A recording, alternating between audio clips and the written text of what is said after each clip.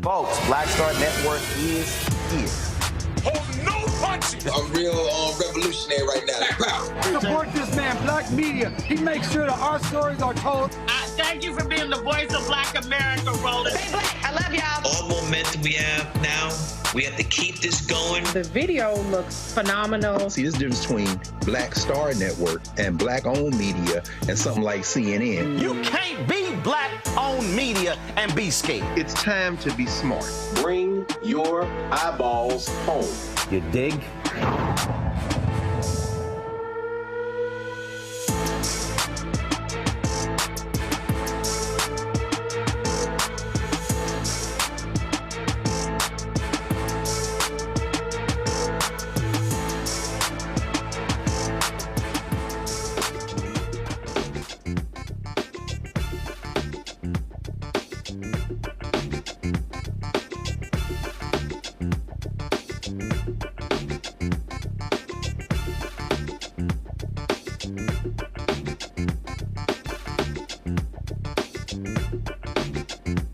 Today is Monday, July 22nd, 2024. Coming up on Roland Martin Unfiltered, streaming live on the Black Star Network.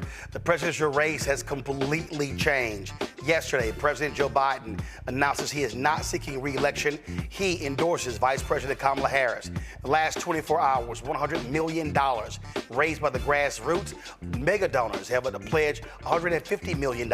Last night, 45,000 Black women were on a call where $1.5 million is raised. Tonight, in 2 hours, Black men will have a digital rally that will be live streamed right here on the Black Star Network. I will be one of the hosts of that as well.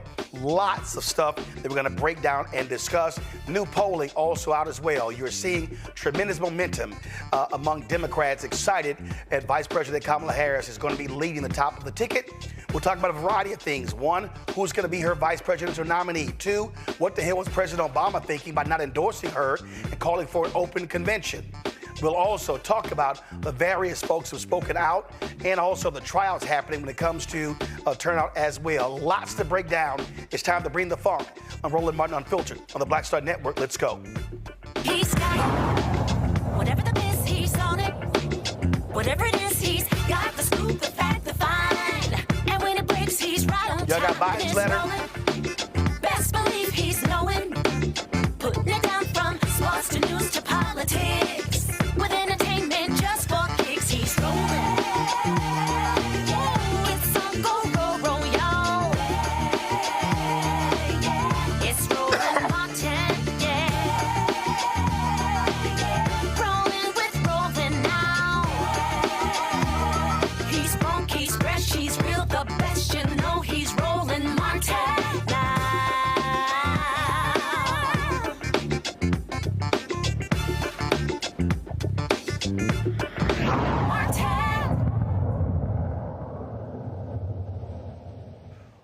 world was stunned yesterday afternoon when President Joe Biden dropped this statement on social media announcing that he was pulling out of the presidential campaign. In the particular letter, he talked about what they have accomplished over the last 4 years, but said he had made the decision to not seek the re-election. Now, that was in that particular letter. On social media, he posted a tweet saying that he was endorsing Vice President Kamala Harris to be his replacement as a Democratic nominee. That set off a whirlwind immediately when it took place. In the first couple of hours, some $30 million was raised via Act Blue by grassroots activists. 60% of the people that have given, now in excess of $100 million, 60% of those folks, first-time donors to political campaigns. It has completely changed the game today. Vice President Kamala Harris was in the Rose Garden on the White House lawn, South Lawn, welcoming NCAA champions. Because President Biden still has COVID, he was not there. This is what she had to say about President Joe Biden's legacy. Joe Biden's legacy of accomplishment over the past 3 years is unmatched in modern history. In one term, he has already, yes, you may clap.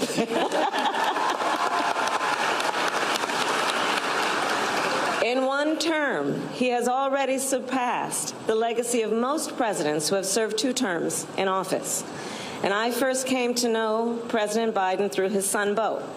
We worked together as attorneys general in our states, and back then, Beau would often tell me stories about his dad. He would talk about the kind of father and the kind of man that Joe Biden is.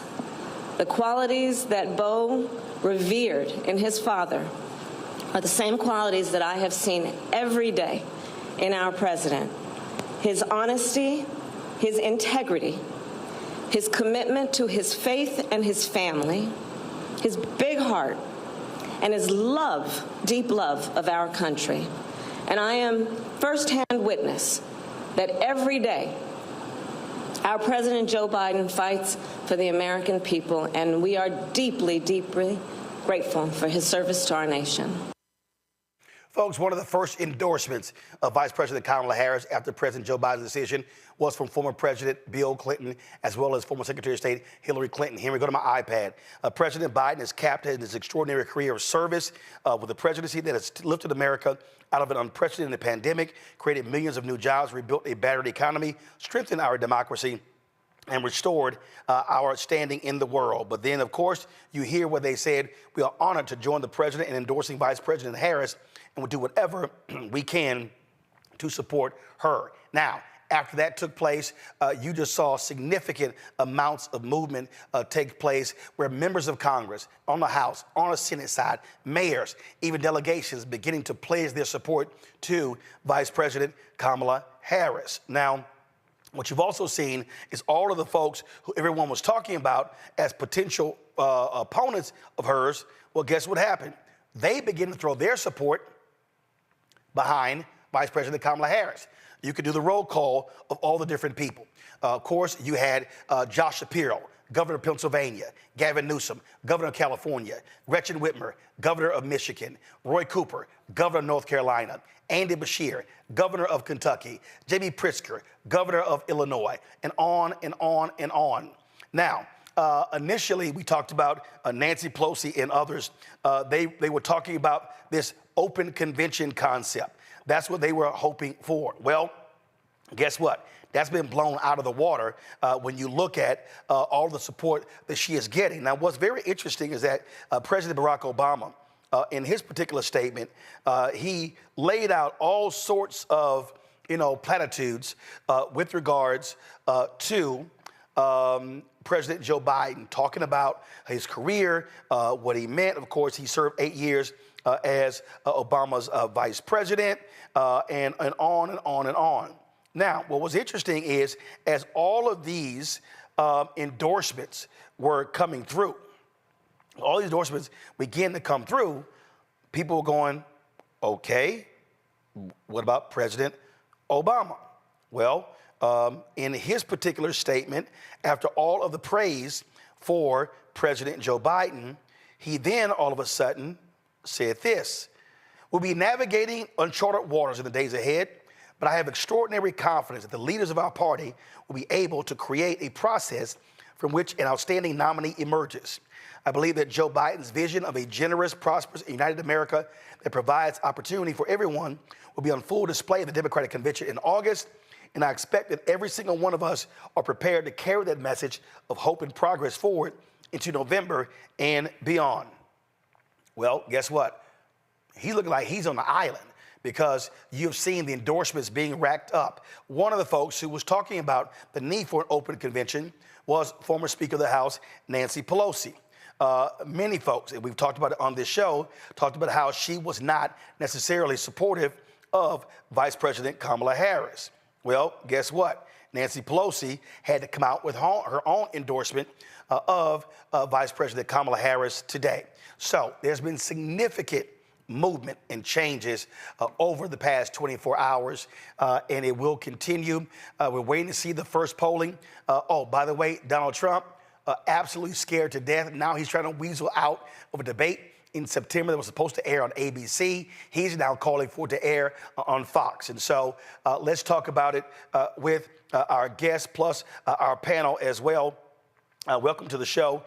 We have joining us right now Dr. Amakongo Dabinga Sr., Professor of Lecture, School of International Service, American University, Dr. Julian Malveaux, economist, president emeritus of Bennett College, also an author out of D.C., Derek Jackson, Georgia State Representative out of Atlanta. Derek, of course, that's our panel. Then, of course, we have joining us Illinois Congressman Jonathan Jackson, Tamia Booker, founder and managing director of T. Booker Strategies, also Marcus Batchelor, national political director of People for the American Way. Joining me here in the studio. Glad to have everyone here, all six of you here. Jonathan, I want to start with you. You were there with President Biden last week in Las Vegas, where he came down with COVID. There was lots of energy there at the NAACP, but clearly all of the intense pressure that was on him for 20 plus days after that June 27th debate forced him to have to make this decision. Yes, do you agree with that? I can see that, but I think more importantly is that, I hope that he recovers from COVID.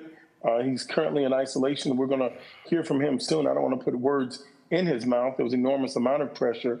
But the good thing is President Biden, to his credit, has always put the country first. He is led by character, by example. This process, I think people have blown it out of proportion. We've always had a backup plan. If the number one decides not to seek re-election, the number two steps up. There's an order to this here. There really was no other conversation, or should be no other conversation, about who would be the presumptive nominee. And the Democratic Victory Fund, that has Biden-Harris on it. Only two people can access that, the president and vice president. 14 million people have already cast their vote. So I think that we're respecting the process, and I want to congratulate Vice President Harris, Democratic presumptive nominee, President Harris. I want her to continue the momentum. There's something I would wish and implore her to do immediately: get her people in the campaign. This is her campaign now. It happened just that fast. President Biden has done a magnificent job. She needs to amplify, echo that, but she needs to get her voice and her people for her messaging, for her shot at the presidency right now. Tamia, your assessment of what we have seen over the last 24 hours. Well, we have seen a remarkable change in history where President Biden stepped down and also endorsed the first Black woman vice president to be president of the United States. And what's fascinating right now is just seeing the momentum that has taken place. She's raised over $80 million in 24 hours. That's more than Donald Trump raised in 1 month. As access more than any candidate in history. More than any candidate in history. And she's off to a great start because, as mentioned before, she already legally has the rights to use the money from the Biden-Harris campaign because she's still on the ticket. And so it's really exciting because there are a lot of doubts of people wondering, can we elect a Black woman? Can we elect a woman president? And we have to remember that Hillary Clinton won the popular vote. And so we have to come out with that same momentum this time. And clearly we are already there with a candidate who's raised more than history than any other candidate for president before. And she's already making those strides. So it's been really exciting. We had our Win with Black Women call last night. There were 40,000 Black women. 45,000. Was it 45? I heard it was 40. No, at around, I was on there as well, and around 12:30 a.m. They announced they had surpassed 45,000. and raised over $1.5 million. And that was over the course of just a few hours. This is unheard of. I've worked on presidential campaigns in the past. And so what's exciting about this for me is that this is very similar to the momentum that I remember when I first started working on President Obama's campaign. So it's really great to see, and I think people are very excited, shocked by what has happened, right? This is something that we've just never seen before, but really ready to move forward and vote for President Kamala Harris, which I love being able to say. Marcus, when you look at, again, this landscape, everything that we knew before, all of the polling data, that's now out of the window. This is a total reset of this campaign. No, absolutely. And I feel like most Democrats today that we are back in the hunt, that we have new energy behind our backs, and now's the opportunity to really seize it, to reframe the message, to talk about the clear contrast between the Democrats and the Republicans in this election, talk about the clear stakes when it comes to re-electing Donald Trump. And the good thing is we're going to have a tremendous candidate to do that, and a tremendous ticket to do that this November. So I feel energized, and I think a lot of Democrats around the country do too. Jonathan, we talk about clearing the field. Again, there was all this talk about all these other different candidates. But guess what? One by one, they were dropping endorsements, and even Joe Manchin was trying to sit here and float his little name out there between one morning interview and the next. By the time he got to the second one, he was like, "Yeah, no, I ain't running. And then it was like, well, I was hoping for an open convention. You got Marianne Williamson out there. She know damn well she ain't getting no delegates. But the bottom line is, and now you're seeing these state delegations pledge all of their delegates to her. I mean, again, she's wrapping this thing up. And the reason I think that's important, Democrats could not afford a month of battling and fighting and saying, oh, we'll decide when we get to the convention. The runway is getting shorter. She sent a tweet out. She was going up to Wilmington, Delaware to say hello to the staff there. Bottom line is, every day between now and November 5th is critically important. And so Democrats would have been nuts to wait. It's 105 days. We're roughly 3 weeks out from the Democratic convention. She has time enough now to focus on fundraising, focus on getting her people into the campaign, people that understand her, that want to get her unique message out. She doesn't have to follow Joe Biden's campaign script. She has to lever all of the accomplishments that they were able to get done together, which has been remarkable, that she was there every step of the way. People have to understand, as her role as the vice president is to break the Senate tie. That's one clear rule that the vice president has. She's done that over 31 times. We're going back into records not seen since the 1840s, 1850s. She has a marvelous story to tell. She has more legislative victories to put under her belt than J.D. Vance and Donald Trump combined. I think now we should also pivot to talk about who's the oldest person in the race. Do we still want somebody 77 years old to be in office by the time he's 80 with his cognitive decline? Do we want someone that's a criminal, that has felony records, to be in the race? Do we want J.D. Vance, who says if a child has been a victim of incest, that they should still not be able to make lifelong decisions about the anatomy of their body? They're an extremist group that's on the other side. So I believe in Vice President Harris, and I couldn't be happier at this moment to give my full support to do all that I can to get out on the field. I would tell you this, Roland, life is miraculous. My heart was heavy one day with the passing of the Honorable Congresswoman Sheila Jackson Lee, and the good Lord can give you levity and give you a new ray of hope, new energy. And I just wish so bad that Congresswoman Sheila Jackson Lee could have held on just a few more hours to have seen this, a woman that has been instrumental in all of these young persons' success. God bless her soul, and continued success to the Honorable and the great Vice President, soon-to-be President Harris. Well, I've actually known Congresswoman Sheila Jackson Lee longer than any member of Congress. We were prepared to actually have a 1-hour tribute in the second hour of the show today, but because of yesterday's development, we pushed that tribute for the Congresswoman to Wednesday. So, folks, that will take place on Wednesday at 7 p.m. Eastern, right here on Roland Martin Unfiltered. Please have me back. Please have me back. I would love to be a part. I campaigned with her in her last campaign, run for Congress, and a thrill of a lifetime, looking at her from afar and then be able to join her up close and support and run with her.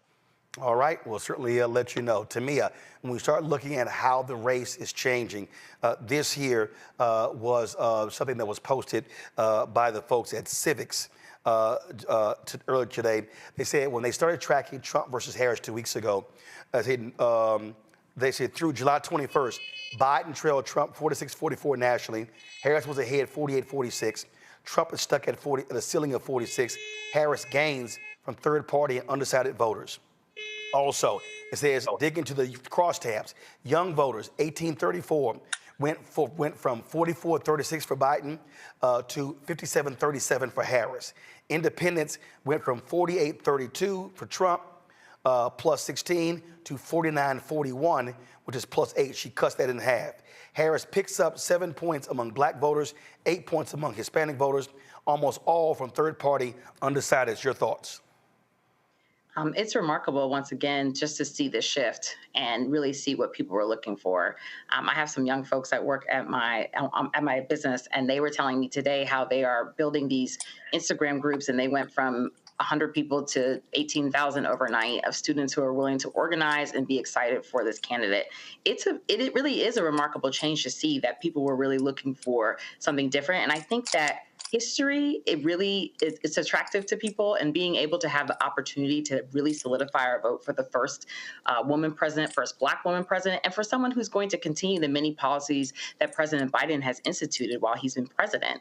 And so just seeing the changing in the polls, it allows for us to be extremely optimistic moving forward and really bring and unite the party going into Chicago next month. So it's just exciting to see, and I really hope that the momentum continues, and it really can only go up from here, because you really use the convention as a springboard to really launch your general election, and that's what she will be doing. And all these people who want to organize and help out, we're going to really see those who are asking I get asked every hour, what should I do? I think it'll be very clear, and we'll be excited to see the momentum carry throughout November. Marcus, one of the things that I'm looking at is, depending upon who she picks for a VP nominee, will she be able to hold those white numbers of Biden, his white coalition? Hillary Clinton only got 38% of the white vote. Biden got about 41%, higher than Obama as well as Hillary Clinton. That's going to be critical because white votes make up 70% of the entire electorate. So over the next couple of weeks, 2 or 3 weeks, especially when she picks a VP nominee, that is going to be a critical number to look at, will determine how successful they can possibly be in November. Sure. Yeah, I think who she picks as VP is going to be very important. I think when you're looking at governors or elected officials, senators from swing states, those are going to be important when you think about the electoral math. I think she's got a lot of great choices in front of her. I think when you think of Governor Andy Beshear from Kentucky, when you think about folks like Roy Cooper from North Carolina, when you think about folks like Mark Kelly from Arizona, I think she has a tremendous list of people she could choose from. But in terms of those groups, Kamala Harris is also going to be a tremendous messenger on her own. When you talk about the contrast between her and Donald Trump on key issues like reproductive rights, on key issues like law and order, he's not going to be able to hold a candle to her. So I think with her being the nominee, I think we'll see a tremendous shift in those demographics, including young voters, including black voters that'll be more energized. But yeah, for sure, the VP pick is going to be important too. All right, Marcus, Tamia, Congressman Jackson, really appreciate it. Thanks a bunch. When we come back a few moments ago, folks, Vice President Kamala Harris gave her first comments from the office, the presidential office in Wilmington, Delaware. We'll show you exactly what she had to say when we come back on Roland Martin Unfiltered on the Black Star Network. Hatred on the streets, a horrific scene, a white nationalist rally that descended into deadly violence. White people are losing their damn minds. An angry pro-Trump mob storms the U.S. Capitol.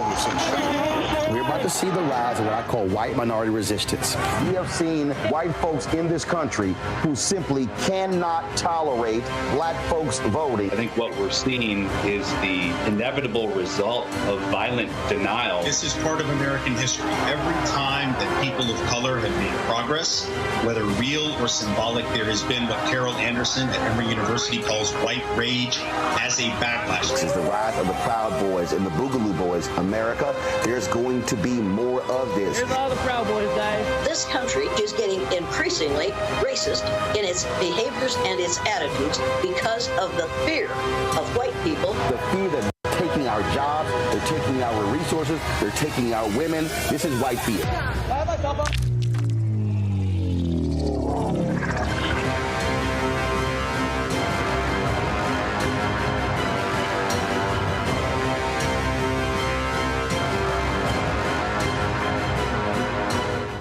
Good job, good pay, good life. Would you be willing to walk away from it to achieve real wealth? Well, that's exactly what this woman did, and boy, did it pay off. Once you make the decision that this is the direction that you're going to go in, I do believe that there's power in having a decided heart. Hear her story on The Next Get Wealthy with me, Deborah Owens, America's Wealth Coach, on Black Star Network. Hey, yo, what's up? This is Mr. Dalvin right here. What's up? This is KC. Sitting here representing the JODECI. That's Jodeci. Right here on Roland Martin Unfiltered.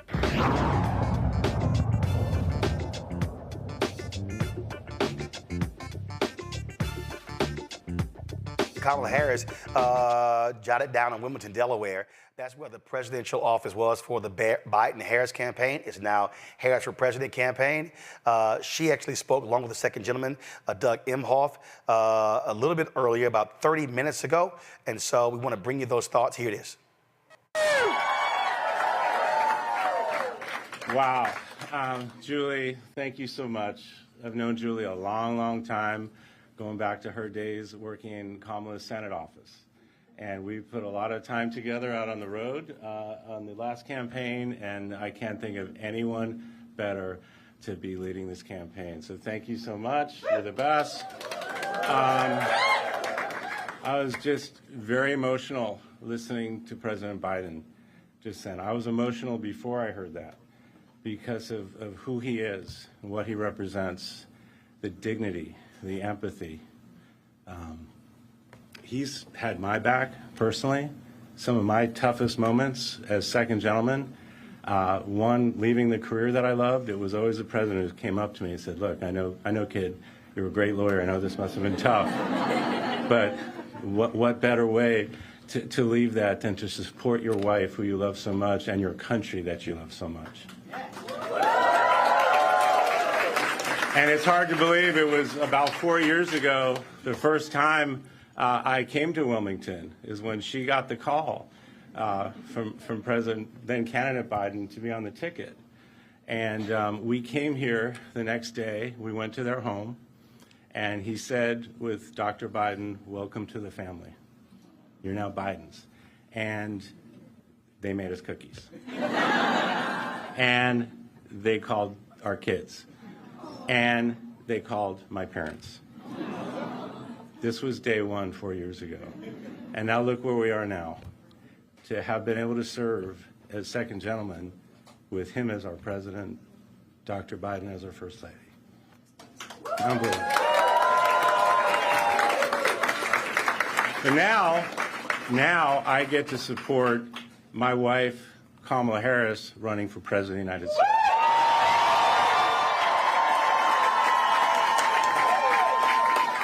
Let me tell you something. We are going to win this election. We're on the right side of every single issue, and we have this team right here and thousands of others all around the country. How do I know? Because I've been traveling all around the country, and I've met them. We have an amazing team. You have done an amazing job, and you're going to continue to do that so we can elect Kamala Harris as the next president of the United States of America. So let's hear it for Kamala Harris. Thank you.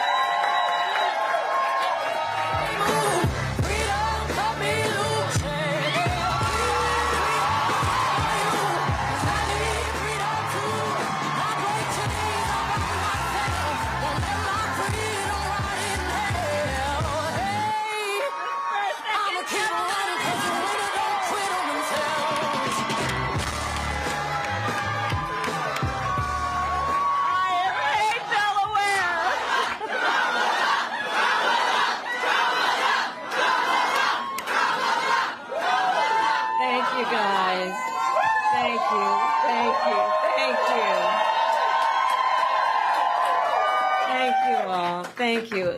Can we just give it up again for my husband?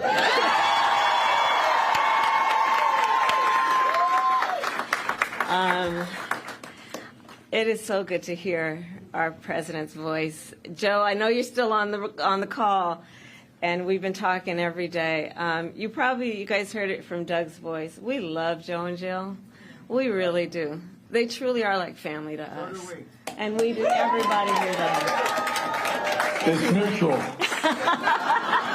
I knew you were still there. You're not going anywhere, Joe. I'm watching you, kid. I'm watching you, kid. I love you. I love you, Joe. Oh.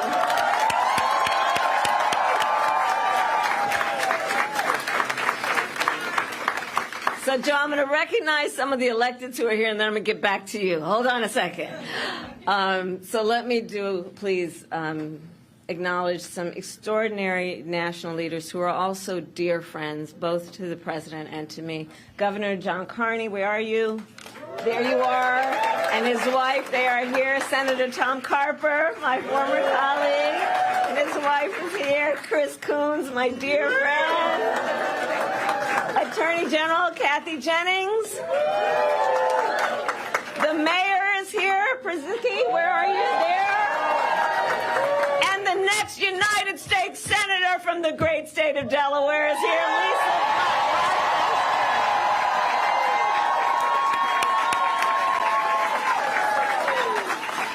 And I know everyone here has seen these elected leaders in this very campaign office on a regular basis.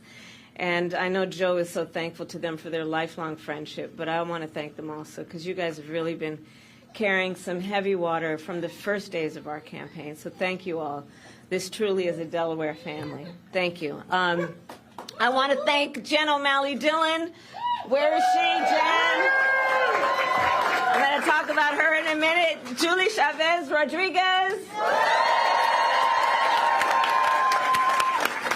Sheila Nix. And the entire team that is here. I want to thank all of you and those who are joining from offices across our nation. So Doug and I wanted to stop by today to thank everybody and to express just what we know to be true. You all have been working so hard. The people in this office have been working so hard.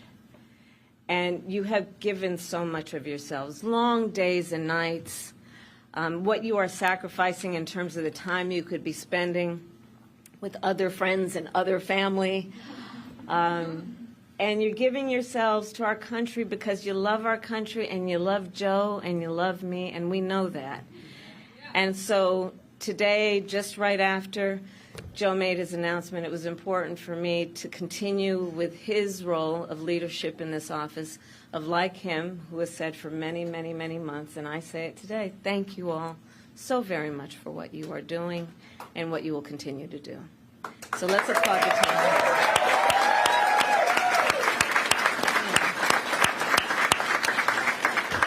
And I know it's been a roller coaster, and we're all filled with so many mixed emotions about this. I just have to say, I love Joe Biden. I love Joe Biden, and I know we all do, and we have so many darn good reasons for loving Joe Biden. And I have full faith that this team will be the reason we win in November. You all who are here. And as Julie always says, and I will quote the great Julie, we are one team, one fight. One team, one fight. And she's been an extraordinary campaign manager. She's going to continue in this role and see us to victory in November. And we are all here because we love our country, right? And we believe in our foundational principles. We believe in freedom and opportunity and justice, not for some, but for all. And so we have 106 days until Election Day, and in that time we have some hard work to do. And as JOD always reminds us, we can do hard things. JOD has been such an incredible leader of this team, and that is why I have just asked her to run my campaign, and she has accepted.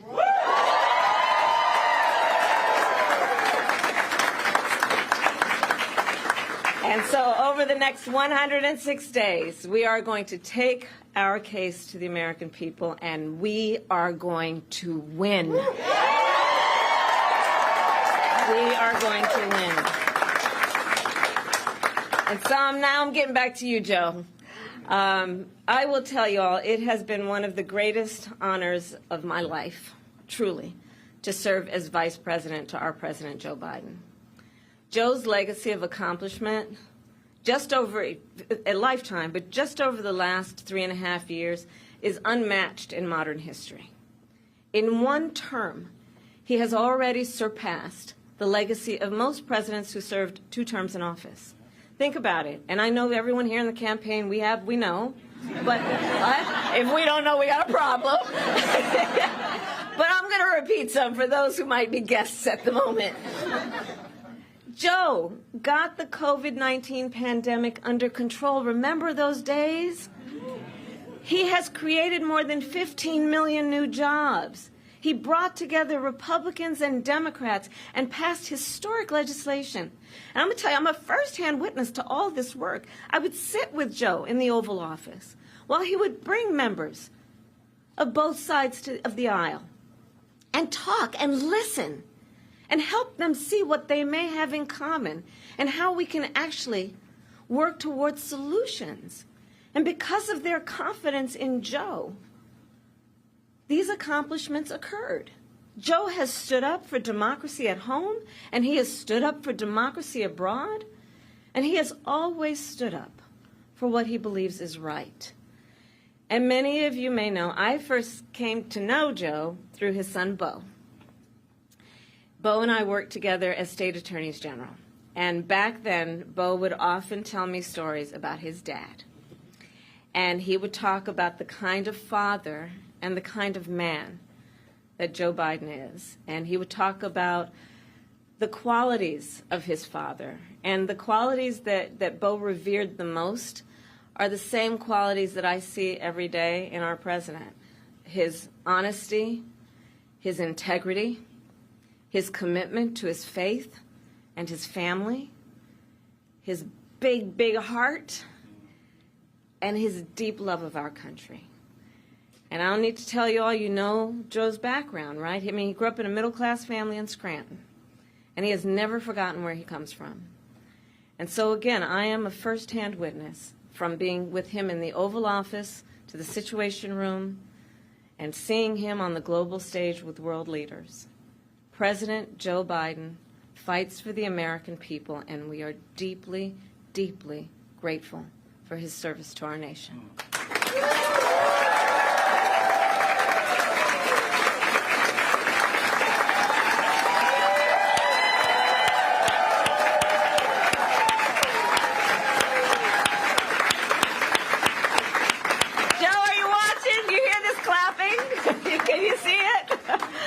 I'm watching. I'm watching. I knew it. We love you, Joe.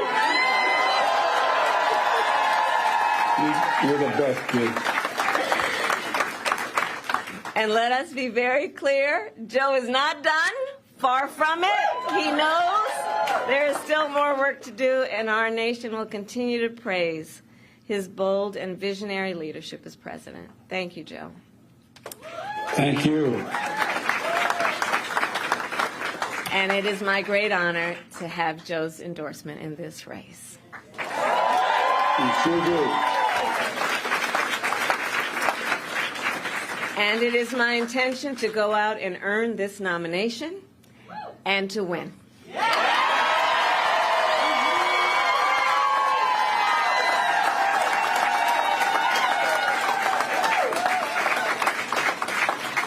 So in the days and weeks ahead, I, together with you, will do everything in my power to unite our Democratic Party, to unite our nation, and to win this election. You know, as many of you know, before I was elected as Vice President, before I was elected as United States Senator, I was the elected Attorney General, as I've mentioned, of California, and before that I was a courtroom prosecutor. In those roles, I took on perpetrators of all kinds.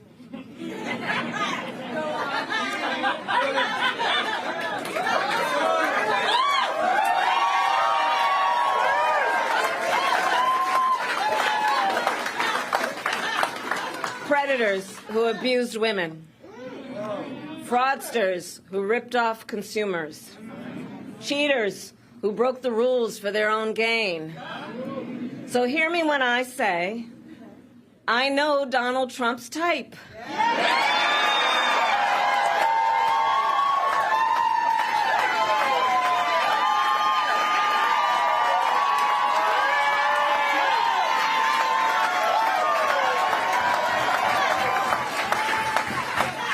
And in this campaign, I will proudly put my record against his.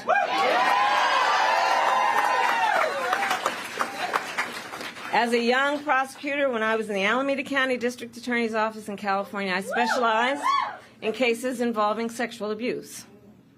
Donald Trump was found liable by a jury for committing sexual abuse. As Attorney General of California, I took on one of our country's largest for-profit colleges and put it out of business. Donald Trump ran a for-profit college, Trump University, that was forced to pay $25 million to the students it scammed.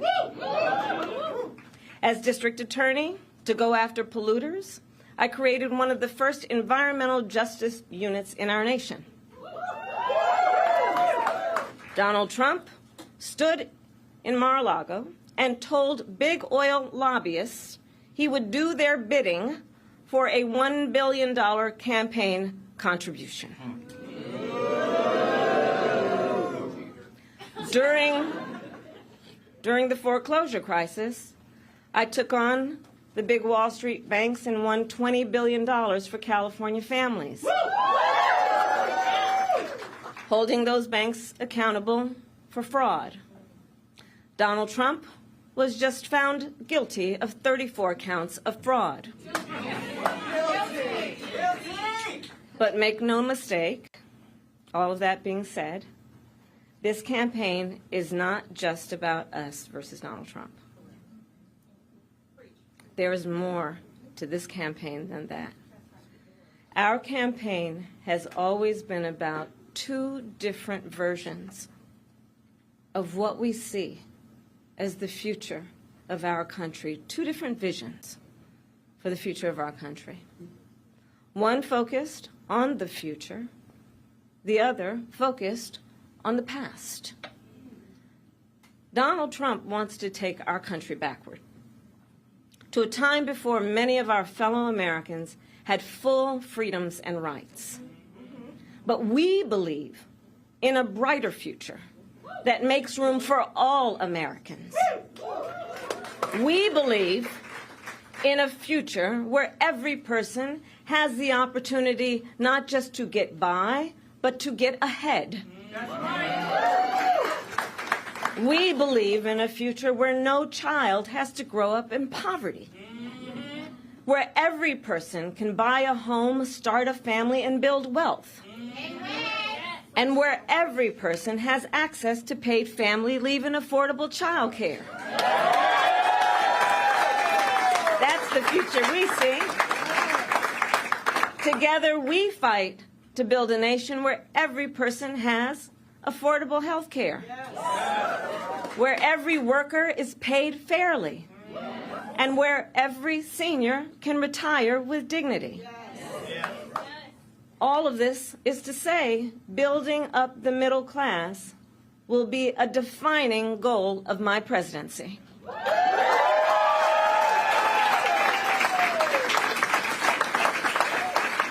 Because we here know when our middle class is strong, America is strong.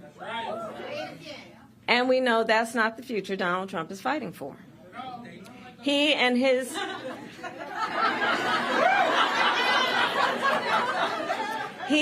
extreme Project 2025 will weaken the middle class and bring us backward. Please do note that. Back to the failed trickle-down policies that gave huge tax breaks to billionaires and big corporations and made working families pay the cost. Back to policies that put Social Security and Medicare on the chopping block. Back to policies that treat health care as only a privilege for the wealthy instead of what we all know it should be. which is a right for every American. America has tried these economic policies before. They do not lead to prosperity. They lead to inequity and economic injustice. And we are not going back. We are not going back.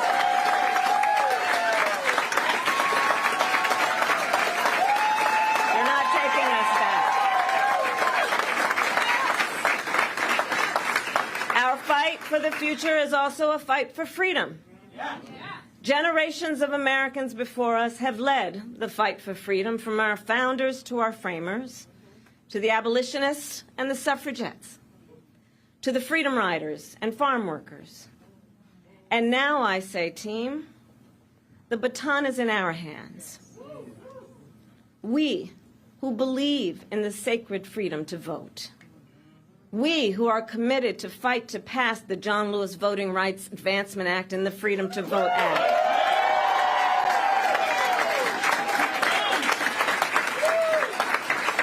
We who believe in the freedom to live safe from gun violence. And that's why we will work to pass universal background checks, red flag laws, and an assault weapons ban.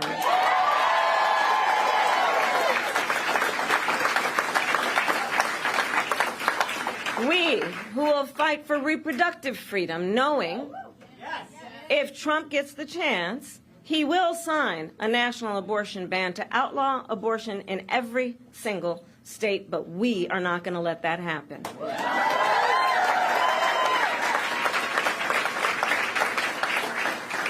It is this team here that is going to help in this November to elect a majority of members of the United States Congress who agree the government should not be telling a woman what to do with her body.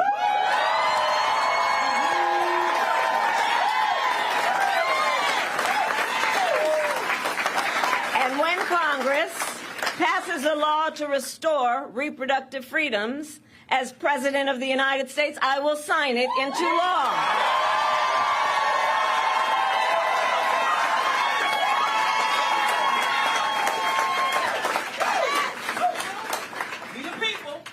Indeed, we the people.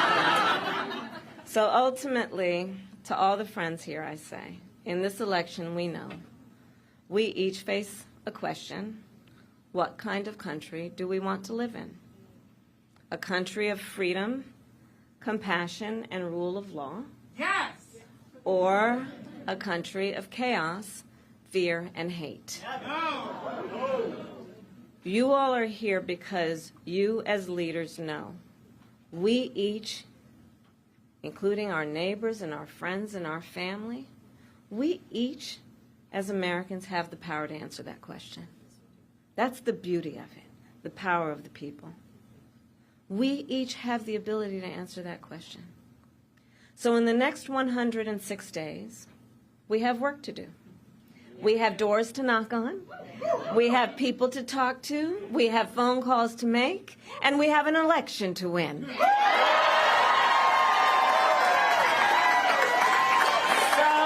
you ready to get to work? Do we believe in freedom? Do we believe in opportunity? Do we believe in the promise of America? And are we willing to fight for it? And when we fight, we win. God bless you all, and God bless the United States of America and Joe Biden.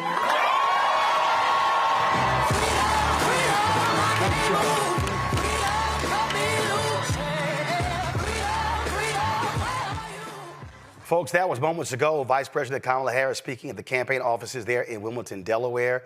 Of course, that was a strong opening speech from the Vice President, and she made it clear exactly how she is going to be hitting Donald Trump hard on his various convictions. We're going to go to a break. We come back. We'll chat with our panel. Also, we'll talk about the polling data as well right here on Roland Martin Unfiltered on the Black Star Network. When you talk about blackness and what happens in black culture, we're about covering these things that matter to us, speaking to our issues and concerns. This is a genuine people-powered movement. There's a lot of stuff that we're not getting. You get it, and you spread the word. We wish to plead our own cause. Too long have others spoken for us. We cannot tell our own story if we can't pay for it. This is about covering us. Invest in black-owned media. Your dollars matter. We don't have to keep asking them to cover our stuff. So please support us in what we do, folks. We want to hit 2,000 people, $50 this month, raise $100,000. We're behind 100,000, so we want to hit that. Y'all money makes this possible. Checks and money orders go to P.O. Box 57196, Washington, D.C. 20036-0196.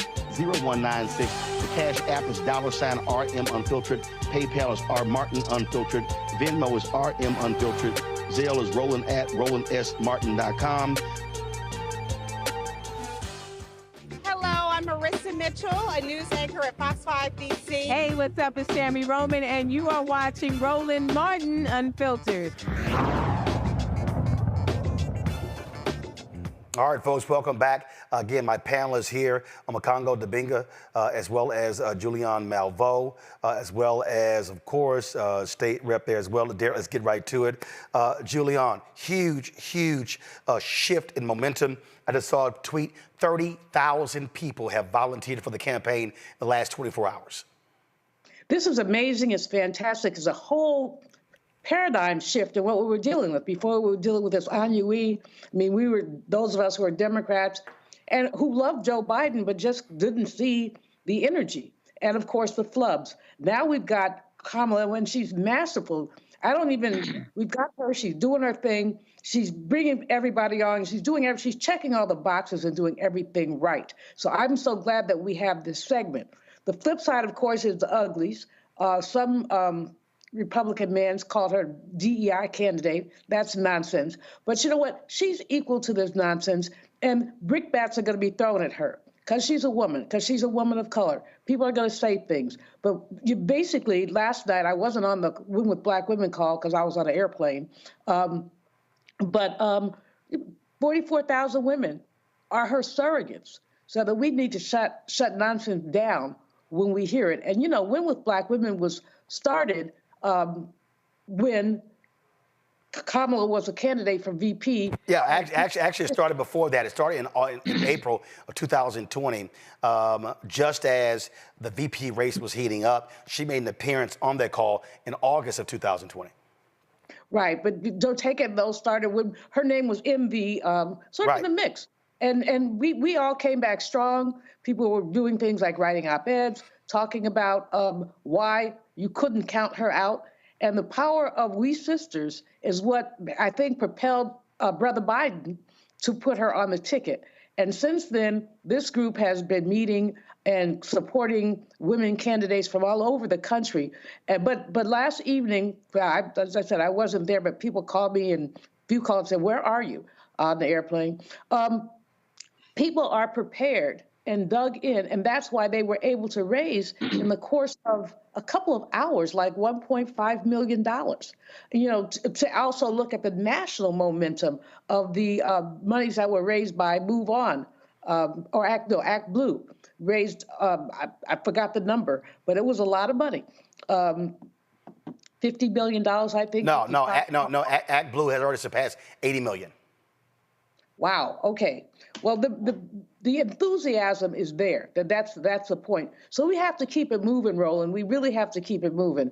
We're going to hear a lot of crap from the people who talk crap, but we also are going to be able to get, I think younger people are excited now. They were not excited about a race between two old white men, with all due respect to Brother Biden, one with good sense, one without, but they weren't excited about that. Gotcha. They're looking at their generation, and they're thinking, what about us? Now there's the answer. Omokongo, bottom line is this here, energy.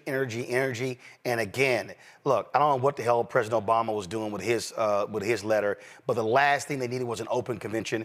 This is about getting behind the vice president and using the time between now and the convention to cement her leadership.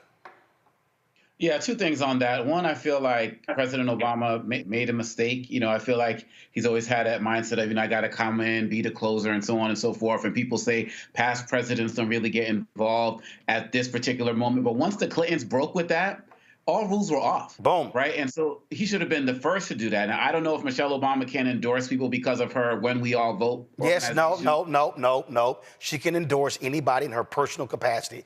Just like any president of a 501c3, they can still endorse in their personal capacity, not as the organization. Got it. And so I think what President Obama needs to do, he needs to come in right now, because once all of the potential other candidates, fell in line, he should have come out. And so I feel like if he doesn't come out sooner than later, sensing the tide, I feel like it can hurt his legacy as it relates to with Black people. But at worst, but at best, they're probably just going to make him look irrelevant right now with all of the momentum that's being gained. And so I'm very interested to see how he handles the next 24 hours or so. And as it relates to this unity and coming out full force and the fire that's been going on, I was on that call, and it was amazing. And now you have your event coming up at 8. What I have to say, Roland, is we all have to make this clear, as we've been doing in the last 24 hours. Black women followed by Black men are together on this. Because all of the articles that are going to come out, the stories, Black men, are they going to support Harris? They people are going to bring up this prosecutor, this and all of that. They're going to think everything possible to try to throw at us. We need to continue to stay as unified as possible. I don't know any Black male who's planning on voting in this election who is saying, I'm not voting for her. All of us want to see it, and we got to keep this unity going and follow everything you have on your shirt right now, because that is how we are going to get her over the hill and into this office. Derek? The sad part is that narrative has already started. Even in our beloved fraternity, Roland, I had to check 3 of our Alpha brothers who said they could not vote for her. And one of them in particular didn't even know that she went to Howard University, didn't even know she was an AKA. And so the sad part is, and this goes back. That sounds like an uninformed dumbass alpha. It is, and I checked them. I'm saying it on your show, Roland. I checked that brother, because right now, to Dr. Omakomo's point, we cannot allow for this narrative to divide us. On one side they're saying, well, Black girl magic here, but the Black men are absent. And I informed them. I said, are you aware that Roland Martin, Michael Blake, Bakari Sellers, Quentin James, and Khil Thompson are having a forum for Black men tonight? And so I sent them the darn text. Here's the point.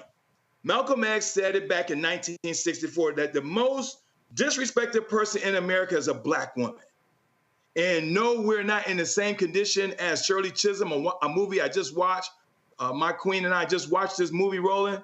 But the things that Shirley Chisholm had to deal with, Kamala Harris is going to have to deal with too. She's going to deal with racism. She's going to deal with sexism. Some folks using religion already. And so we got to reject that, push it back, and check it. And last but not least, Roland, I would say this. You mentioned energy. Man, that energy is electric. I was on that call last night too. My wife is a Delta. And one of the things that I discovered about these sisters and the brothers that were on that call, the energy is real. And so for former President Barack Obama to make the statement that he did, it's already too late. Yes, he still needs to come out, but it's already too late. Now is not the time for us to be divided. We got 106 days. Vice President Kamala Harris is the right choice. She's the most qualified choice. She's the best choice to save this democracy and everything that we believe in it. When we start talking about polling data, that's critically important here. I want to bring in Christopher Toller. He, of course, is the director of the Black Voter Project, co-founder of Black Insights Research, joining me from Sacramento, California. Christopher, always glad to have you here. So let's talk about this here. What are you seeing? It's very early. It's very early. What data are you seeing out there that's giving us a sense of how Vice President Kamala Harris is performing against Donald Trump? The most recent data, as you mentioned, is very early, and I haven't seen any real good data that focuses in on Black voters. But there does seem to be a consensus among the polls from the last day or two that Harris is performing better than Biden against Trump.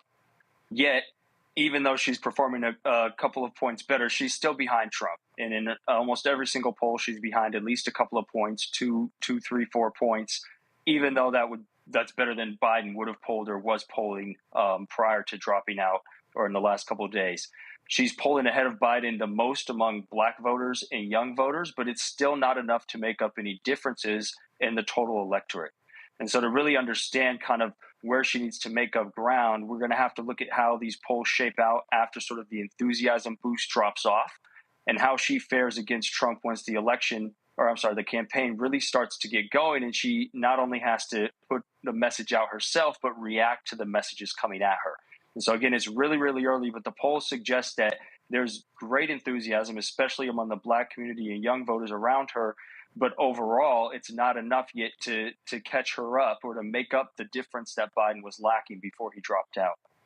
Not only that, first of all, this announcement from Biden comes on Sunday. The Republican National Convention ended on Thursday. Typically, you have a post-convention bounce. And so these things are merging sort of at the very same time. So it's really going to be about 10 days before we get a real sense of what it looks like, correct? That's correct, absolutely.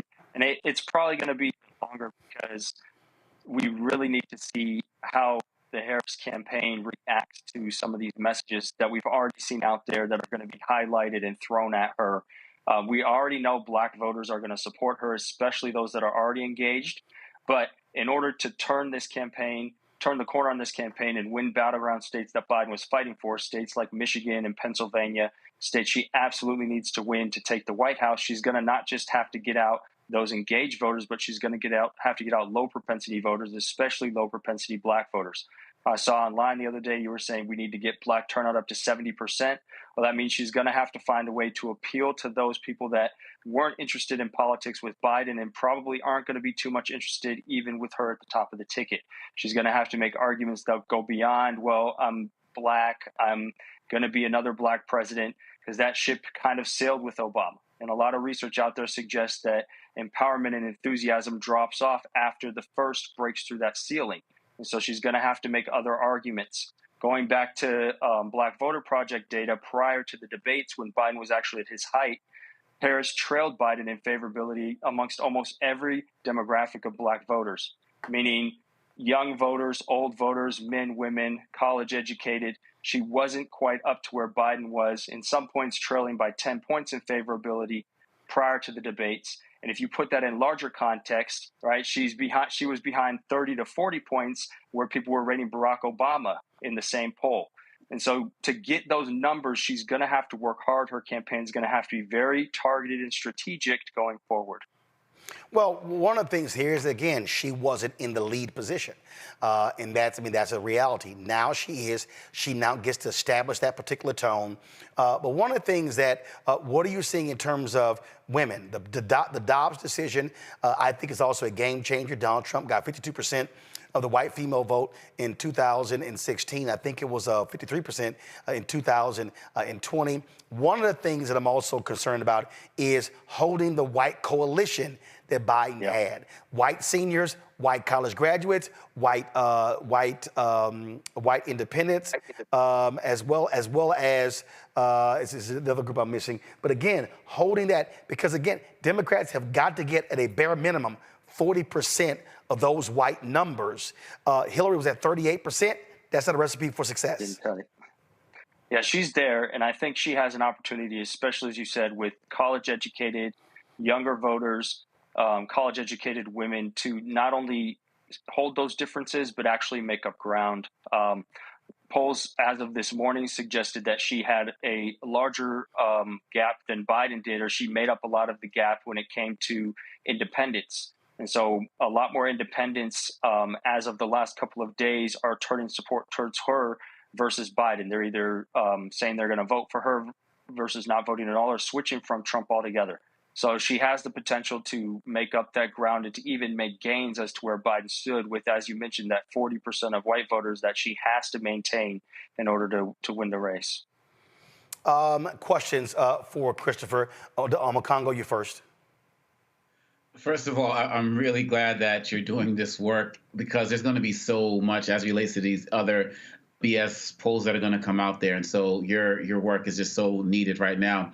One of the questions that I have is, what are your thoughts about so many of these polls that said that one of the reasons they were concerned about Harris was because of the fundraising potential problem she might have with donors, and then we see what happened within the last 24 hours? These guys just completely don't know what they're talking about, or did they just miss something small? I honestly think that was strategic in a way to try and just really see who was behind her and if she was going to be able to coalesce support for the nomination prior to the convention. The lead up to Biden stepping out, there was a whole lot of talk as to whether or not she was going to be the nominee or it was going to go to an open convention. And so I think a lot of the talk about fundraising and if she could bring in the money, if she was going to excite voters, was just trying to temper expectations and to see what happened, right? And even the donors that are holding out now, she gets the nomination, picks it up, becomes the nominee at the convention. They're going to then have to spend the money, right, if they want to beat Trump, and it's going to go to her. So I honestly think it was just kind of something that was happening in that moment as a way to kind of to see, okay, what's going to happen? Can she pull this off? Thank you. Derek. Christopher, I appreciate your work in this space. My question is around the VP selection. How much will that add to the poll response? Some people believe that the VP doesn't matter. I think that the VP selection does matter, because when you think about Barack Obama, when he selected Joe Biden, he was able to get a segment or a coalition that really helped him solidify in 2008 and 2012. I think the same thing for President Biden, by him selecting Vice President Kamala Harris. That also helped his race that was, suffering until he got the nod out of South Carolina. So how much in terms of all this VP talk about who Vice President Kamala Harris should select to be her running mate may add to the polling response? I think that it is going to matter, but it's going to matter more specific to a region or a state in which she selects a VP from rather than an overall national picture. I think that right now it's really important that she holds the Midwest states, this sort of blue line of Michigan, Pennsylvania, and hopefully Wisconsin. And picking someone from one of those two states is going to be, or two or three states is going to be really important to really identify sort of where she can get that bump. And unfortunately, in the times we live for the Democratic Party, having a woman of color at the top of the ticket is going to necessitate a strategic pick for the VP in order to try and hold on to as many working class whites, white independents, non-college educated whites that were coming to Biden because of their union or working class background and are unsure now, right? Okay, is this the same party? Well, she can solidify that by selecting someone that just gives them more assurance that it's the same party that Biden directed, even though, there's a black woman at the top of the ticket now. So I'm looking for her to pick someone from, one of those battleground states that she needs to hold on to tight. And I really think Pennsylvania is the most important state in this race. If she's not able to hold on to Pennsylvania, she has to, win a number of battleground states, 2 or 3 additional battleground states, just to make that up. Yeah, you take Pennsylvania, has 19 delegates. North Carolina has 16 delegates. There has to be a combination there. So Pennsylvania is critical. Julian? First of all, thank you for your work. I think it's really important right now to have these numbers. What I'm looking at, many of the independents were aligned with the third-party candidates, and they're still out there. RFK Jr. just put out some statement, or someone put out a statement, he was trying to troll Trump for a job. That lets you know where he's coming from. But we still also have Marianne Williamson, who can disappear. I mean, she's not polling with much of anything. And Cornell, of course, and Professor Abdullah. In terms of your polling, I know you haven't polled this question, but you're so brilliant on these issues, you can take a wild guess for me. But in terms of your polling, does the independent hold lessen because Kamala is at the top of the ticket, which many of them have all these comments about President Biden that are no longer relevant. So how important does the third party vote have diminished importance? It's a really good question, and I don't think there's any data out there to suggest either way yet with Kamala at the top of the ticket. I do think, though, that the excitement she brings to the campaign and to the stage now can pull away from some of these third-party candidates. Many people were turning towards the third party because they were displeased and they weren't excited with either candidate, as the panel said previously. But this changes things. And now all of the arguments, a number of survey questions up to this point that asked about whether both candidates were too old or one candidate should drop out, most people said both candidates are too old for their liking. And it was just, as was mentioned, a race between two old white men. And so people were looking elsewhere. Now that's not the case. If Harris can continue to be exciting, continue to stand up to Trump and have strong language and words for his rhetoric and for sort of this MAGA movement and this anti-Black Project 2025 agenda, I think that the third-party ticket absolutely becomes less important and less relevant. All right, then, Christopher, man, we certainly appreciate it. It's going to be a whole lot to watch as we move forward. Thanks a lot. Thank you. Folks, don't forget, in less than an hour, Black men from across America are going to be convening for Win with Black Men, and we're going to be live at 8 p.m. Eastern right here on the Black Star Network. I am one of the co-host of this, and so we're looking forward to that. We've got some amazing folks lined up, a variety of speakers who are going to be on the panel as well. I also want folks to remember this here. Again, we've already got almost 15,000 men registered for this conversation, but we're not going to have a closed call. So if you are everybody who is watching the show right now, remember, we're going to simply just go right into that particular call, but also spread the word that all they have to do, if they cannot get on the StreamYard, simply go to our YouTube channel or the Black Star Network app. They can actually watch the conversation. And so we're not making this private and off the record. It's going to be public, on the record. We got some media folks hit us up. They want to roll on this as well. And again, I'm going to be co-hosting this along with Mike Blake, founder and CEO of Kairos Democracy Project, Khil Thompson, executive director, Win with Black Men, Bakari Sellers, attorney, CNN commentator, Quentin James, president of the Collective PAC, and Vote to Live Action Fund. And so we're going to be co-hosting this. Again, we've got a number of major speakers already signed up. Let me go with this.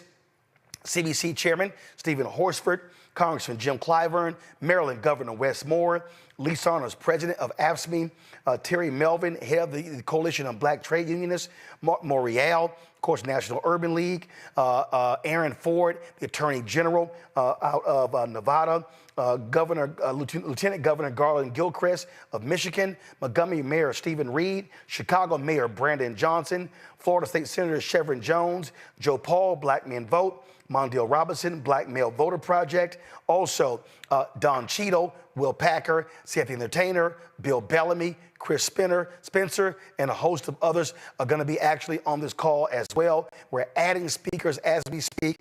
And plus, we're also going to have a fundraising link as well for folks who want to give. And so all of that is happening at 8 p.m. Eastern right here on the Black Star Network. Got to go to a break. When we come back, we're going to talk about last night's call. 45,000 Black women were on a Zoom. They raised in excess of $1.5 million. We'll get an update on how much they raised and talk about that call as well. You're watching Roland Martin Unfiltered on the Black Star Network. On A Balanced Life with me, Dr. Jackie. How are you being of service to others? Doing for someone beside yourself is such a big part of living a balanced life. We'll talk about what that means, the generation that missed that message, and the price that we're all paying as a result. Well, now all I see is mama getting up in the morning, going to work, maybe dropping me off at school, then coming back home at night. And then I really didn't have any type of time with the person that really was there to nurture me and prepare me and to show me what a life looked like and what service looked like. That's all on A Balanced Life with me, Dr. Jackie, here at Black Star Network.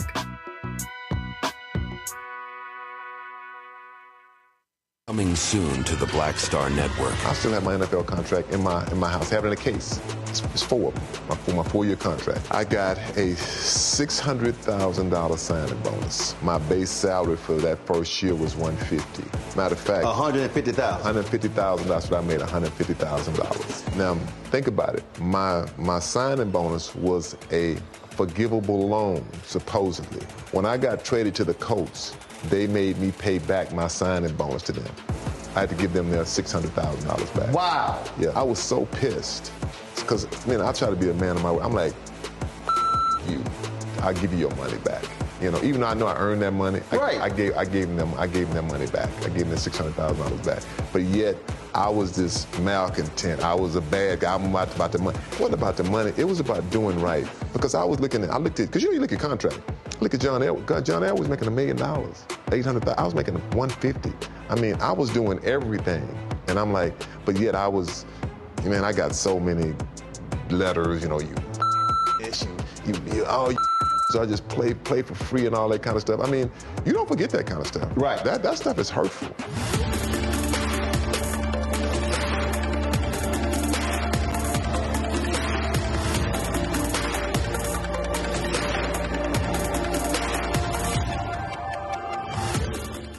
I'm Jo Marie Payton, voice of Sugar Mama on Disney's Louder and Prouder Disney Plus, and I'm with Roland Martin on Unfiltered.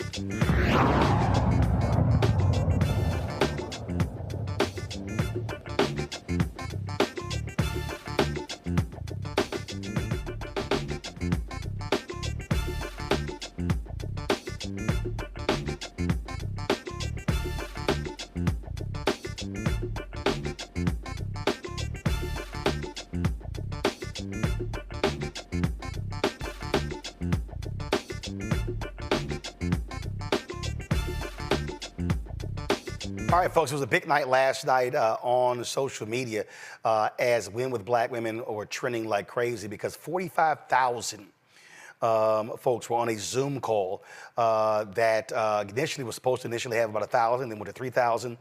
So then they had to go reach out to the COO at Zoom to expand that particular list, and it kept growing. Joining us right now is Holly Holliday. She's the president of Sisters Lead, Sisters Vote.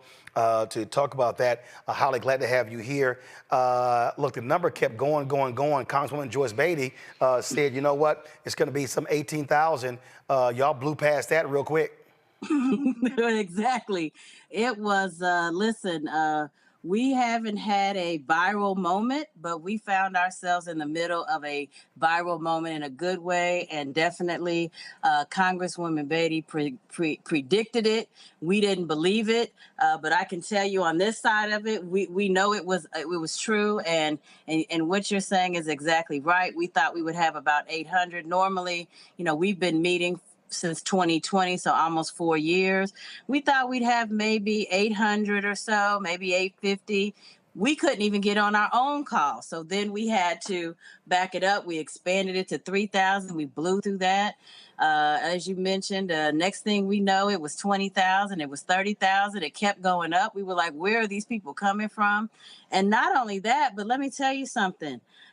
You probably are well aware, but you know, when people want to get the information, when they want to know, they figure it out. So we ended up having 30,000 people listening to us on Clubhouse. People put it on their StreamYard and broadcast it all over social media. I don't even know how to get to Twitch, but I hear we were on Twitch. Well, it's we were everywhere. Well, it's so funny. When I got a call last night, it was weird. Michael Blake and I actually were like calling each other at the same time. And he was like, hey, man, we need to do something. Hey, we want to do something with your network. And some of the guys were like, well, we can do this as Zoom. I was like, stop. We're not doing Zoom. And they were like, what do you mean? I said, guys, this is what we do. We stream every single day. I said, so here's what we're going to do. We're going to use StreamYard. StreamYard caps at about 10,000. I said, we're also going to stream this on our YouTube channel, on the Black Star Network app. We already stream on Twitch. We also stream to Instagram. I said, so anybody who can't, so we've already got about 14,400 folks have registered. I said, listen, that's awesome. If they can't get in the StreamYard, they can just go to the YouTube channel. So I was like, trust me, We're not going to be trying to figure out, like, how can we expand? I said, no, we're going to be full steam ahead. So I told all the brothers, I was like, this is what we do every day. We got this. I said, y'all handle the speakers. I'm going to do the logistics. The good news is you walked into it thinking, okay, we need everybody to know. We walked into it thinking we were going to do our normal strategy call. So and let me say this here. First of all, Holly, explain everybody, because the people don't understand. Last night was not an aberration. No. Y'all have been doing this every Sunday since 2020. That's right, since August 2020. And, you know, I think we can safely say that Vice President Harris has been our mission.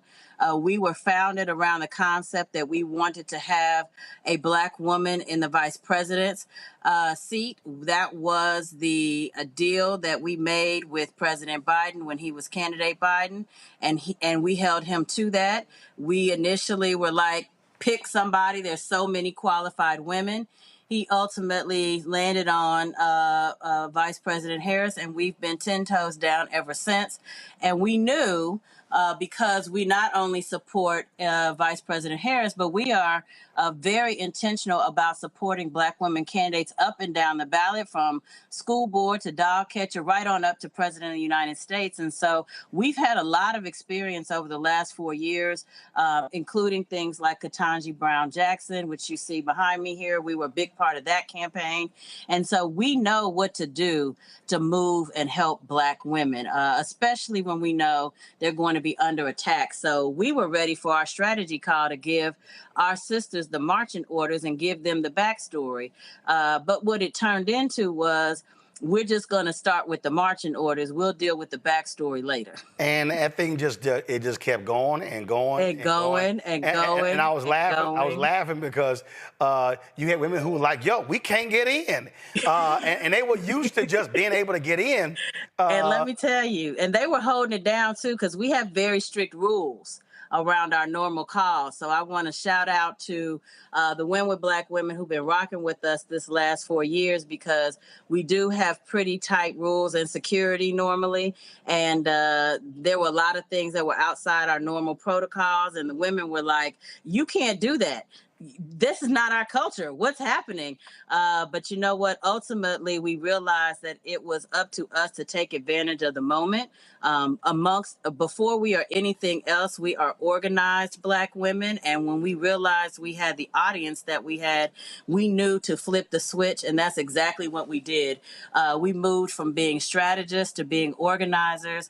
And we were able to do things like, and literally we were doing this a little bit on the fly. We were able to capture almost 5,500 people who have signed up to be organizers in their community, and get the word out, and do all the things around mobilization in their own communities. We were able to fundraise. I want to say a special shout out to Star Jones, who runs our fundraising effort known as the Brown Girls Fundraising Collaborative. We actually executed that strategy with her leadership in 2020, and we brought it back. And again, because we've been doing this, we knew exactly who we needed to call. We knew how to get our link. And unfortunately, it took a little bit of time because they were still in the process of flipping the financing over. But we had our link at 11:30. And by 1:30, we had raised $1.5 million. Wow. What is it now? It's up to the last projection we had was about 2 hours ago, about 1.6 million. Wow. So it was growing. Well, it was so funny because y'all were trying to get off, and it was like, well, let's hit the million. I think it was like 600. It was kind of like, all right, 621. And I heard that you sent a text that said, y'all better not hang up that phone. Right. Listen. I heard a rumor that you. No. That wasn't no rumor. Let me be real clear.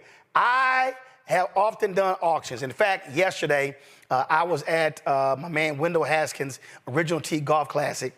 And Wendell, every year, Wendell is always thanking everybody, and he always forgets the auction. And I'm like, Wendell, how you always mess up the money? So for the last 3 years, I've had to get up, take the microphone from window to raise the money because he always screw up the auction. So I was on, and I was like, don't y'all leave money on the table. I'm like, stick your ass on there till 1 a.m. and get to that million. Well, we listened. We heeded the advice because we were like, oh, we're at 850,000. I think that was. Yeah, y'all like, oh, I'm and tired. We were like, well, we'll probably get there. We'll do it tomorrow. Somebody's like, oh, I'm tired. I'm ready to go sleep. Roland said we can't get off. I was like, y'all don't you leave till you get that million. Exactly. And well, that's why we listen. We're smart. We listen. My favorite lines from Frank Lucas in American Gangster when he said, a bunch of people in this room owe Bumpy a lot of money. Now I'm going to get that money. Well, we got our money, and we're not done. We're not done. We got our money, but we're not done. It was important for us to make a strong statement and to be a part of the historic amount of money that was raised on behalf of her Victory Fund now. But we are not done. From here, we will be organizing at the state level, as I mentioned. We actually are going to be doing organizing calls tonight in 2 states. So we'll be bringing back that fundraising link, and it will continue to grow. So far, we have I think we have 29 states that have signed up to do these organizing calls. And so we're going to take it everywhere. Our goal is to actually do these calls in all 50 states because we know that Black women and Black people exist everywhere. But listen, this isn't just about what Black women are doing. We want to make sure everybody is a part of this. So we launched our, one voice, one fight, and we're inviting everybody, all of our allies, to join us and stand with us. Absolutely. So, first of all, if folk do want to continue, how do they join the call? Do you have to apply? How are you going to operate moving forward? Wonderful question. So a couple of things. Operating moving forward, we will be reorganizing our call and taking some pages from your expert production book so that we can allow for bigger and bigger calls. We'll be sending out information. Follow us on our social media channels, Win with Black Women across all channels, or follow the hashtag Win with Black Women. We keep it nice and simple for you. And we'll be sharing ways for folks to get involved. They can get involved with us nationally, or as I mentioned, we'll be organizing state calls, but we'll be updating all of that information via our social media so that we can get everyone involved. And I want to repeat, for us, this is one voice, one fight. This is an opportunity for us to do what a lot of conservatives think can't be done, and that is to have a cross-cultural, cross-generational, real unity moment and show that we can unify behind this candidate. She can win, and we're going to make sure that that happens. All right, then. Joining us right now, Monique Presley. Monique, you've been on that call as well for a number of times. Again, last night, thing just kept going. And I was cracking up. Holly was like, man, they on Clubhouse, they grabbing a stream. It was like that call was cracked last night. Then, because I was literally driving from the golf tournament in New Jersey. And so that's pretty much that. It was a 4.5-hour drive. So I was on the call almost the entire time. But I was in between calls with the brothers organizing our call tonight. And then all of a sudden, then bruh starts showing up. And then Joteka made the biggest mistake of doing shout outs. So everybody named Mama started texting her, I'm on. So it was like an hour of shout outs. But what I keep trying to explain to people though, this is not a new call. Yeah. No, I was there from the beginning. Hey, Holly. Hey, Monique. Love you. Hey, Dr. J. Love you. I think that what this was, and I just finished doing another show, and one of our allies, a white woman pollster who was on the call, I'll just do first name, Gretchen, said she was moved to tears by the the sisterhood, by the camaraderie, by the readiness to organize, by the enthusiasm and all of the support and welcome that she felt just in that call. And so I think that that is a testament to what organizers like Joe Taka and Holly and frequent experts like Dr. Julianne Malveaux have done for the past 4 years that made us all ready for this moment. Anna Navarro was on the call last night, and it was pretty funny because Anna was like, listen, can y'all let the Latinas in? And what was interesting, there was a tweet that Shannon Watts, of course, Shannon Watts, founder of Moms Demand and co-founder of Everytown, she sent these tweets out. She went, fellow white women, I spent the last decade organizing you, and I know firsthand the impact you can have when you use your economic and political power for good. This must be the election when the majority of us help elect the first woman, a black woman president. That means do the work. It's not enough to just send a donation, host a fundraiser. It's not just enough to vote, join door knocking and phone banking events every week. It's not just enough to support the VP silently, push back on every person who tells you a black woman can't get elected, and on and on and on. She said, have the conversations, things along those lines. What you're seeing, and this is what people need to understand, and Monique Holly, you can answer this, and I'm gonna open up to our panel for questions. Folk need to understand, black folks have always gotten it. You may have all these rich, dim donors. Like I had to tell a couple of brothers, I said, let me be clear. You may have 20 rich donors, billionaires. All they got is 20 votes. Now I know they can give $50 million, but all they got is 20 votes. You're gonna need boots on the ground. Last night was an example of boots on the ground. I just got the update. We already, 21,000 men have registered already. It was 14,000 an hour and a half ago. And so what I was trying to explain to people, folk are waiting for others to do it, but you have to mobilize and organize. And the reason why we understand that is because we would have nothing without it.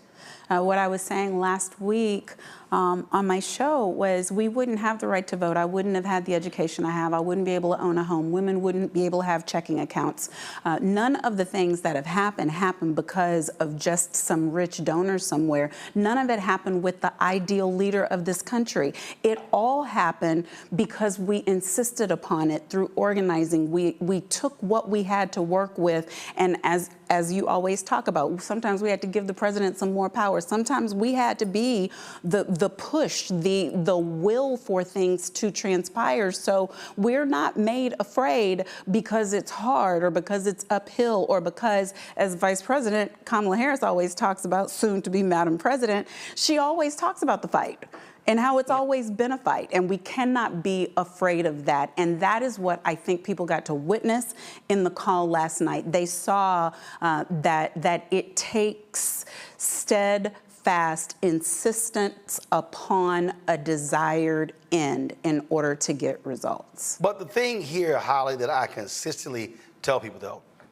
somebody has to do the organizing. And it just don't just happen. And that's the thing that drives me crazy.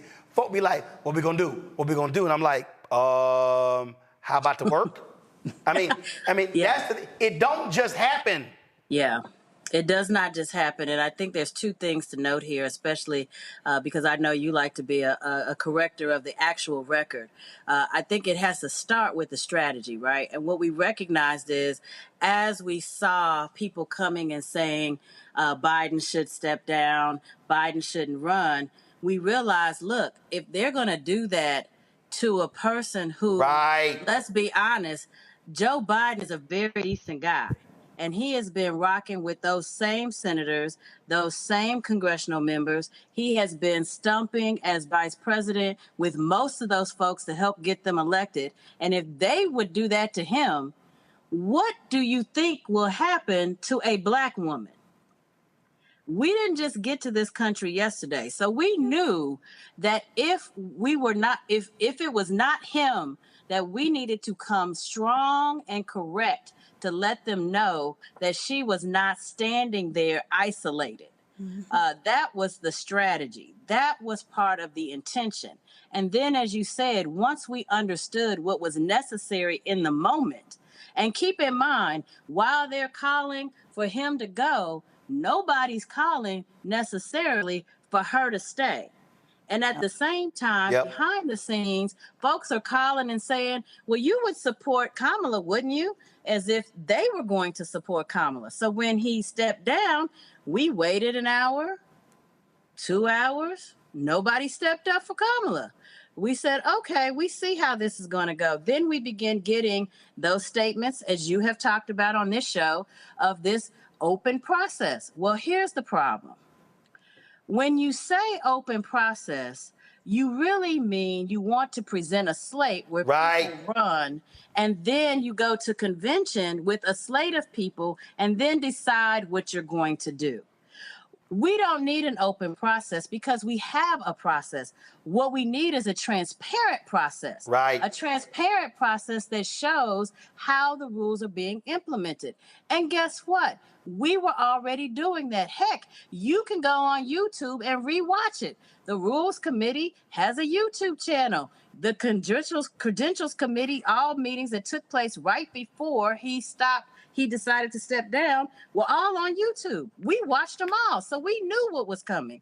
We knew how the process was going to go to nominate the president nominee for the Democrats. We knew she would need a certain number of delegates to support her, so we started working on that.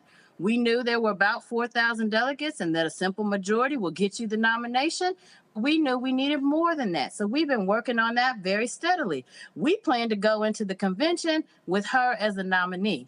But we knew if we didn't stand up and push people to a position, they would continue to push this smoke screen of fairness by using words like open process, which really isn't open, but rather contentious. These are the kind of code languages that we talk to Black women about on our call every Sunday. Well, here's the thing here, and I'll say this because, hold on, I'm blocking some Trump assholes on my YouTube channel. I don't play that. So here's the thing here. I ain't gonna name this journalist, but let's just say he decided to send me some DMs. You know, I told you so. I told you so. You know, you kept talking about there was going to be a civil war. I said, first of all, who the hell are you talking to? I said, what you don't understand is there was going to be a civil war. They were planning to skip over Kamala. I said, your ass late. 3 weeks ago, I said, the moment that after the debate, I was calling people, checking folks out. I said, when I saw the Axelrods and the podcasting guys, none of them were naming her. I said, we saw the game. I said, we laid the groundwork for what you just saw in the last 24 hours. I said, that wasn't no happenstance. Absolutely. So I told him, I was like, man, don't come at me.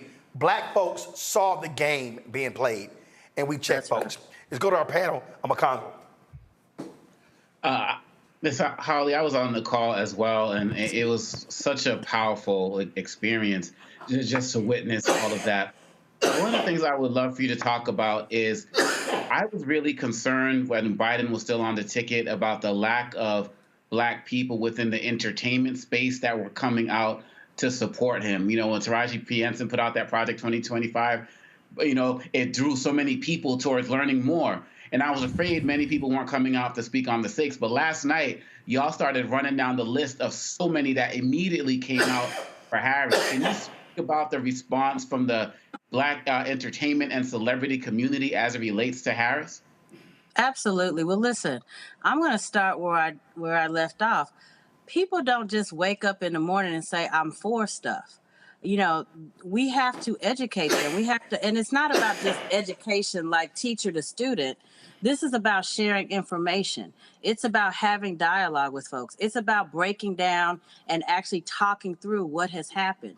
And as Roland has shared and helped us to amplify, we've been doing just that for the last 4 years. so because we have that history, because we've been having these conversations about this administration, about these actors, about the folks inside and outside, about some of the influencers in it, when we said this is what we're seeing, it wasn't like we were unveiling it for the first time. So our folks were ready because we had been talking to them all along. This isn't a single day strategy. What you're seeing is the result of, I would argue, years of work and information sharing. And that includes celebrities who have consistently been part of our cause, by the way, because our cause are very intersectional across industries, age, geography. We even have people from overseas who join us from time to time. Thank you.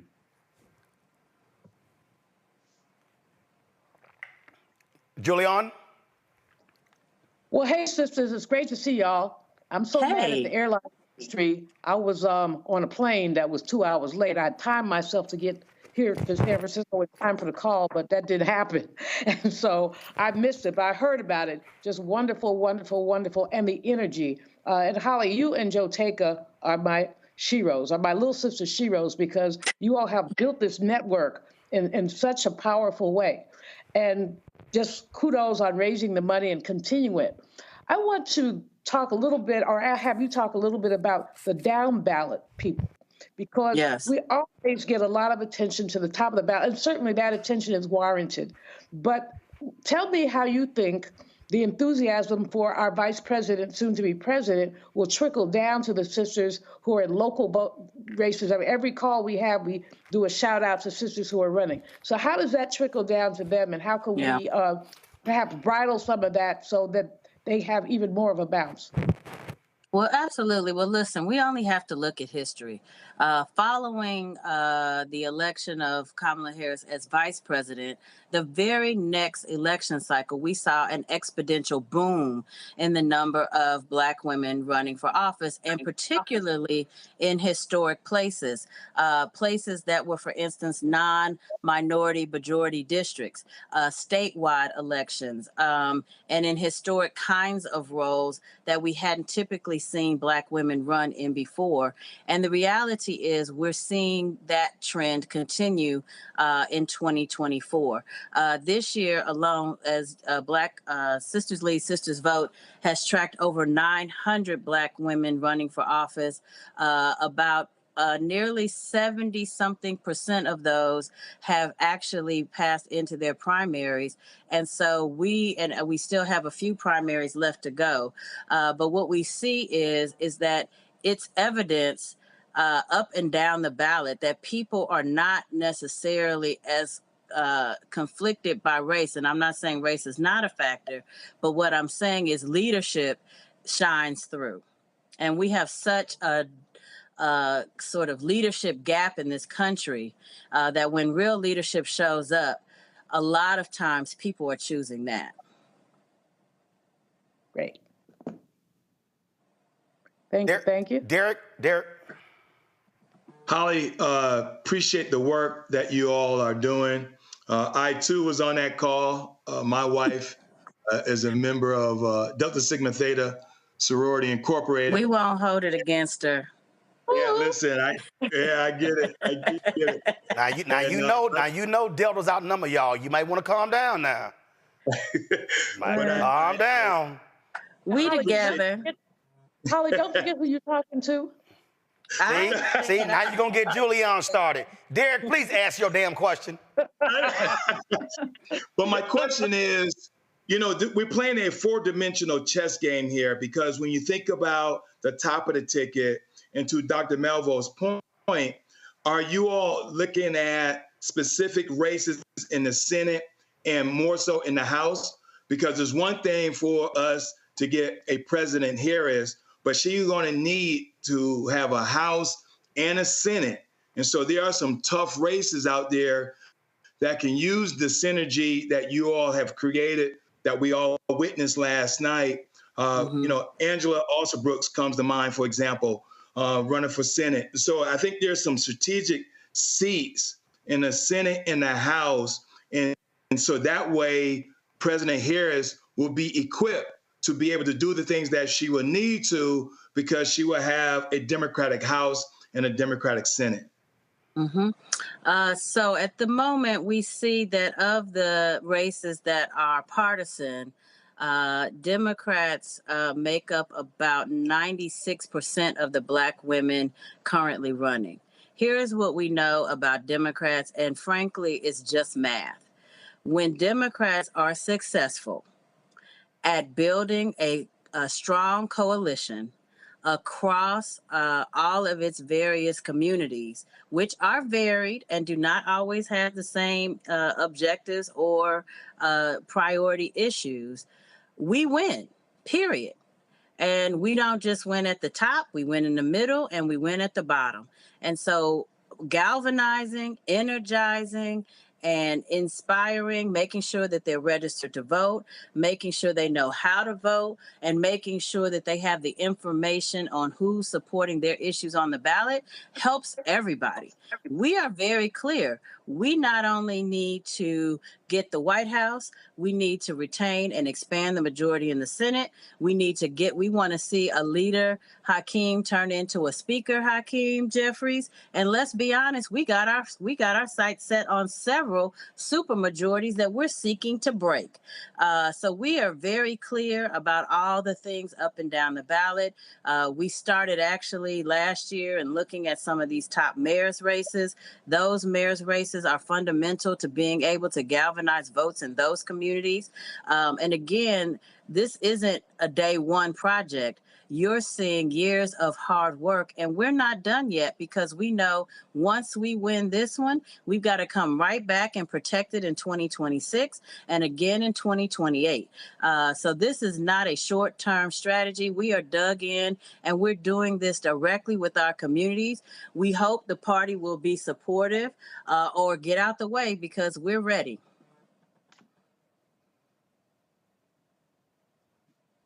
Holly, Monique, final comment. Sure. It was really important for me, Roland, that I come here tonight, because 4 years ago, when my preferred candidate, then Senator Kamala Harris, ended her bid and suspended her campaign, it was a night I wasn't even scheduled to be on your show, but came in like mad and boots on and scowl on my face, because I so desired to see a woman who was ready be acknowledged by this country, not just by the majority of Americans, but even by our own, to be recognized for who she is, for her accomplishments, for her abilities, and for her ability to meet the moment and lead. And that didn't happen then. That didn't happen that year, but because of the work of Win with Black Women and because of the infrastructure that's been built all those years, we were able to keep working and see that same woman become the vice presidential nominee and then become the vice president. And now I'm back again to say that my candidate is up again. And I think that this moment is important for this country that has been embroiled in racism and sexism and patriarchy since its founding. For us to have never had a head of state who is a woman. We are behind almost every other civilized nation in the world. And the time is now for us to finally cross that bridge and burn it. I am thankful to President Joe Biden, not just for the exquisite president that he's been, but because he kept his promises and that he is cementing his legacy by bringing the first Black woman who's almost the presumptive nominee. I think before the end of this night, we'll be able to say that and mean it. And it was just important to me that I be on your show and with your community to share this moment without a scowl on my face. Holly? It was important for me to be on your show because I needed to be on Black media. I have spent the day reviewing mainstream media, the New York Times, Political Playbook started my day. And what I have seen is that they are, as they traditionally do, underreporting her support. Underreporting the amount of money that she's been able to raise, underreporting the number of people and the types of people who have come out for her, underreporting the number of states who have signed on as delegates to support her. And so I knew that if we were going to continue in this fight, we needed to reach out and be with our Black media partners and make sure that we had at least 1, 2, maybe 100 places where we were able to set the record straight. I too want to appreciate President Biden for doing exactly what he said he would do the entire way, making it a seamless transition to ensure that we understood that she was not only the most experienced person for this job, but that she is the only person who has the resources, given the time that we have left. Why? Because President Biden not only put his word out there, he put his money out there and made sure that she had immediate access to it. But also, let's be clear, we have a plan. We are ready and we will win. Thank you, Roland. All right, Holly, I appreciate it. Monique Presley, I appreciate it as well. Got to go to a break. We come back. We're going to be chatting with Congresswoman Joyce Beatty. And again, we're 13 minutes away from our Win with Black Men call. More than 21,000 have already registered. So we'll be live at the top of the hour right here on the Black Star Network. Hatred on the streets, a horrific scene, a white nationalist rally that descended into deadly violence. White people are losing their damn minds. An angry pro-Trump mob storms the U.S. Capitol. We've seen We're about to see the rise of what I call white minority resistance. We have seen white folks in this country who simply cannot tolerate black folks voting. I think what we're seeing is the inevitable result of violent denial. This is part of American history. Every time that people of color have made progress, whether real or symbolic, there has been what Carol Anderson at Emory University calls white rage as a backlash. This is the rise of the Proud Boys and the Boogaloo Boys. America, there's going to be more of this. Here's all the Proud Boys, guys. This country is getting increasingly racist in its behaviors and its attitudes because of the fear of white people. The fear that they're taking our jobs, they're taking our resources, they're taking our women. This is white fear.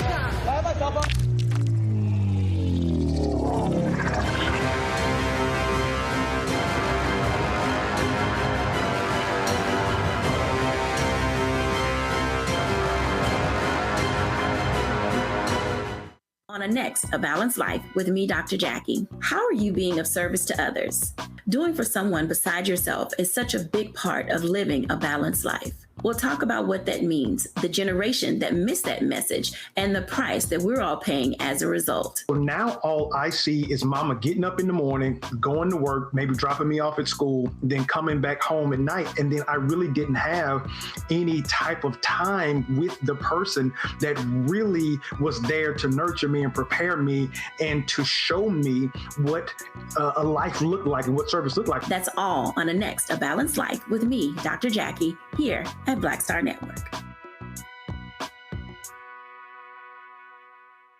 This is Essence Atkins. What's the love king of R&B, Raheem Devon? It's me, Sherry Shepard, and you know what you're watching. You're watching Roland Martin, Unfiltered.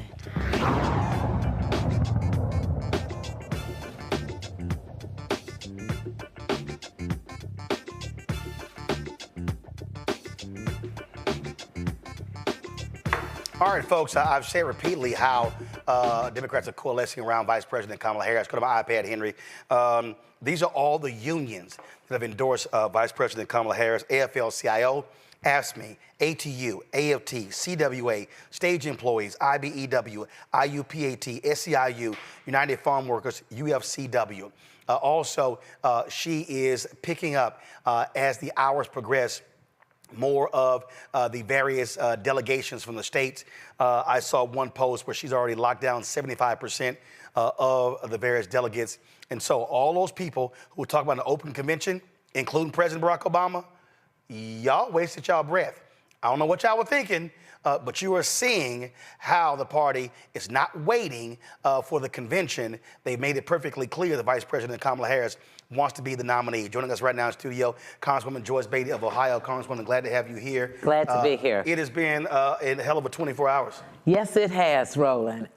Seems like I just got out of bed. I was up half the night.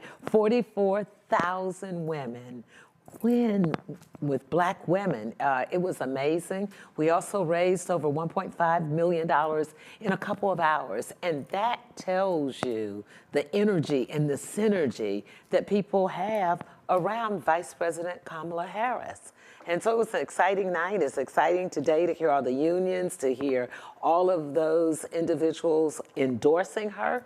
And I think that is a big accomplishment because she is earning it.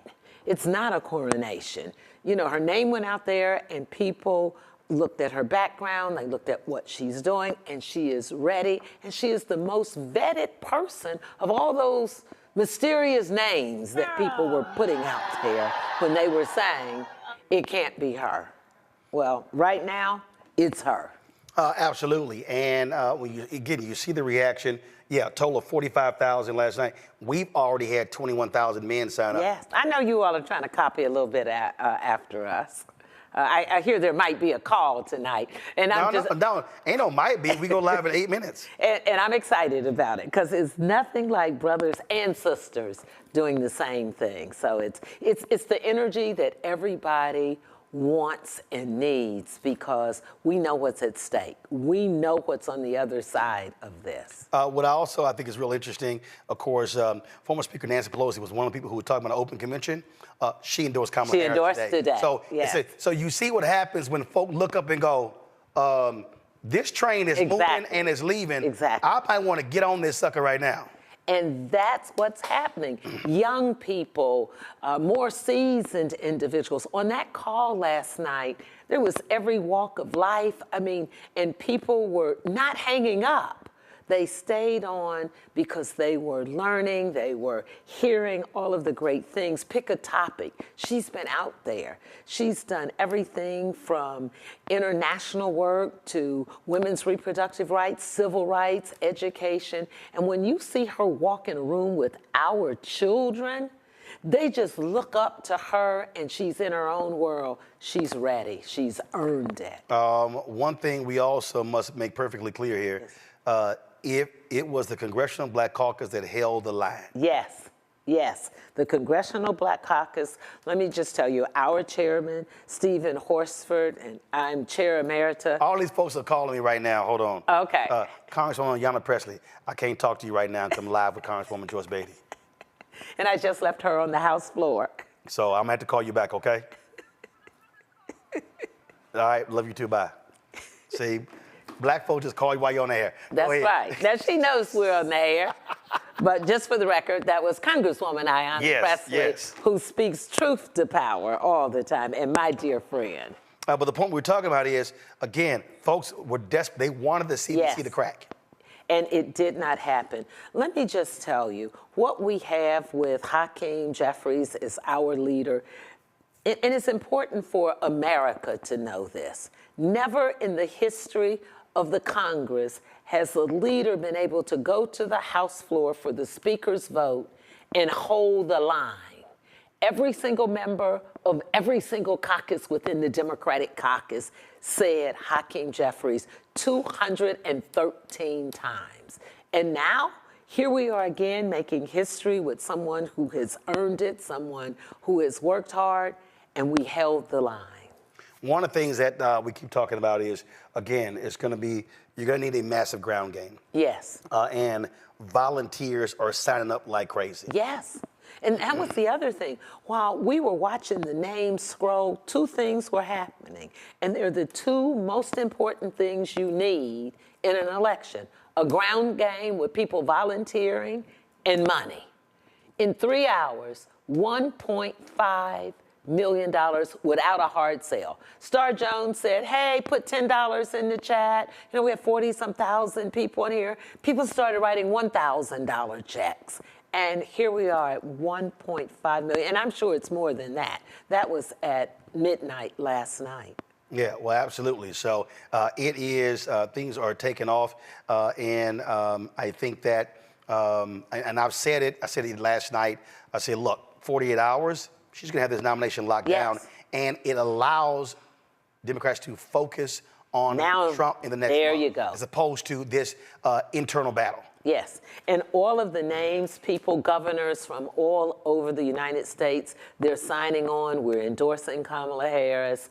And so I think we are now ready to start looking at what we need to do, because I can tell you the soul of this nation, our democracy, our freedoms, as you know, are all at risk with a Donald Trump and a J.D. Vance. I'm from Ohio. I know J.D. Vance is not good for Ohio, and he's not good for the United States. All right, Congressman Bailey, we Thank really you. appreciate it. Thank You're you trying to get rid of me because the brothers are coming on. We're live in 3 minutes. Final comments. Derek, you, Julian Omokongo, you got 30 seconds each. Derek, go. I want to say, Roland, just want to give you an update that the DNC chair says it will deliver a nominee by August 7th.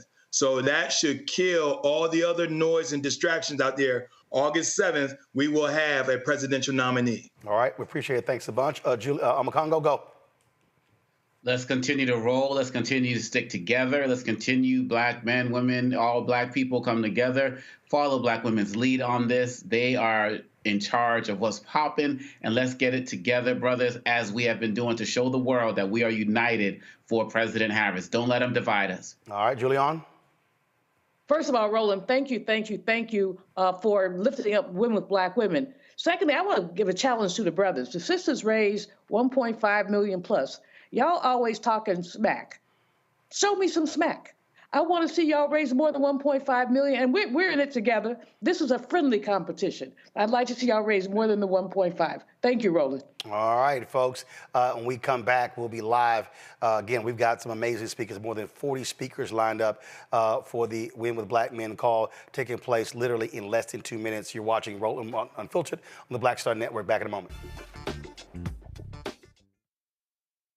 When you talk about blackness and what happens in black culture, we're about covering these things that matter to us, speaking to our issues and concerns. This is a genuine people-powered movement. There's a lot of stuff that we're not getting. You get it, and you spread the word. We wish to plead our own cause. Too long have others spoken for us. We cannot tell our own story if we can't pay for it. This is about covering us. Invest in black-owned media. Your dollars matter. We don't have to keep asking them to cover our stuff. So please support us in what we do, folks. We want to hit 2,000 people, $50 this month, raise $100,000. We're behind 100,000, so we want to hit that. Y'all money makes this possible. Check some money orders. Go to P.O. Box 57196, Washington, D.C. 20037-0196. The Cash App is $RM Unfiltered. PayPal is R Martin Unfiltered. Venmo is RM Unfiltered. Zelle is Roland at RolandSMartin.com. Fanbase is pioneering a new era of social media for the creator economy. This next generation social media app with over 600,000 users is raising $17 million, and now is your chance to invest. For details on how to invest, visit startengine.com/fanbase or scan the QR code. Another way we're giving you the freedom to be you without limits.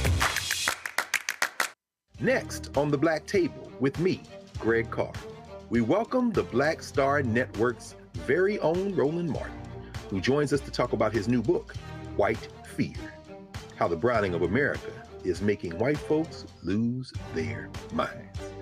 The book explains so much about what we're going through in this country right now, and how, as white people head toward becoming a racial minority, it's going to get, well, let's just say, even more interesting. We are going to see more violence. We're going to see more vitriol, because as each day passes, it is a nail in that coffin. The one and only Roland Martin on the next Black Table, right here on the Black Star Network.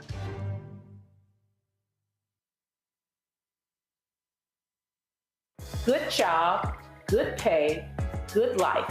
Would you be willing to walk away from it to achieve real wealth? Well, that's exactly what this woman did.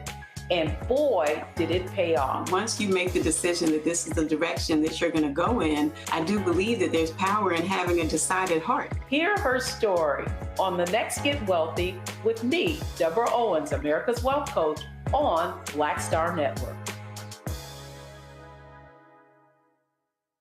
Coming soon to the Black Star Network. I still have my NFL contract in my house, having a case. It's 4 of them, for my 4-year contract. I got a $600,000 signing bonus. My base salary for that first year was $150,000. Matter of fact, $150,000. $150,000. That's what I made, $150,000. Now think about it. My signing bonus was a forgivable loan, supposedly. When I got traded to the Colts, they made me pay back my signing bonus to them. I had to give them their $600,000 back. Wow. Yeah, I was so pissed. Because, I try to be a man of my word. I'm like, you, I'll give you your money back. Even though I know I earned that money, I gave them their money back. I gave them their $600,000 back. But yet, I was this malcontent. I was a bad guy. I'm about the money. It wasn't about the money. It was about doing right. Because I was looking at.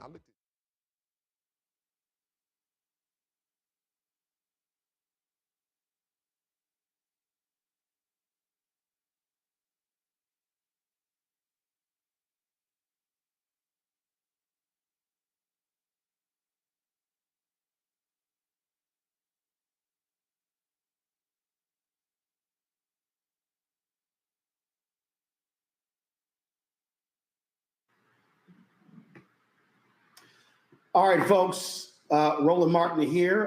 Glad to have all of you on here. We've got a lot of folks who are on the StreamYard, but here's also what we're doing. There's some folks that have already sent me text and they say that they can't get in. Here's the deal. We are streaming this to multiple platforms. So you could actually watch this. You could actually watch this on different platforms. You can watch this on YouTube. You can watch it on our Twitch page. You can watch it on Facebook as well. So everyone doesn't have to all be into the StreamYard. We made it possible for everyone to be able to access this. We've got a whole list of folks lined up to speak. And so what we want to do is we want to get this thing started. Do we have Pastor Jamal Bryant to get us started with prayer? So everyone doesn't have to all be. So guys, if you can let me know if we have Jamal Bryant on here. Do this here, studio. Let me try to kill this speaker over here, please. Get you to kill the speaker. And so again, we just finished hosting Roland Martin Unfiltered. We want to thank all the brothers folks who are watching us on the Black Star Network. We're happy to do this. Win with Black Men. So many people are ready for us to actually get started. Pastor Jamal Bryant, Keenan, let's pull Pastor Jamal Bryant.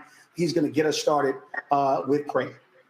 Thank you so much, Roland, and good evening, brothers. What an amazing evening. Every freshman week for over 25 years, Benjamin Elijah Mays would say to the incoming class of freshmen, "No time to dream nor drift, for we have work to do and loads to lift. Shun not the struggle, 'tis God's gift. Be strong." Brothers, let's pray. Good and gracious God, we thank you for the place that you have placed us in to provide, to protect, and to lead. I pray that you'll give us strength for the journey. You'll give us strategy against the opposition. I pray that you'll blaze a path forward.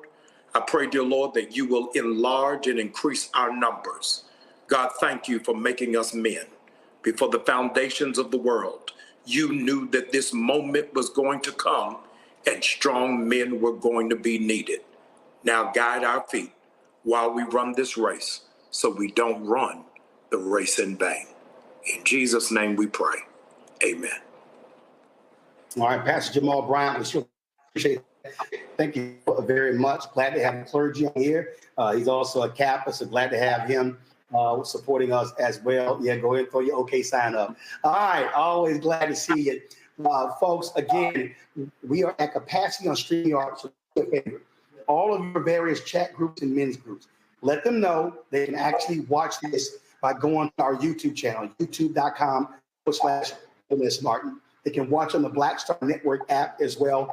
So we have availability to watch it in many different ways, not just through StreamYard. So they want to watch it there.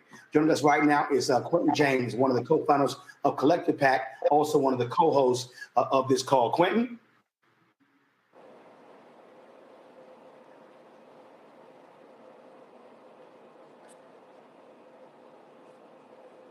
Let's pull up Quentin James, please. There we go. Quentin, there you go. Roland, how you doing, brother? Thank you for having us today. Doing? Roland, can you hear me? Yeah, I hear.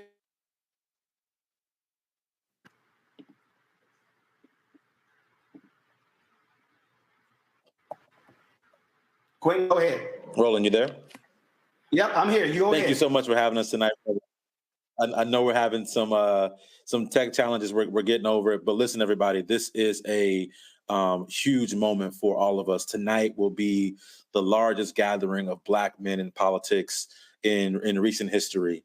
And we are united to support our sister, Vice President Kamala Harris, for president. You're going to hear a lot of information tonight, both about what we should be doing, a lot of different leaders from different organizations.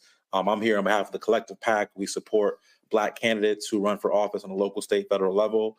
But we have one job tonight, or a few jobs. One of those jobs tonight is to raise money to support our sister, again, Vice President Kamala Harris. So in the chat, you all will be getting a link to donate.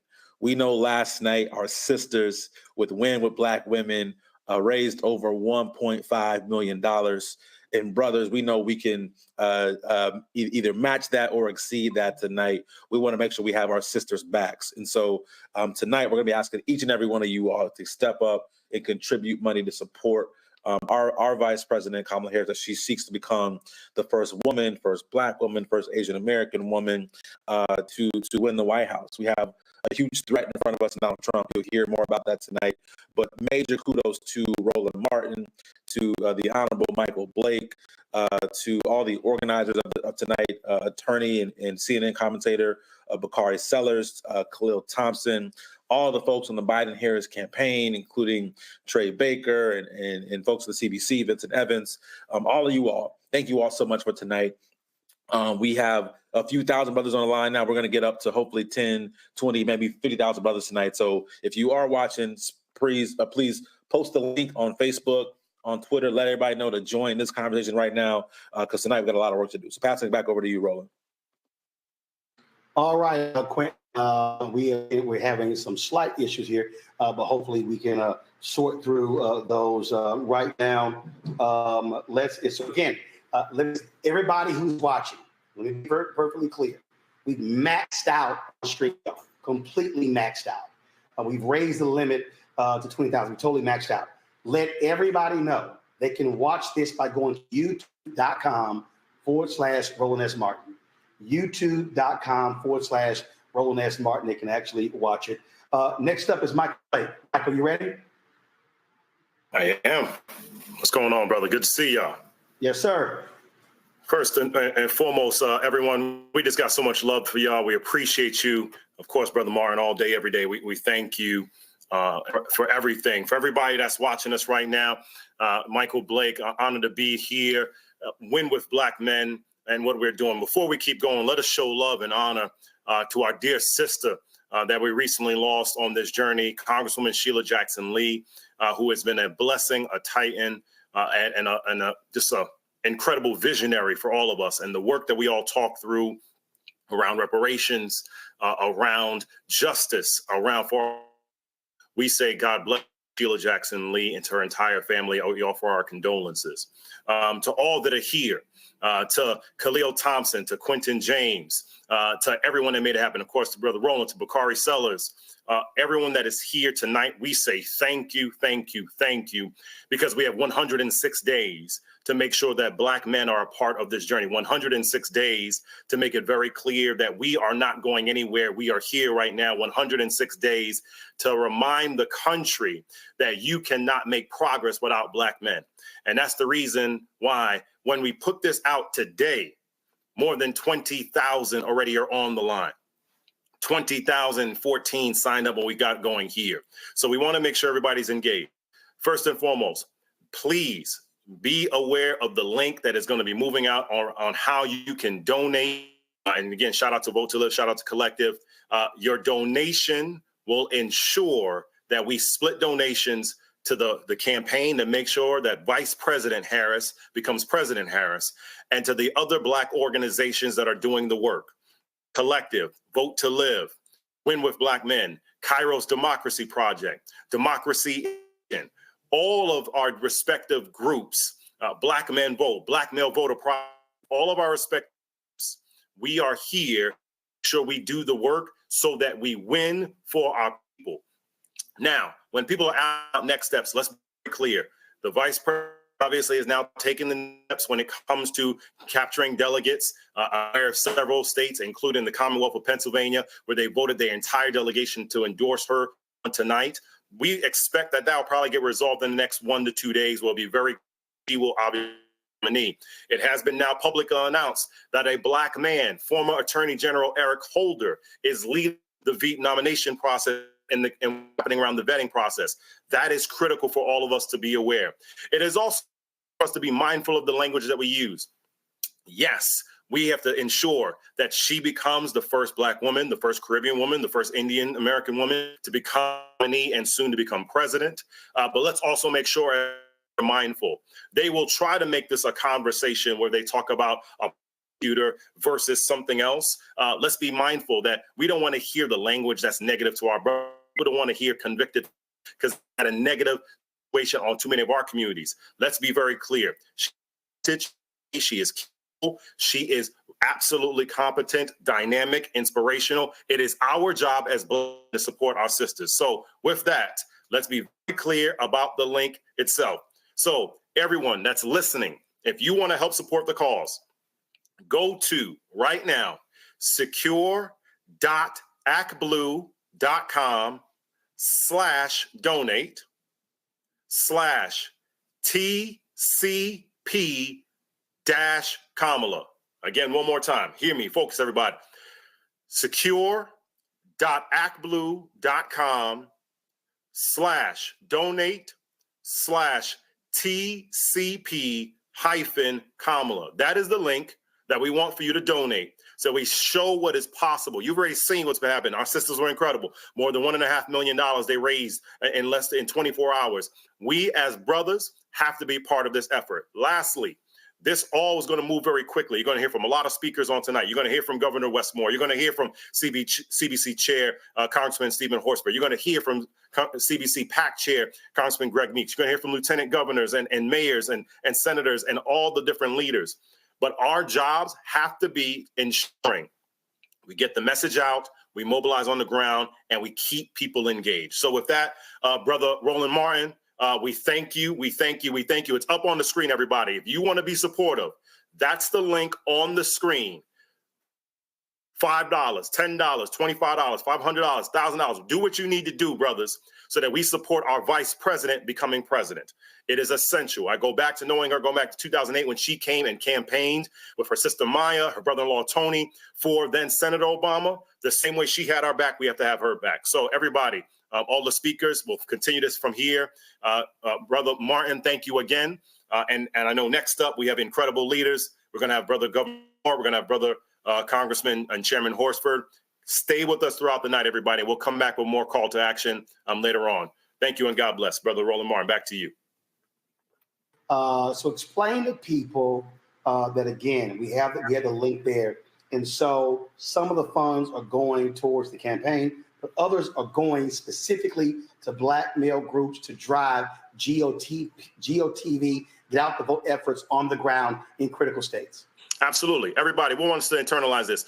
There's a 7 battleground state that will determine this election. You know, we know the Midwest blue wall of Pennsylvania, Michigan, Wisconsin. In the South, we have North Carolina and Georgia, and out in the West, Nevada and Arizona. I'm not saying other states are not critical, but we're just saying in terms of what is happening for get out the vote in these battleground states. That said, when you donate, you will ensure that we support our vice president becoming president, and you support Black-led, Black male-led organizations that are doing the work on the ground, on TV, on digital, all the different outlets. So you're supporting Collective, you're supporting Vote to Live, you're supporting the Kairos Democracy Project, you're supporting Democracy, you're supporting Black Men Vote, you're supporting Win with Black Men, you're supporting Black Male Vote Project. Why? Because too often we are not getting the support to provide additional resources on the ground so that we can knock on doors, so that we can make phone calls, so that we can have the commercials that are directed to us, so that we can have the visualization that is necessary for us. Brothers, you, like me, are tired of people saying it's not our time. It is our time. Donate, click, be in, so we can make sure that more support happens across our country. Hey, all right, Michael, we appreciate that. Keenan, do me a favor. Can you please drop the RMU crawl, the Black Star Network crawl? So, folks, we normally, when we do these broadcasts, so we actually have that on our show all the time. So, Keenan, kill that crawl at the bottom, and let's just keep that a secure donate button there. So if y'all want to support Roland Martin Unfiltered, y'all in the Black Star Network, y'all can go to blackstarnetwork.com. But I only want this donation link to be up at the bottom there.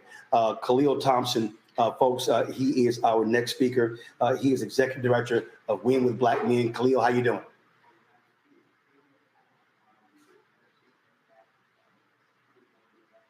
We have Khil there. All right. I see Michael. Do we have Khil?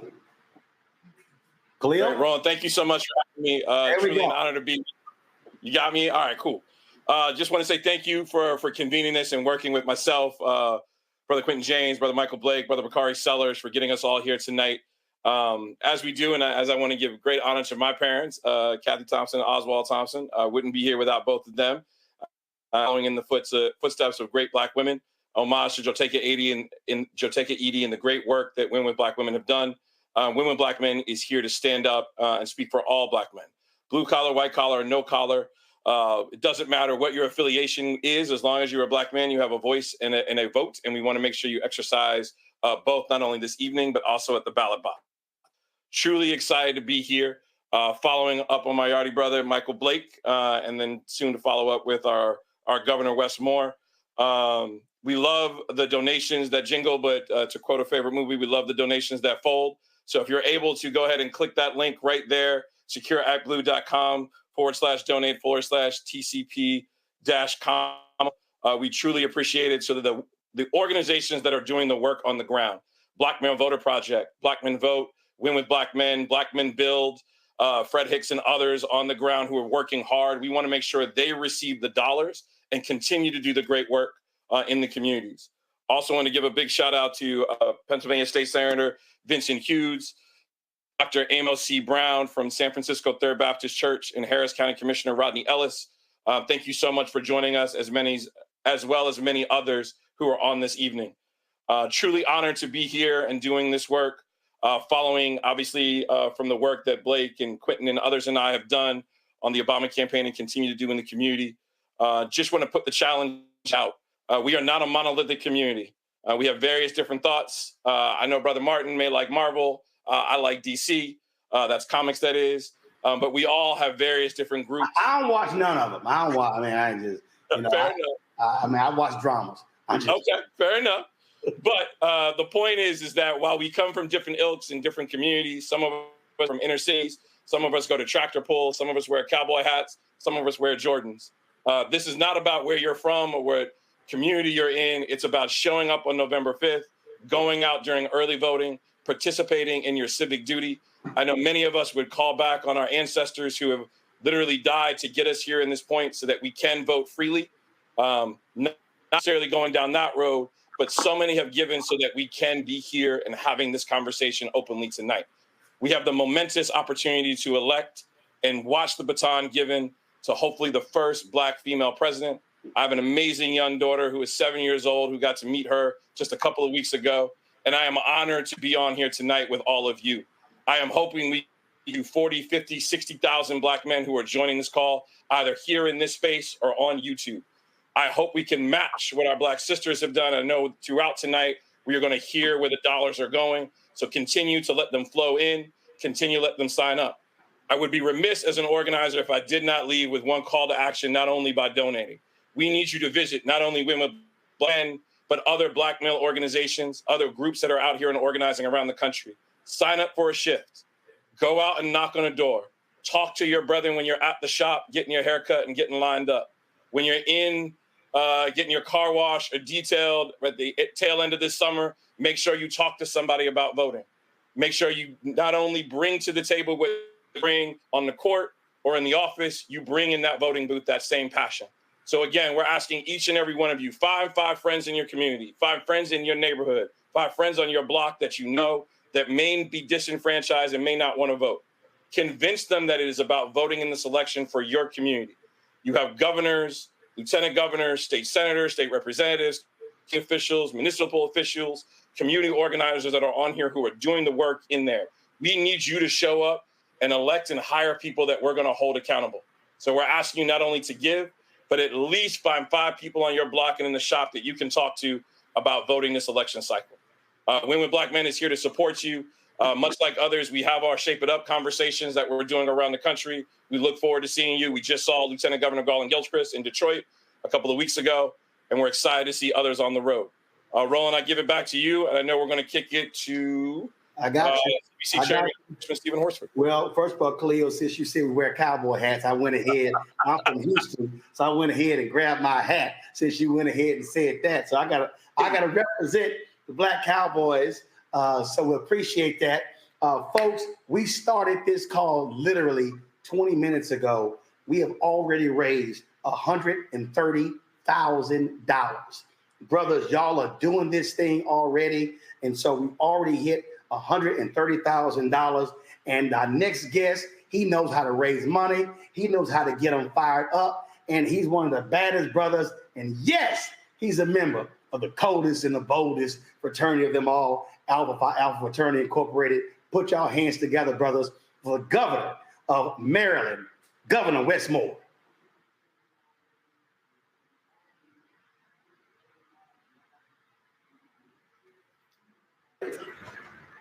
What's going on, Frat? All good, brother. What's going on, everybody? I'm thrilled to be on here. And first, let me just say to the folks who are putting this on, Brother Roland, Brother Blake, another good Alpha Phi Alpha man, Brother Khalil, Brother Bakari, and Brother Quentin, and everybody on here. I just want to say how much I appreciate you and how thankful I am for you, because I know that when we mobilize, we win. There's just no stopping it. This becomes an unbelievable and an immovable force when we all mobilize and can get fired up about what we know is the mission at hand. And I'm telling you, I got a chance to see this firsthand in our campaign, that is really because of your love and because of your support and because of your push that I'm standing here right now as not just the 63rd governor of my state, but the first African-American governor in the history of the state of Maryland and only the 3rd African-American ever elected governor in the history of this country. When we mobilize, we move mountains. Now we have a new mission, y'all. We've got to make sure that we are mobilizing for our vice president, for Kamala Harris, who has stood by us, supported us, lifted us up. And it's important that she knows that she has an entire army behind her. And I'll just say, very, very briefly, I have had the joy of working very closely, hand in hand, with her as one of our country's chief executives. I've had a chance to see her in the trenches. And one thing I believe deeply is I never learn anything about anybody in times of ease. Anything I ever need to know about somebody, watch them when times are hard. Watch them when it's difficult. Watch how they work when the pressure gets turned up. And that's when she is at her best. We've got 100 days to go out there and make sure that we are going to protect the future for our children, protect the future for our families, protect the future for our communities, protect the future of our neighborhoods by making sure that we have a president of the United States who sees us, believes in us, and who honors us. And that is Vice President Kamala Harris. And so I'm so grateful for each and every one of you, not just for what we're going to do tonight, but what we're going to do tomorrow, what we're going to do next week, what we will do until Election Day to make sure that the honor of those and the promise of those who came before us is seen and heard and respected. And the honor and the promise of those who will come after us will be seen and heard and respected. And how we move in this moment, it will be remembered. And so I'm so grateful for each and every one of you brothers for stepping up and saying, we got her in the way that she and frankly, Black women have always had us. It's our time. And we have to make sure we don't miss this moment and we get this moment right. So God bless y'all. Thank you for everything you continue to do. And let's go ahead and win this thing in November. When we mobilize, we are an immovable mountain. And it's our time to get it right. Brad, I appreciate it. You're absolutely right. That's one of the reasons why I decided to break out this shirt. This was given to me 2 years ago by the ground game folks, Georgia Stand Up. And if y'all can't see it, what the shirt says, it says right here, elect Black women, fund Black women, believe Black women, invest in Black women, follow Black women, defend Black women, hire Black women, promote Black women, and at bottom, stand up and vote for Black women. So Georgia Stand Up, I appreciate that. Again, Governor Wes Moore, my brother, thanks a bunch. Continue the great job, and we'll see you out there on the campaign trail. You know you will. You know you will. God bless y'all. Appreciate it. Joining us right now, folks, he is the chair of the Congressional Black Caucus, hailing from Nevada, and also a frat brother of mine, Congressman Stephen Horsford. Congressman?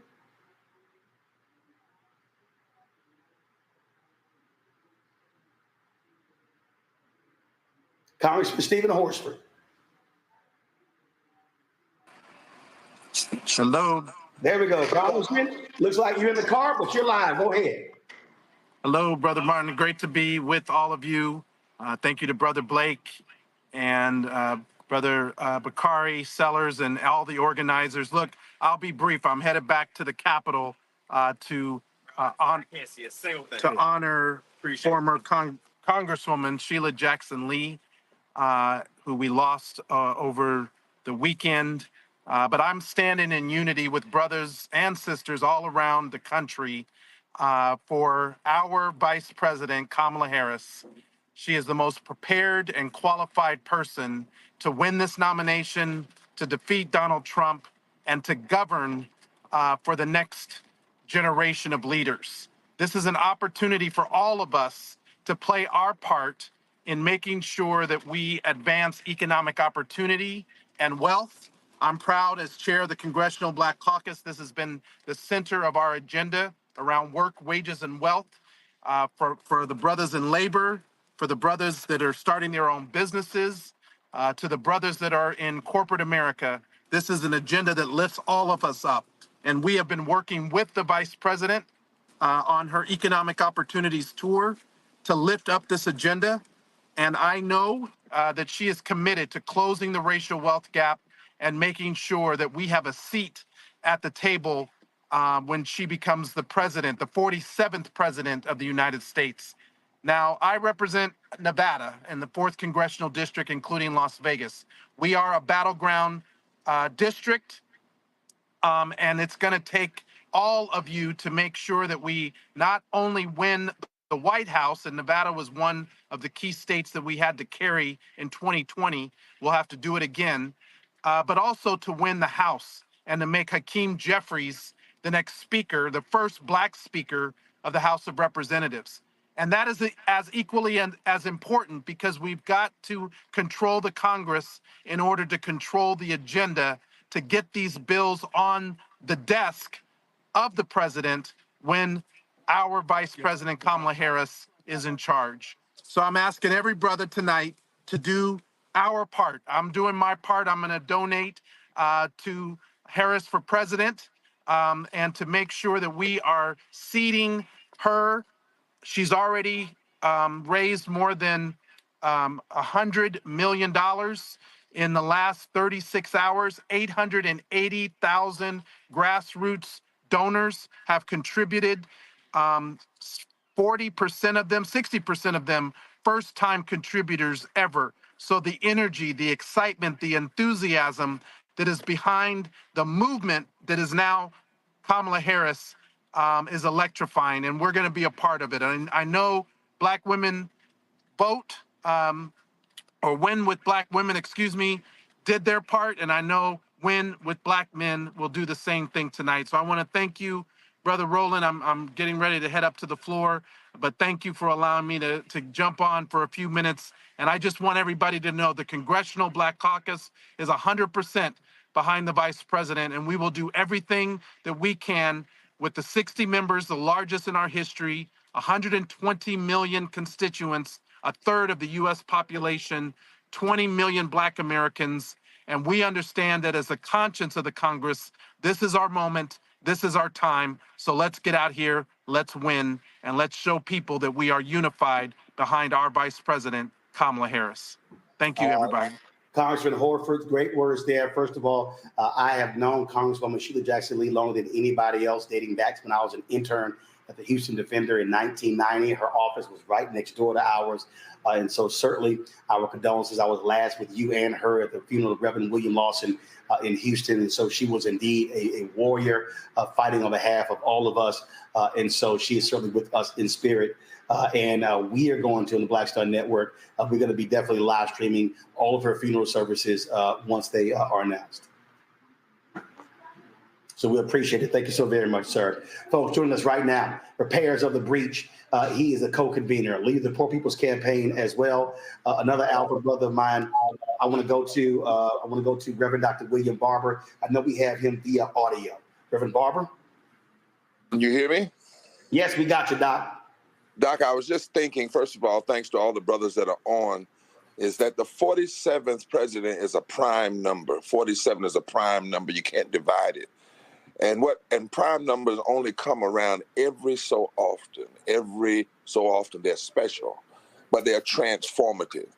And this is a prime number time. And I also want to say to the brothers, as you and I talk often about this organizing, the fact of the matter is Vice President Harris, she was poised to sign a bill to give 55 million Americans, if it had come to her, it would have been a deciding vote, not sign a deciding vote, a living wage of at least $15 an hour, something that Dr. King had dreamed of. She was ready to sign off on the Voting Rights Act restored. If it had come to her, she would have been the deciding vote. She didn't get that opportunity then, but as president, I'm sure she will get the opportunities and will push those two things, one which will lift over 43% of all African Americans out of poverty and low wages. Just one piece of legislation. And so this is a critical time. And brothers, what I want to say to us as we talk about mobilizing is that there is power in this moment. In North Carolina, when the last election and Trump won North Carolina, he only won by 174,000 votes. But over 1.2 million persons didn't vote and over 500,000 African Americans. In Michigan, the margin of victory was only 10,000 votes, but over 1 million poor and low wealth voters who are infrequent voters did not vote. In Wisconsin, 20,000 and over 1.3 million infrequent poor and low wage voters didn't vote. In Pennsylvania, the margin of victory was only 40,000 votes, and over nearly 2 million poor and low wage voters did not vote. And African Americans, 60% of African Americans are in that area. The point I'm saying to us, brothers, is that there is this power, there is this remnant. The Bible says there comes a time when a remnant can literally save the nation. There's a time when someone like an Esther figure steps to the plate, steps to the time, and can literally transform the nation. And the remnant out here, enough votes, people are already registered who just need to be moved, who just need to be pushed, that can change this nation. Last point, Roland. In battleground states where the margin of victory was only 3%, poor and low-wage voters represent over 43% of those are the votes in that state. My brothers, let's reach out to the brothers. Yes, the brothers in the frat, like me and Roland and Alpha and another brother in Capitol, but let's reach out to the brother in the barbershop, to the brother that digs the ditches, to the brothers that is the janitor, to the brother that's in school, to the brother that's a teacher, to the brothers that are painters, to the brothers that are plumbers, to the brothers everywhere, and lift up a mighty, transformative remnant of voters that can change the direction of this nation. It is time. We can do it. And I want to offer a challenge, Roland, and that is that every preacher that can, if we would give $500 a piece at least to the fund to empower Black men, and challenge every other pastor that can do that to do it tonight or at least by tomorrow. God bless you. Thank you so much. Let's get it done. Reverend Dr. William Barber Pratt, we appreciate it. Thank you so very much.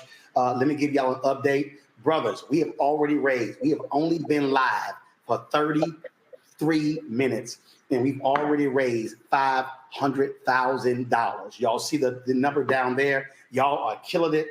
We've got brothers from all over. Pass the word. Please post on social media. We are maxed out at StreamYard. That's why we're streaming on YouTube and my Facebook page.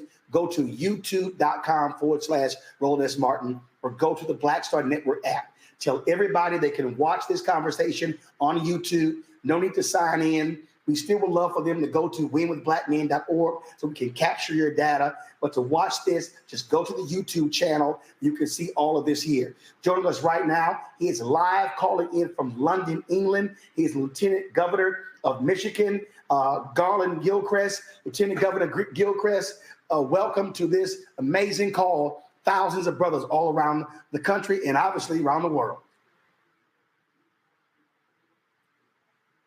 You're live.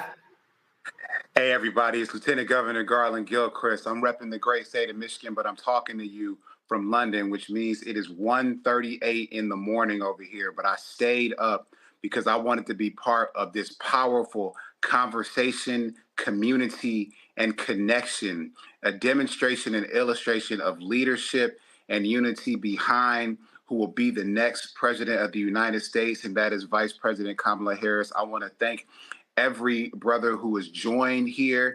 And I want to thank all of you for inviting others to be part of this, to contribute, to donate your money. And now we need everybody to not only give dollars, but we need them to give their muscle, their resources, their minds, their intelligence, their tenacity to make sure that we do everything within our power to make sure that not only that Vice President Kamala Harris wins, but that we win. And we win when we work together. We work together so we can win together. We win together so we can work together.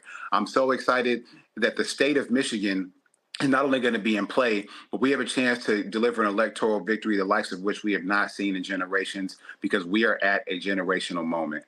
All of you understand that we deserve the right to access the dream of health and wealth that exists and burns brightly within every single Black man's soul. That is what we work so hard for. That is what we get so frustrated about when racism and every other form of hatred holds us back from us reaching our full potential. But when we support one another, we can make things happen. And it is that kind of energy we need to bring to this electoral process to make sure that we can make a difference. There are brothers all over the United States of America who will get involved if you talk to them.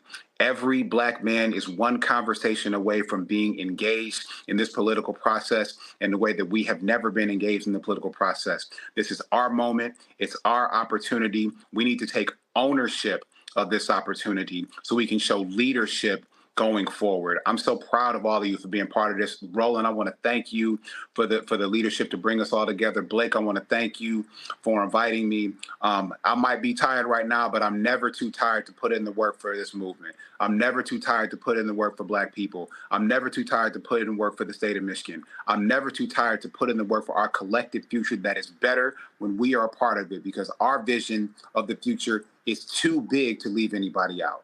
Those who stand against us, they see a future so small that it cannot fit Black men. It cannot fit Black women. It cannot fit Black babies. It cannot fit the diverse and beautiful members of our community. But I say to them, like I say to you, we believe in a big, abundant, and bold future where we all have a place, have a role, and can be our best. So, gentlemen, God bless you. It's time for us to get to work. It's time for us to convince every person in our life that this is their moment, that when they say something doesn't matter to them, they say the moments always matter to you when you take ownership of those moments. So challenge them to step up, to stand in, and to stand tall. Thank you for having me on here. Let's make history with how much we bring in and raise here. Let's lay a foundation for all of our leadership as individuals and our leadership as a collective, because there is enough room for all of us to lead us into this future. Thank you so much for having me, y'all. Let's go get it. All right, so y'all just want y'all to know, he got the blue blazer on and he's like speaking. Y'all, Lieutenant Governor was like, yo, I'm hyped. That's what he was texting me. So it's early in the morning in London, but he is hyped. We appreciate, brother, you being on this call. I last saw you when I was in Detroit when the Vice President was there. You're doing a great job there. And so, listen, we got to have a strong ground game in Michigan, in Pennsylvania, in North Carolina, in Wisconsin, in Georgia, in Arizona, in Nevada, in these critical states. And we got other critical elections. There are sisters who are running for United States Senate in Maryland, Angela also Brooks. You got Lisa Rochester running in Delaware. So there are opportunities beyond the top of the ticket. So these are great opportunities. You got a competitive Senate race there. Khil Harper is on the call as well, and they're in Michigan. So a lot is happening. Lieutenant Governor Gilchrist, we appreciate it, bro. Thanks a lot. All right, y'all. Be good. Appreciate it. Folks, we're going to keep this thing going. Again, you see right here, the donate button is below. Look, we have a goal, but we're not going to give you the number. We want y'all to keep giving. And again, you're supporting the campaign, but you're also supporting Black men's organizations. Do understand, ground game is critical. Many of our organizations do not get the support. A lot of these consultants want to run all the ads on television, but you got to have folks who are making phone calls, who are knocking on doors, who are doing precinct walks. And so that's why your donations are critically important. That's right now. We're going to go to Nevada. See, I know, so I was going to go to Marc Morial, the head of the National Urban League. But I think Quentin and the rest of them said, hey, we done had too many alphas speak in a row. So let's go ahead and go to this Kappa. I went to Texas A&M with him. He's the Attorney General in Nevada, Aaron Ford. What's up, bro? You on mute. Come on, Kappa, you on mute. Yeah, you know what? I was just saying, look, I know it's cold in here, but it's pretty too. I mean, hey, Roland, it's great to see you, man. I'm so proud of you, always proud of you, man. You spearheaded this with your co-host, and I just can't thank y'all enough for putting this on. It's so important. What we're talking about right now, what we're doing right now, the moment that we are in is just too hard for us to grasp. And so we have to stay engaged and we have to continue pushing forward on this. And so, look, I'm not going to tarry long because in about 10 minutes, 6 minutes actually, I got to jump on the Nevada State delegation call. We're meeting, our delegates are meeting. I'm one of the delegates going to Chicago, and we're meeting to talk about committing our delegates. And obviously I'm pushing for Kamala Harris, and I think we're going to pull that out. So I don't have much time to spare, but I did want to jump on and just augment what has already been said. Look, we are in a very crucial moment in our country's history. And right now, I'm so honored to be working with everybody to push this thing forward. I'm just reminded of a handful of songs. You know, I know y'all were talking about Marvel versus DC. You know, Roland, I think you and I have something in common. We both like good music. And there's music out there that's spoken to us for generations. And one of the good songs that I've liked out there by Ice Cube is It Was a Good Day. And sometimes we can get caught up in this concept of thinking it's a good day because we're living in our own little gated neighborhoods, or we're driving our nice cars and we got money in the bank. But the truth is, it's not a good day, right? The song was talking about utopia, and at the very end of that song, Ice Cube wakes up and he says, "Wake up. Let me snap back to reality." And he recognizes we are not in a good day. We're on the precipice of danger. And that's where we are right now, on the precipice of danger. We've been warned about this several times before, with Marvin Gaye asking questions like, what's going on, right? Where he's talking about war, and he's talking about poverty. He's talking about picket lines, and he's talking about brutality. Does that sound familiar to y'all? We're going through the same issues now that our songs have told us about over the course of generations. You know, there was another song out there that, gave a very good directive, and it was simple: wake up, everybody. That's what Harold Melvin and the Blue Notes told us to do, to wake up everybody. But here's the truth of the matter, y'all. People want you thinking it's a good day. They want to lull you into a sense of complacency, and that's what the other side is doing right now. They want to lull you into a sense of complacency so that you're not asking questions like, what's going on? That's the reason why they are getting rid of books. They're banning books and they're rewriting history because they want you ignorant. They want you complacent. They don't want you asking what's going on. They don't want you woke, y'all. They don't want you to wake up everybody. They have a war on woke, in fact. And so what we have to continue to recognize is that is nothing but the devil. At the end of the day, like my mama would say, they are trying their best to take us backwards. You know, they complain about the word progressive like it's a bad word, but the truth of the matter is the opposite of progressive is regressive, going backwards. And that's what so many of the policies of the other side are trying to do, take us backwards. Don't take my word for it. Look at what they're doing with voting rights, taking us back to before the civil rights era. Look at what they're doing in education. Again, rewriting history and trying to, to dumb down what has actually happened in our state histories. Don't just take my word for it. Look at what they're doing in reproductive rights. They just took us back 50 years. Right, so right. At the end of the day, we have to continue to fight and push forward and understand that it's not a good day out there, y'all. We have to ask what's going on and wake up and continue to push forward, because otherwise we are doomed to repeat the bad histories that we've already encountered and experienced. And right now, in the Kamala Harris campaign, we have an opportunity to continue moving forward. I've known Kamala for a handful of years now. She was the very first national candidate to support my campaign for Nevada Attorney General. Right. I've seen her so many times. Every time she comes to Nevada, I'm meeting her at the tarmac. I worked with her. She used to be an attorney general. I'm an attorney general, and I know exactly the work she's had to do in pushing back on predators like Donald Trump. So at the end of the day, we have an opportunity here. We cannot waste this opportunity. We have to raise the money at that Ag Blue sign right here at the bottom there. We have to support these organizations that have been working so very hard to continue moving us forward. And I, for one, am going to be in there. I'm going to be counted in that number. And I'm so blessed and honored to be here with you. Roland, keep up the good work, my man. All of my friends who are putting this on, I really appreciate y'all. And I'm going to stand with you until we're all done with this thing. All right, then. I appreciate it. Thank you so very much. Nevada Attorney General Aaron Ford. Thanks a lot. All right, folks. Let me remind all the speakers, we got lots of brothers, literally. We've got folks waiting in the queue to speak. So please keep your comments brief. We would like no more than 2 minutes because we've got so many people who want to jump on. People are texting me. Senator Raphael Warnock is stuck at the airport. He's trying to get on. Don Cheadle is trying to get on. And so many others are trying to get on. Here's an update. We've now hit $600,000. We've only been live, y'all, for 45 minutes. We've already hit 600,000. Y'all keep giving, keep giving. Wendell Pierce just texted me. As I said, Hill Harper's texted me. John Legend is watching us right now. And so this thing is going. Let's go back to some alphas. Hey, y'all, don't blame me. It's just how it is. Lee Saunders, he is the president of AFSCME, the American Federation of State, County, Municipal Employees. Let me tell y'all right now, I always give Lee a shout out because AFSCME was the first sponsor of Roland Martin Unfiltered and the Black Star Network. They were with us for year 2 as well. They were sponsors the first 2 years. This show and this network does not exist if it wasn't for Lee's support. And so, Lee, I always appreciate that. You have the floor. Thank you, Roland. And let me just say this. We're back to the alphas now. So you had so many speakers that are alpha men. And we're going to turn this around and we're going to win in November. But let me just say this. It's great to be here with all of you. I am the president of the American Federation of State, County, and Municipal Employees. We represent 1.4 million workers across the country, 1.4 million members of AFSCME in the public service. And I want to tell you this story real quick. We had a meeting of our board, our executive board, our highest body within our union today. We had a discussion about endorsing Kamala Harris. And before we could even get into the discussion, there was a motion made that we would support Kamala Harris. And it was unanimous, a unanimous vote for Kamala Harris. And I want to tell you this also. I'm the political chair of the AFL-CIO. And a number of other unions are endorsing at the same time. We had a meeting of the AFL-CIO today.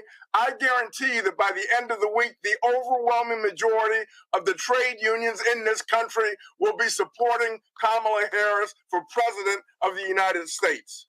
And let's not make this difficult. And let's not make this hard. We know what we've got to do.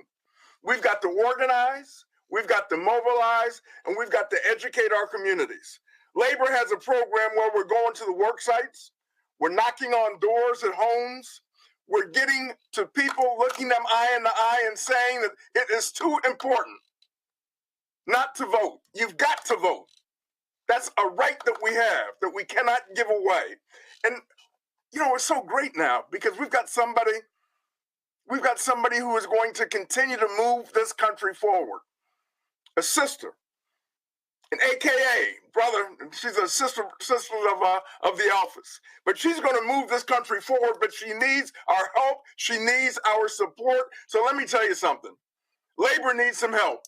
Now, we're going to be knocking on those doors. We're going to be going to those work sites, but we need our communities to support us as well, to support Kamala as well. We need you to go to those barber shops. You heard it before.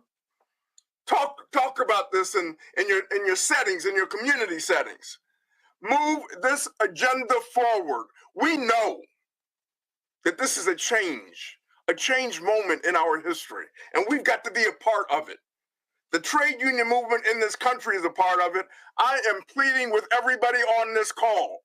Stop the complaining and let's get to work. And if we get to work, guess what? We do what we do best as far as organizing, as far as talking with our community members and our union members. And if we do that, we will win in November. So let's get the job done. And let's start today. Thank you very much. All right, Frat, I appreciate it. Thank you so very much. I got Pastor Rudy McKissick texting me, talking about you need to get some Omegas on here. I mean, my bad, Rudy. I mean, that's just how it just working out. I mean, I'm not controlling the speakers list. They sending me the names. So, Lee, I appreciate it. And so we got some other folk. Again, a lot of people we got coming up, y'all. Don't forget, give to that link right there. Keenan, go ahead and pull that link up. People, this is where you can give. We are well on our way to $1 million. And we want to exceed that. And so secure.atblue.com/donate/TCP-Kamala. And remember, that some go to the campaign, and a lot of that money is going to the grassroots organizations, Black men's organizations who are on the ground.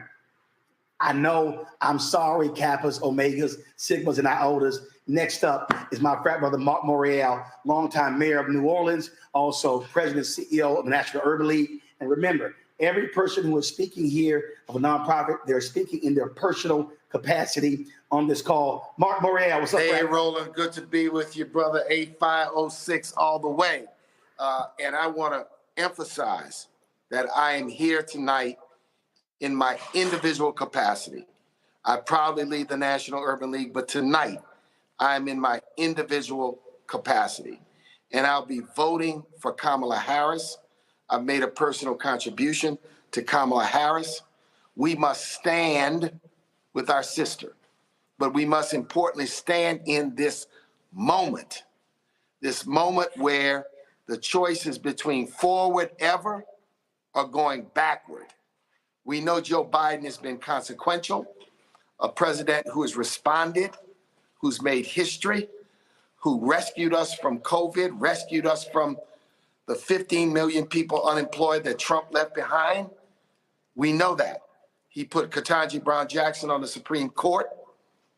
He put Kamala Harris in the vice president's seat. And thus we have this chance for this moment. Two quick things, Roland, I want to address. Number one, I want to address the absurdity that I heard from someone today about whether, quote, Kamala Harris was ready to be president. Number one, this woman has been an elected official for 20 years. More time than Donald Trump ever served in office, more time than George W. Bush, 43, served in office, more time than many presidents have served in office.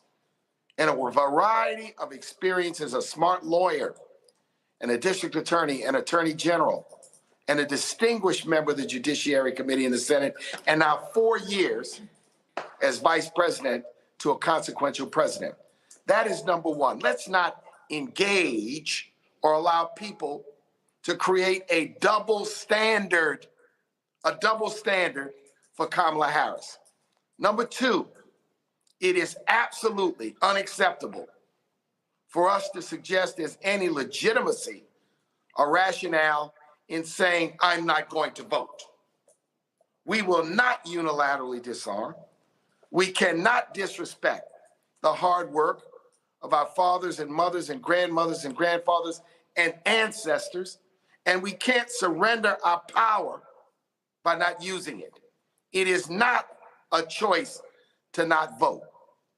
And if this new candidate at the head of the ticket means anything, we are now energized and the stakes are clear. I believe that tonight, Mr. Trump is shaking in his boots. He'll do anything and everything to avoid a debate with this sister who will call him out for all of his transgressions, for all of his illegal misogynistic activity. We know what we need to do. We have to work in the grassroots. We have to knock on every door. We have to be in every community center, in every church, on every campus. We must light a flame under our community and communities nationwide and build a huge coalition to make this a historic win come November. I am here in my personal capacity, and I am passionate about this choice. I am now not only a father of 3, but a grandfather of a new 2-year-old. And when I think about them and the America I want them to live in. So this fight must continue, and this fight must go on. And I'm just proud to be with all you brothers tonight who are stepping up in a positive way. Roland, let's keep this going. Let's not make this a one-off. Let's keep this conversation going all the way through November, and let us move and work and act. Mark, we absolutely will. That's one of the reasons why we are collecting data. And so, folks, we want y'all to go to winwithblackmen.org, fill that form out. There's a reason we want you to do that, because we need to do data collection. We don't believe in just having conversations and then don't know who actually was on the phone call. And so that's what we want y'all to do. And so, Mark, we certainly appreciate it. Thank you so very much. I know all the Omegas and the Kappas sitting here getting mad. Y'all, I'm just following orders. So y'all step on up. Next up, super producer, Will Packer, FAMU, represent HBCUs, Anna Alpha. What's up, Frat? What up, baby? What's happening? All good. Come on, man, bro. I'm gonna hit you with the 11119, sir. Oh, 6. My voice is hoarse. Already got. I can still hit that. Listen, that's all right. You've been out there putting that work in. One time for the Ice Cold Brothers of A5A. One time for everybody from the Florida A&M University. Shout out, put them rattlers in the chat so I know you out there. Listen, Ro, I'm not going to be long. I want to give honor to everybody that put this together. Listen, you all that are here, all 20, 30,000 of y'all that are here, you are here, right? You understand how important this is. Here's what I want you to do. I want you to give what you can. Somebody asked, how much? What can you give? What you got? What can you afford to give? Okay? The next thing I want you to do is talk to other brothers, cats that's not in this chat. And y'all know who they are. You know the cats that sit back and go, I don't know, for what, right? Ain't none of them for me. Ain't none of them right. I don't want to do it. I understand that. You got to talk to them. That's what we got to do, use our power and influence. The other side has a base that no matter what, they are always riding for theirs, right? They are counting on us to sit this out. They are counting on us to not have a base that comes out and shows up for this sister. I know Madam VP personally. I know Kamala Harris personally. And I'm telling you now, she is ready. She is up to the challenge, and we will win this. They count us out, brothers. And you know what happens when they count us out. I work in Hollywood. You know that, Ro. And I tell people all the time, you got to understand that audiences never realize the true power that they have. They think that the executives in Hollywood are determining what movies and TV shows are getting made. And I tell people all the time, that's not the case. You know who determines what gets made in Hollywood? You, the audience. Audiences have the power. If you see something, that means that an audience has said, we want to see that. We have the power in this election. This is it. When's the last time I'm talking to you that's watching this right now, when the last time you did something that was truly monumental, truly consequential for yourself, for your family, for your community? This is the time. Who better than you? Who better than us? Let's go. That's it. It's period. It's done. This is it. They count us out. They think black men not going to stand up. Guess what? We're going to stand up. We're going to show out. I want you to give what you can, and I want you to reach out to those brothers that are doubting this moment. You know who they are. I want you to talk to those cats. The one that's like, for what? I'm going to sit back. Why do I need to be involved? This is it. This is the moment. It's not another moment. Don't wait on another moment. Don't wait on another time. We don't have time for that. This is it. This is our moment, and Black men will lead the way. Black men will lead the way. Show me something, brothers. That's it. I came on here to say that, Ro. That's it. That's what I had to say. Let's go and let's get it. It's our time. Brad, I appreciate it, man. Thank you so very much for joining us and sharing those words. And then we're going to see you out on the campaign trail. Let me also remind y'all this.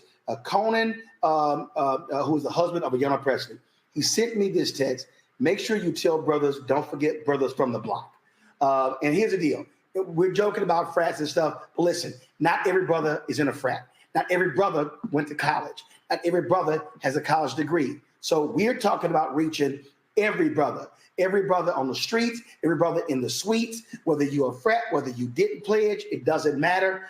And so we're keeping this thing going. And so we want you to understand, we got brothers from all around the country. People are watching around the world. And again, everybody couldn't get into the chat.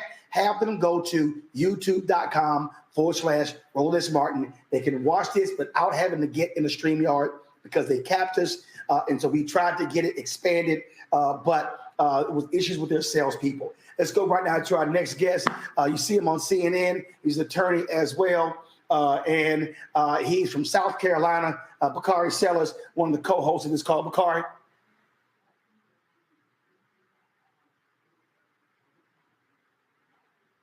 There you go.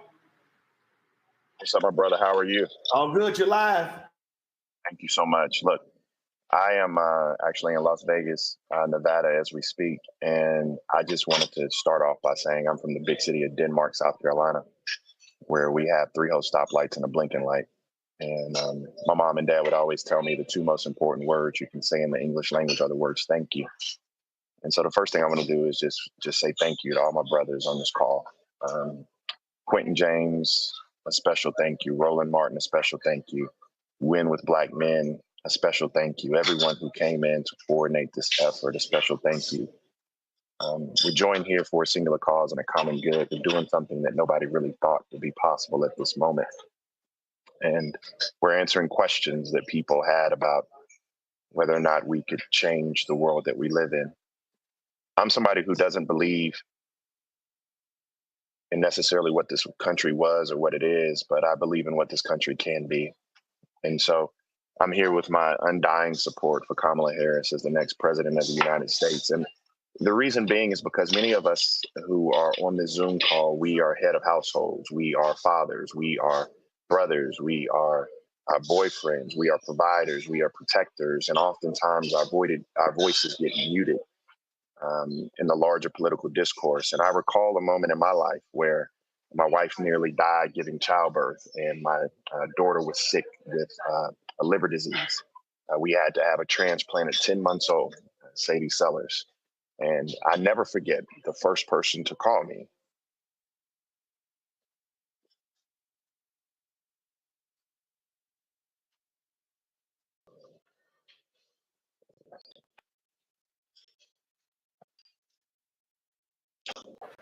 We got you, Doc. We got you. We got you. Take your time.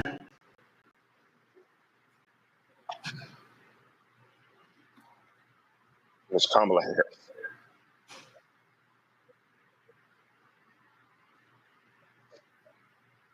I'm not sure people understand the pain or the suffering that goes along with being a Black man in this country. I'm not sure people understand what it means to stand strong in this country. I'm not sure people understand what it means to have your back against the wall.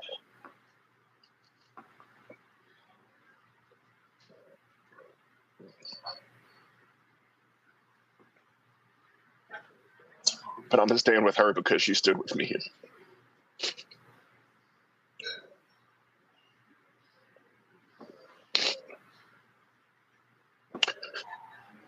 During my darkest moment,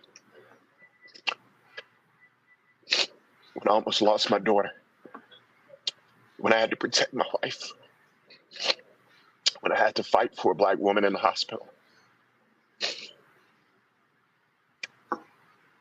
And so now it's my turn. And I really don't care what you all say about there's another Black man crying or this or that or the third. Because every day I'm gonna work damn hard to make sure that tomorrow's better than yesterday. And so donate, stand up, activate, because if we do not change the country we're living in, our daughters, our sons are gonna have hell to pay. This is an amazing moment for our country. Let's protect Kamala. Let's be with her like she was there for us. And at the end of the day, we're going to disagree along this road. We're going to disagree about a lot. But let's put all that petty bickering aside. Let's just stop with all the petty BS. Let's stop with all the silos. Let's stop with this organization versus that organization, or this city versus that city. And let's stand up and be the Black men that changed this country. We built this country. We built our communities.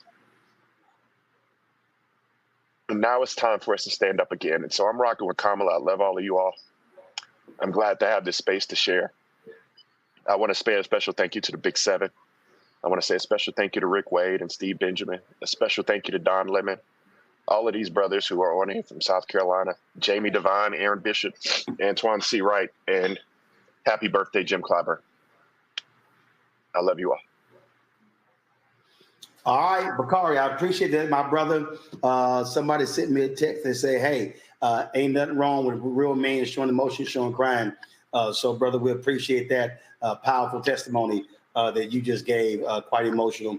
And absolutely, that's a real sister in Kamala Harris, absolutely.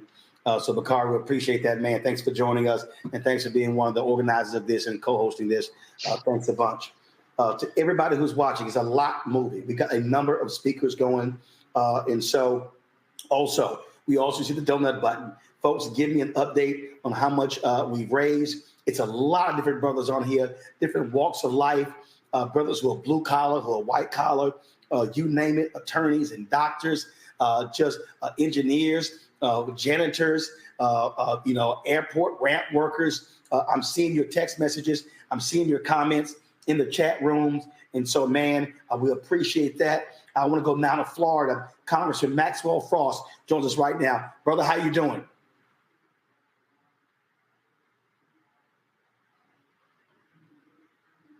Keenan, we're going to Congressman Maxwell Frost.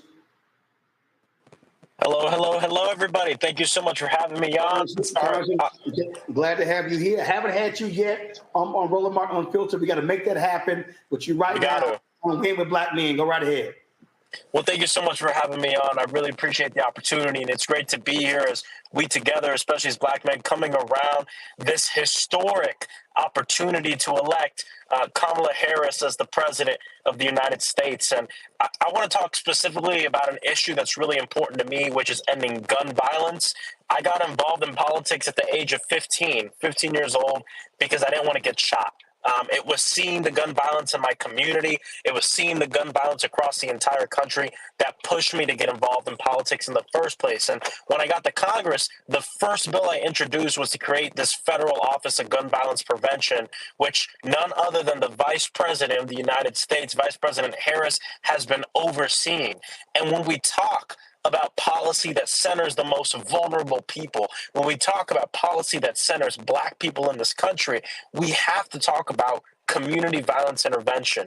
A lot of the things that have been done outside of the carceral system to end gun violence before it even happens, and work at creating the conditions necessary so people don't have to pick up the gun in the first place. And the Vice President has been a leader in that office, fighting to ensure we have hundreds of millions of dollars going to our communities across the entire country. And so that's one of the many reasons I'm proud to be supporting her. Many of you know me, and some of you might not know. I'm the youngest member of Congress, the first member of my generation, Gen Z, to be in Congress. And I'll tell you, this issue, especially for young people, but especially for young Black men, is top of mind. When we talk about survivors of gun violence, there's a lot of Black men out there that are surviving gun violence on a daily basis. And I think the Vice President has the opportunity to really bring this issue to the forefront and talk about it in the way that it needs to be spoken about. Yes, it's making sure guns don't get in the wrong hands, but it's creating the conditions necessary so people don't feel the need to pick it up in the first place. And that's one of the many reasons I'm excited to be on this call, to support our Vice President so we can make it the president. So I come from organizing, so I got to put out an organizing pitch. I want to encourage everybody on this call, before you leave this call, of course, make sure you donate. But if you can, knock some doors and make some phone calls. Don't let yourself leave this call before you sign up for a shift, before you sign up to go out in your community, speak with some voters in your community, your friends that you have, about how important this is. We can't sit this one out. We always say it's the most important election of our lifetime, and we say that because it's true, because the most important thing is what's right in front of us, and what's right in front of us is this. So again, I appreciate you having me on. I don't want to take up too much time, but wanted to speak about an issue that's dear to my heart. I'm all about this. I'll be on the road across the country to get the youth vote out, and I'll see y'all out there. Congressman Maxwell Frost from Florida. I really appreciate it. And when you come on Roller Martin Unfiltered, we'll give you a lot more time. Of course. Thank you. Appreciate it. I appreciate it. Thanks a lot. Folks, we got a lot of folks who are waiting to get on. We've got, of course, out of Virginia, the second Black Speaker of the House just elected, Don Scott. My frat brother also plays at Texas A&M Power Macron chapter. U.S. Senator Raphael Warnock, another brother, waiting to get him on as well. Right now, I want to go to Pennsylvania. First, Pennsylvania Democratic Party Chair, State Senator Sharif Street. We also have State Senator Vincent Hughes. So let's go to Sharif first, and then we're going to go to Vincent Hughes, and then we're going to go to Chevron Jones, and then Reverend Terry Melvin, the Coalition of Black Trade Unionists. So State Senator Sharif Street, you're up. Yes, sir. I think you're on mute. You got me now. Can you hear me now? Now we got you. Go. Look, Roland, all right. Look, I'm glad to be on the call. I've heard from all the other brothers. Look, in Pennsylvania, we need all the support we can get. Black turnout can make the difference. When Black folks turn out, not only in Philadelphia, but Pittsburgh, but Harrisburg, Lancaster, Reading, and all the various cities around there, we can make sure that Pennsylvania holds up the blue wall and we elect Kamala Harris President of the United States. But not only that, in Pennsylvania, if you're out here, we can make the difference in holding the U.S. Senate when we reelect Bob Casey to the U.S. Senate. Pennsylvania, we can make the difference in holding the U.S. House. We got 4 seats that could be in play. We can make sure that we reelect Susan Wild to Congress. We can make sure that we elect Matt Cartwright to Congress. We can flip 2 seats. We can elect Ashley Ehasz in the 1st district. We can take the 10th district as well. And understand this, I know a lot of folks want to get on. Kamala Harris has been delivering for us. She filed a litigation as an attorney general to take on the opioid companies. We see the drugs that go into our communities. All that's not coming across the border. There were legal U.S. companies pumping opioids into our communities. She took them on as Attorney General and filed with 34 other Attorney Generals in the Eastern District of Pennsylvania to do it. She's helped close the Black wealth gap as Vice President of the United States. She's worked to get lead and asbestos out of our schools. Black kids are more likely to have lead poisoning than anybody else. These are critical issues. She has a track record of delivering. Now it's time for us to knock doors, give money, make calls, and get out the vote. We need to deliver for her because she's delivered for us, and we especially need to deliver for us in the battleground states like Pennsylvania. Roland, thank you for doing this call, and I thank everybody for allowing us to participate. Appreciate it, sir. Thank you so very much. Senator Hughes, hold tight. I got to quickly go to Florida, State Senator Chevron Jones, and I'm coming back to Philadelphia and Pennsylvania with Senator Vincent Hughes. So let's by the way, Cap Alpha Psi to the day I die. All right. Snuck a little Kappa in here. All right, then. Appreciate it. All right. Appreciate it, brother.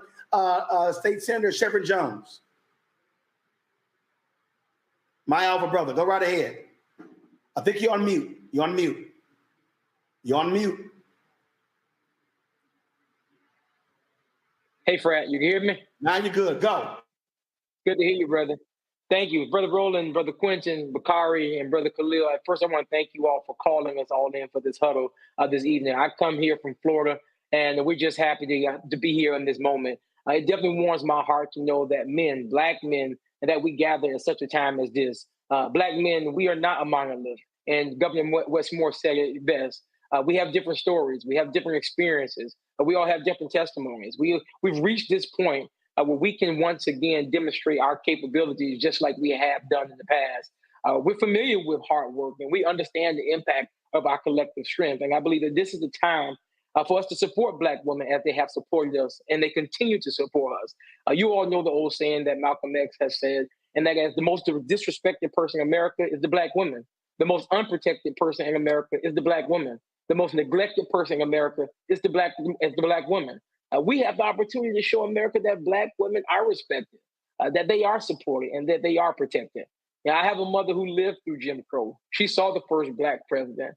And now we see the day when her soror will be sworn in as the president of the United States.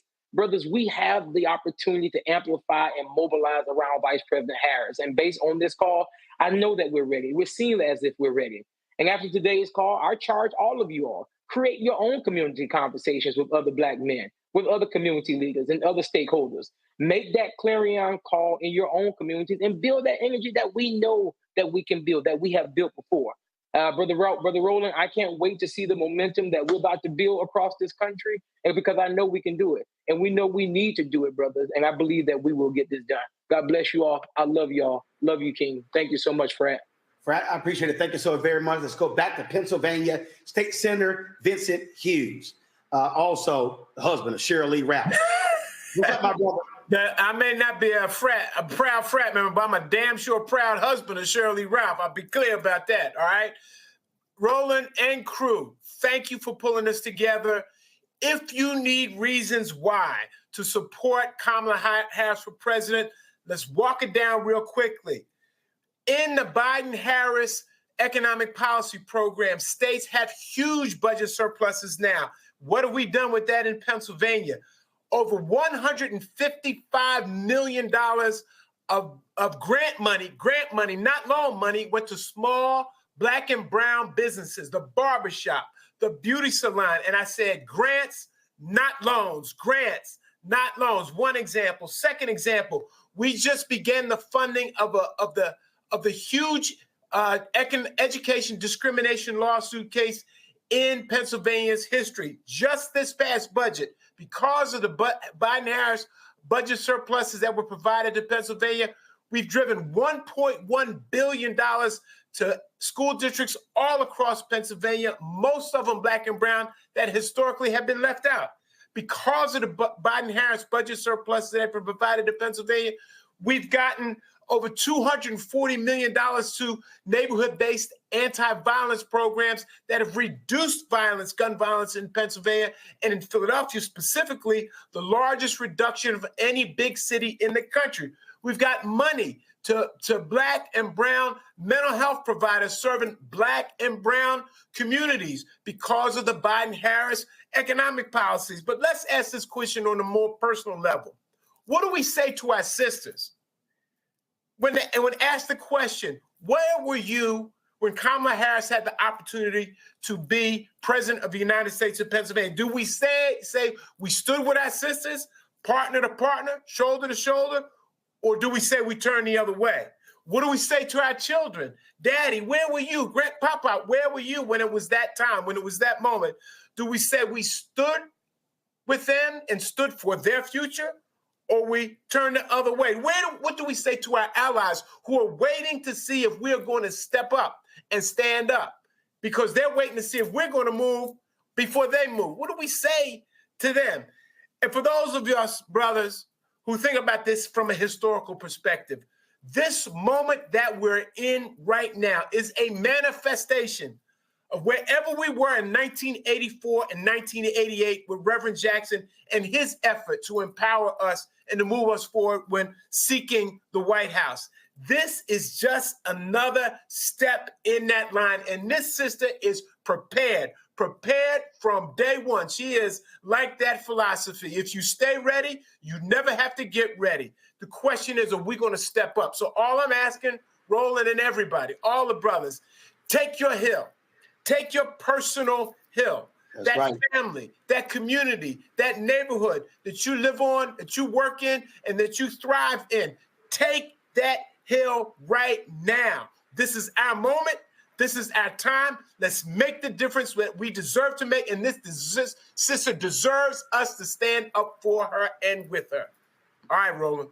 All right, sir. I appreciate it. Thank you so very much, folks. We've got a lot of folks waiting. My man, Drew Bullock, is going to give us a breakdown in a bit about the attacks on the criminal justice record of Kamala Harris. And so we're going to get that. But right now, I want to go to Reverend Terry Melvin with the Coalition of Black Trade Unions. Reverend Melvin, are you there?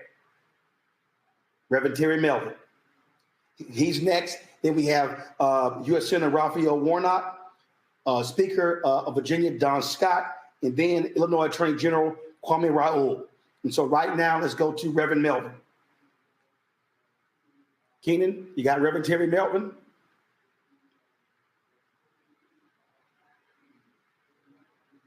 Do you have Reverend Terry Melvin?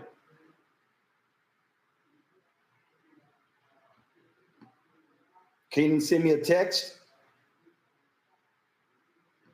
If you don't have Reverend Terry Melvin, let's go to U.S. Senator Raphael Warnock out of Georgia. Warnock, brothers. You're live, Frat. Good to be with you, Frat. Hello, brothers. We got to throw it up. There we go. Listen, it's wonderful to be here with you. I'm in a car making my way across Georgia where I had an event earlier today, but I wouldn't miss tonight for anything. Thank you, Roland and Mike Blake and Bakari Sellers, Khil Thompson, Quentin James. Thank you all for pulling this together. This is our moment. This is the moment of truth for us to show up.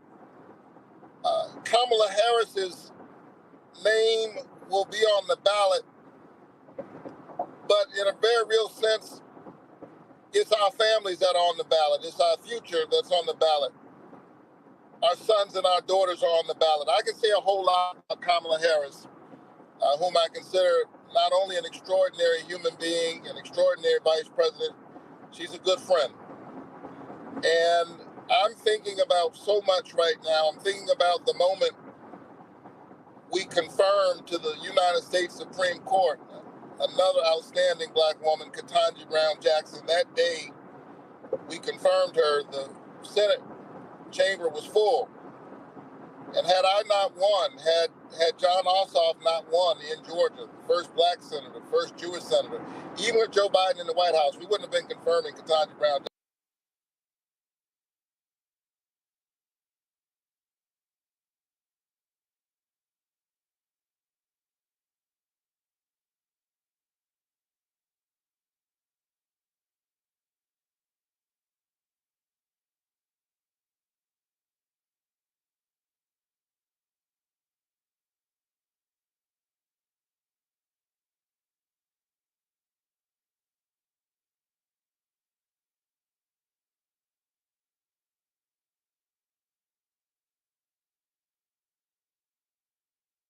Sorry about that. My bad. I'm sorry. I was muted. Do we have Speaker Don Scott? We lost Senator Warnock. He said he was traveling. We'll try to get him back on. And we must have lost his feed there. And so can we go to the second African-American, the Speaker of the House in Virginia, Don Scott?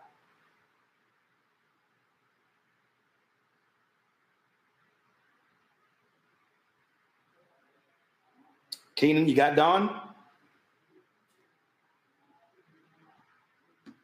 Do you have Don? Okay. All right, we don't have Don. Let's go to Chicago Mayor Brandon Johnson. Chicago Mayor Brandon Johnson. What's up, bro? Hey, what's going on, Roland? And good evening, everyone. It is really, truly my honor and privilege to be with you all this evening. What an exciting opportunity we have as a country. Of course, let me just first thank President Biden for his leadership. He will certainly be recorded in history as one of the most consequential, one of the most effective presidents in the United States history. And I'm speaking as a former social studies teacher. But in this moment, and as soon as President Biden made his decision, I was one of the first elected leaders in this country to endorse Kamala Harris. I didn't flinch. In fact, that's what this moment requires. Black men to stand up and not flinch. That's how I grew up. I'm one of 10. My brother would always say to me, my older brother, if you're in a fight and you're ducking, you're losing. If you flinch, you're losing.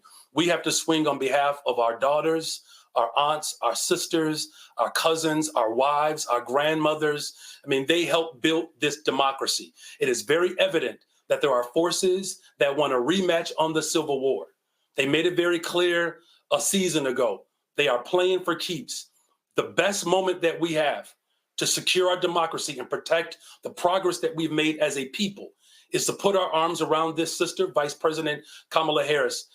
Yesterday, looking at my daughter in her face, 10 years old, Braden, for her to see a reflection of her being and her person and her values reflected in Vice President Kamala Harris as the first Black woman to serve as president of these United States. That's why I didn't hesitate, and that's why I did not flinch. The first elected official in the state of Illinois to come out and support her. I'm committed to doing what we do well as Black men. We organize, we challenge, we provide protection, we provide support that's financially and otherwise.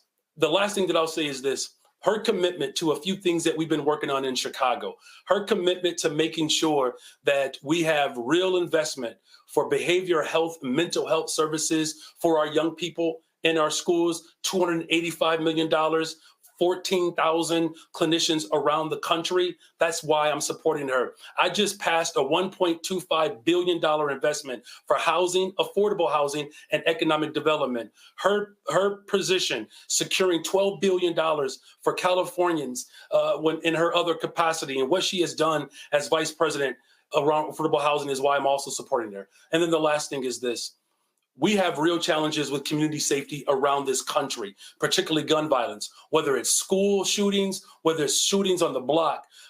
President Biden trusting Vice President Kamala Harris to oversee, for the first time in the history of Chicago and in the history of America, gun violence prevention office reduction.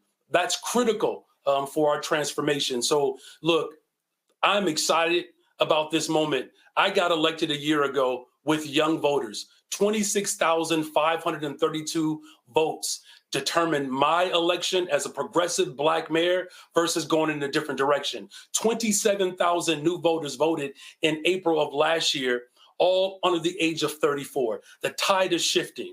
Let's make sure that we build an America that works for working people, and that person that actually helped transform our country. Coming out of the city of Chicago with this convention, and I expect all of you brothers to show up as well, because this is the city that said, keep hope alive. This is the city that said, yes, we can. This is the city that launched the first Black woman to be a United States Senator, Kara Mosley Braun, the ambassador. History is made in Chicago. Dr. King said, we figure it out in Chicago, we can do it anywhere in the world. So you can see my enthusiasm. Let's make sure that Kamala Harris not only shatters the glass ceilings, but let's make sure that we build up an economy that works for our people. God bless y'all, brother. Look forward to seeing y'all in August, and let's make sure we make history in November. All right, then, Mayor Brandon Johnson, we appreciate it. Thank you so very much. Brothers, we have surpassed $800,000. 800,000. Let's get to $1 million. You see the donate button right there, secure.actblue.com/donate/TPC-comma. Let's stay in Illinois. Here's Attorney General Kwame Raoul. Roland, thanks for having me. And first off, let me say to the mayor, I was in the no flinch zone as well. I was the first statewide elected official to endorse Kamala Harris yesterday. I don't know who was first, whether it was the mayor or me, but I'm going to give him I'll trust his word on that. Secondly, let me thank you and for organizing this call. I knew something was up when I saw the black and gold colors on the on the invitation. There was a conspiracy to get a bunch of alpha men on here, but that's all right. I circulated that black and gold invite to my Kappa brothers in Chicago, and I'm encouraging them all to make a donation, just as I did. I want to really thank as a father of a daughter, I want to thank Bakari for sharing his story, displaying his strength. Sometimes as Black men, we get confused as to what strength is. And sometimes we think that standing behind a Black woman as a leader does not display strength as Black men. I'm here to tell you all tonight that it does the opposite of that. It displays strength. That's why I had no hesitation in supporting Kamala Harris. I've seen her demonstrated leadership. And I'm asking all the brothers on the call tonight to do one thing. When we see a misled brother trying to take down our sister, mischaracterizing her history of leadership. I have served as a prosecutor. I have served and continue to serve as AG. And I know the decision making you have to make. And I've seen people mischaracterize her record. We have to step up and we have to characterize those brothers, because those brothers are not displaying the type of strength that I'm talking about. We have an opportunity right now to make history by electing Kamala Harris. I'm standing behind a Black woman to be president of the United States, and it doesn't make me any less of a Black man. I'm asking all of you all to do the same. Thank you, Roland.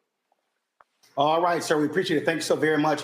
Folks, let's go to New York City. Congressman Gregory Meeks. Congressman Meeks, let's pull him up, folks.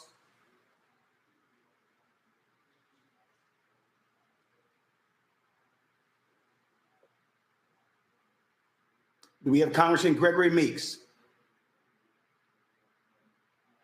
Keenan, if we don't have Meeks, let's go to, there we go. Congressman Gregory Meeks, go right ahead. What's up, Frat?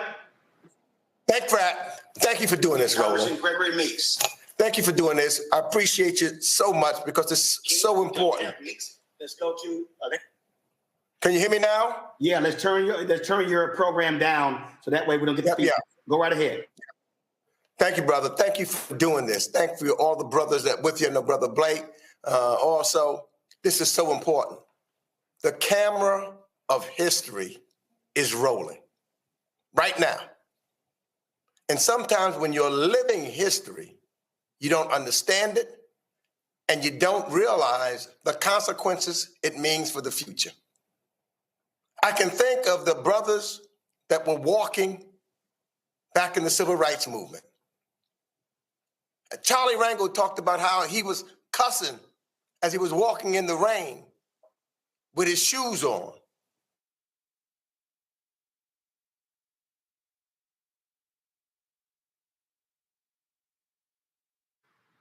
Did we lose Congressman Meeks? Did he freeze up?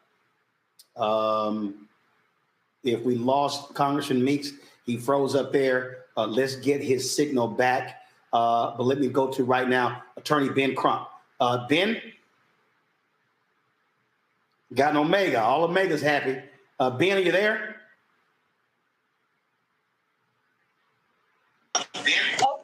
Hey, Roland. Yes, sir. I'm here. Can you hear me? Yeah, let's do this here. Turn your program down because we're getting feedback. So just talk to me direct. So whatever the program, turn it down. Just go ahead and talk. Go ahead. Okay. Roland, it's so good to be with the brothers as we make history, or should I say, her story.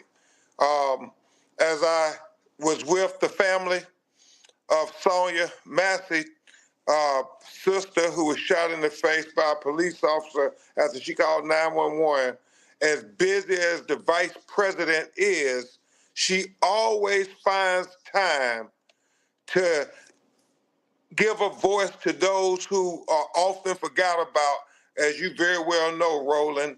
And obviously, you know, I am 110% committed to Vice President Kamala Harris because of the relationship going back to the days after Trayvon, when I handled a police case out in California, and she was the attorney general. And even though we were against one another, we had such healthy respect, and she really showed me and demonstrated to me that she cares about our people passionately. And so what we have to do, brothers and sisters, is protect her. We have to protect her from all of those who are going to try to attack her because of racism, sexism, classism, and just all around haterade. That's what happens. When I talk to her, she sometimes don't even understand why they're being so visceral and nasty to her. And the one thing I always say, Roland, Madam Vice President, you've been chosen for this moment. Some people don't want to accept that. And so you just go ahead and keep your eyes on the prize. And us strong black men and us strong black women, we gonna watch your nine and we got your back. So tonight is a testament to that. As I'll say this, Roland, she is the perfect person to be able to prosecute and cross-examine Trump's Project 2025. I mean, she, as a civil trial lawyer, she is somebody who understands the nuance and the strategy and the brilliance of getting a shyster like Trump boxed in a corner where he can't get out. I really hope that he has the courage to debate her.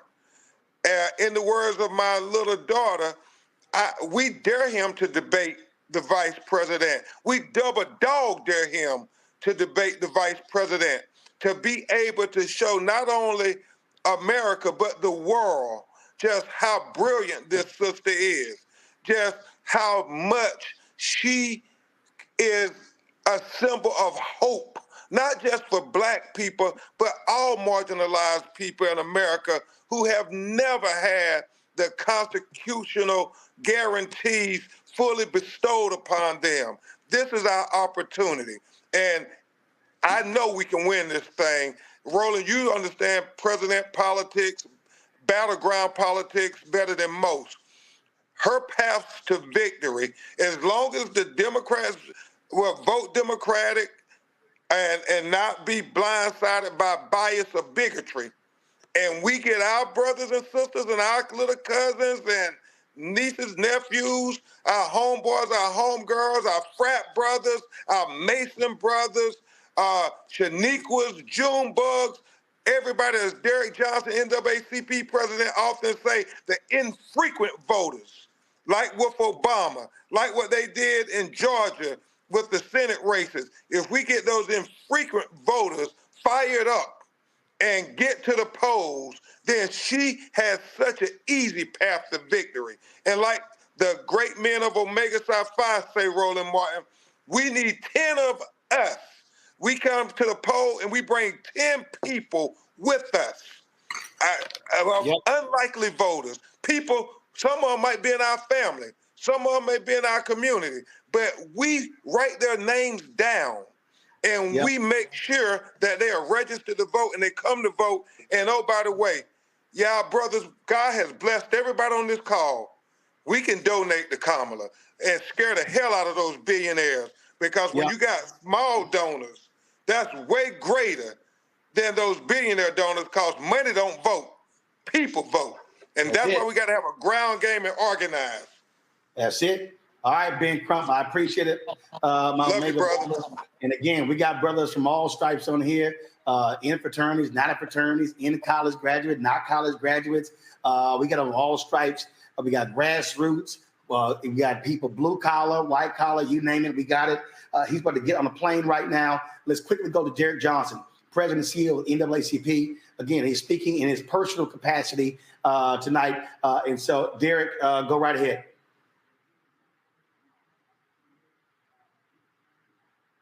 We got Derek.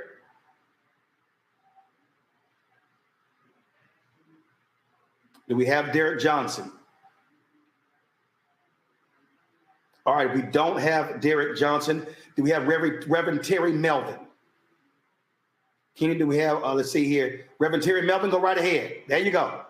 Hey, Roland, how you doing? Thank you so much for pulling us together and all the brothers that are here with us tonight. This should be the beginning of something great. This should be not a moment, but a movement of brothers coming together to do something positive to save our country. Look, we must support Kamala Harris because she is qualified. The fact that she is Black is great. The fact that she's a woman is great. But she is qualified to be the next leader of the free world.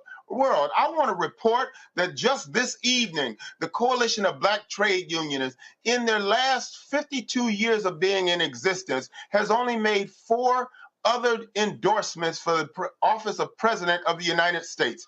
Tonight, we chose to endorse Kamala Harris to be the next president of these United States. And why did we do it? Because she is qualified. Look, this election is about the difference between saving our democracy and saving our children and grandchildren's future. Black men, we've got to come together like never before. We've been called out. We've been told we're not enough. We're not going to come together. But this is the time that we stand up and support this sister to go to the highest office in this nation. I was also a part, that's why I was late, of the New York delegation meeting today, where we endorsed, collectively endorsed as a delegation of the state of New York to endorse Kamala Harris because she is the one that we need in this office. Again, this is the beginning, and this has to be not a moment, but a movement. We've got to stand together because we know that we need the White House, we need the Senate, and we need the House. And we've got to pull together all of our resources, all of our forces to make this happen. When Black men come together, when Black men work together, then we will win. And I believe that we're ready to do something. Let me say what I've been saying for the last 6 months. We have the opportunity in this country, this election, to elect somebody that's going to do something for us, or somebody that's going to do something to us. I want to elect the person that's going to do something for us, that's going to make a better future for this country. So it is time for us to not just talk the talk, but we got to walk the walk. And we got to give whatever we can. I don't care if it's $1, I don't care if it's 50 cents or $50,000. Whatever we can afford based on where we are in our place in life. Whatever we do, whatever we can afford, we've got to give.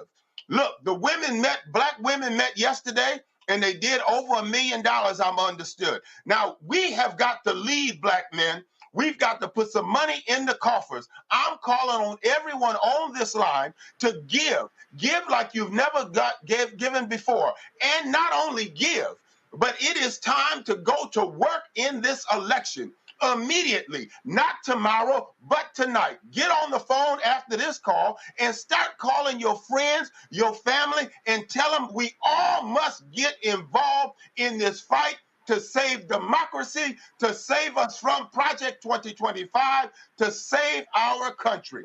Thank you so much for calling us together.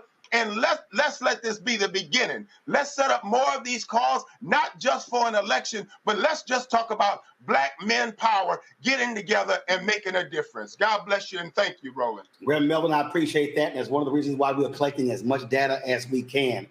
Thank you so very much. All right, Pastor Rudy McKissick. Let me bring up another Omega, Derek Johnson, President, CEO, NAACP. He is speaking in his personal capacity. He's about to hop on a plane. Derek, go right ahead. Derek, you're on mute. Hit the mute button. Hold on. Can you hear me? Now we got you. Go ahead. Can you hear me? I want to thank you, Quentin, Michael Blake, and everyone who organized this. What's at stake in this election is not only what's at the top of the ticket, and let me start by saying I'm speaking in my personal capacity, not as head of a C4 organization, but the Southern courts is important. The administration did really good in appointing more Black judges than any other president in the history. But where majority of Black people live in the former Confederate South, we did not get district court judges appointed and confirmed. This election is as important as any other time. They're playing chess, not checkers. It's not about the one election cycle. It's about controlling the federal courts for the next 40 years. And at the clear and they are prepared to do that. That's why November is important. That's why we must turn out, and that's why we raise money to ensure that we can get the message out and turn out to vote. I want to thank my brother Ben Crump for talking about freaking voter program. It is important that we turn out every that's living in our house, our community, because we have the numbers. They may have money, but we have the numbers that turn out to vote. We don't have a time for us versus us paradigm. We have but time for us reality. Finally, Project 2025 is a 60-year goal that they put in place, and they have perfected their method of using the arc of time to put in place an apartheid system that in 1930, then 2030. It is important for us to recognize what has been put in place. And for any of our brothers who are in the barbershops that conspiracy theories, the only conspiracy that's taking place is a conspiracy to take your ass out. And that's 2025, whether it's taking out Head Start, whether it is taking out all the programs that we care about. At the end of the day, there is nothing important in this election. There's nothing more important than what's at the top of the ticket. There's nothing more important than make sure we get control of the Senate. There's nothing more important that we prevent them from implementing Project 2025. There's nothing more important than us making sure that we put in place time to protect democracy and secure our look for. It is our time to do it. It is our time. Thank you, Roland. Thank you, Quinn. Thank you, Michael Blake. Take care. Derek, I appreciate that. Safe travels on the airplane. Let's go to, we got Senator Raphael Warnock back. Let's go to Senator Raphael Warnock.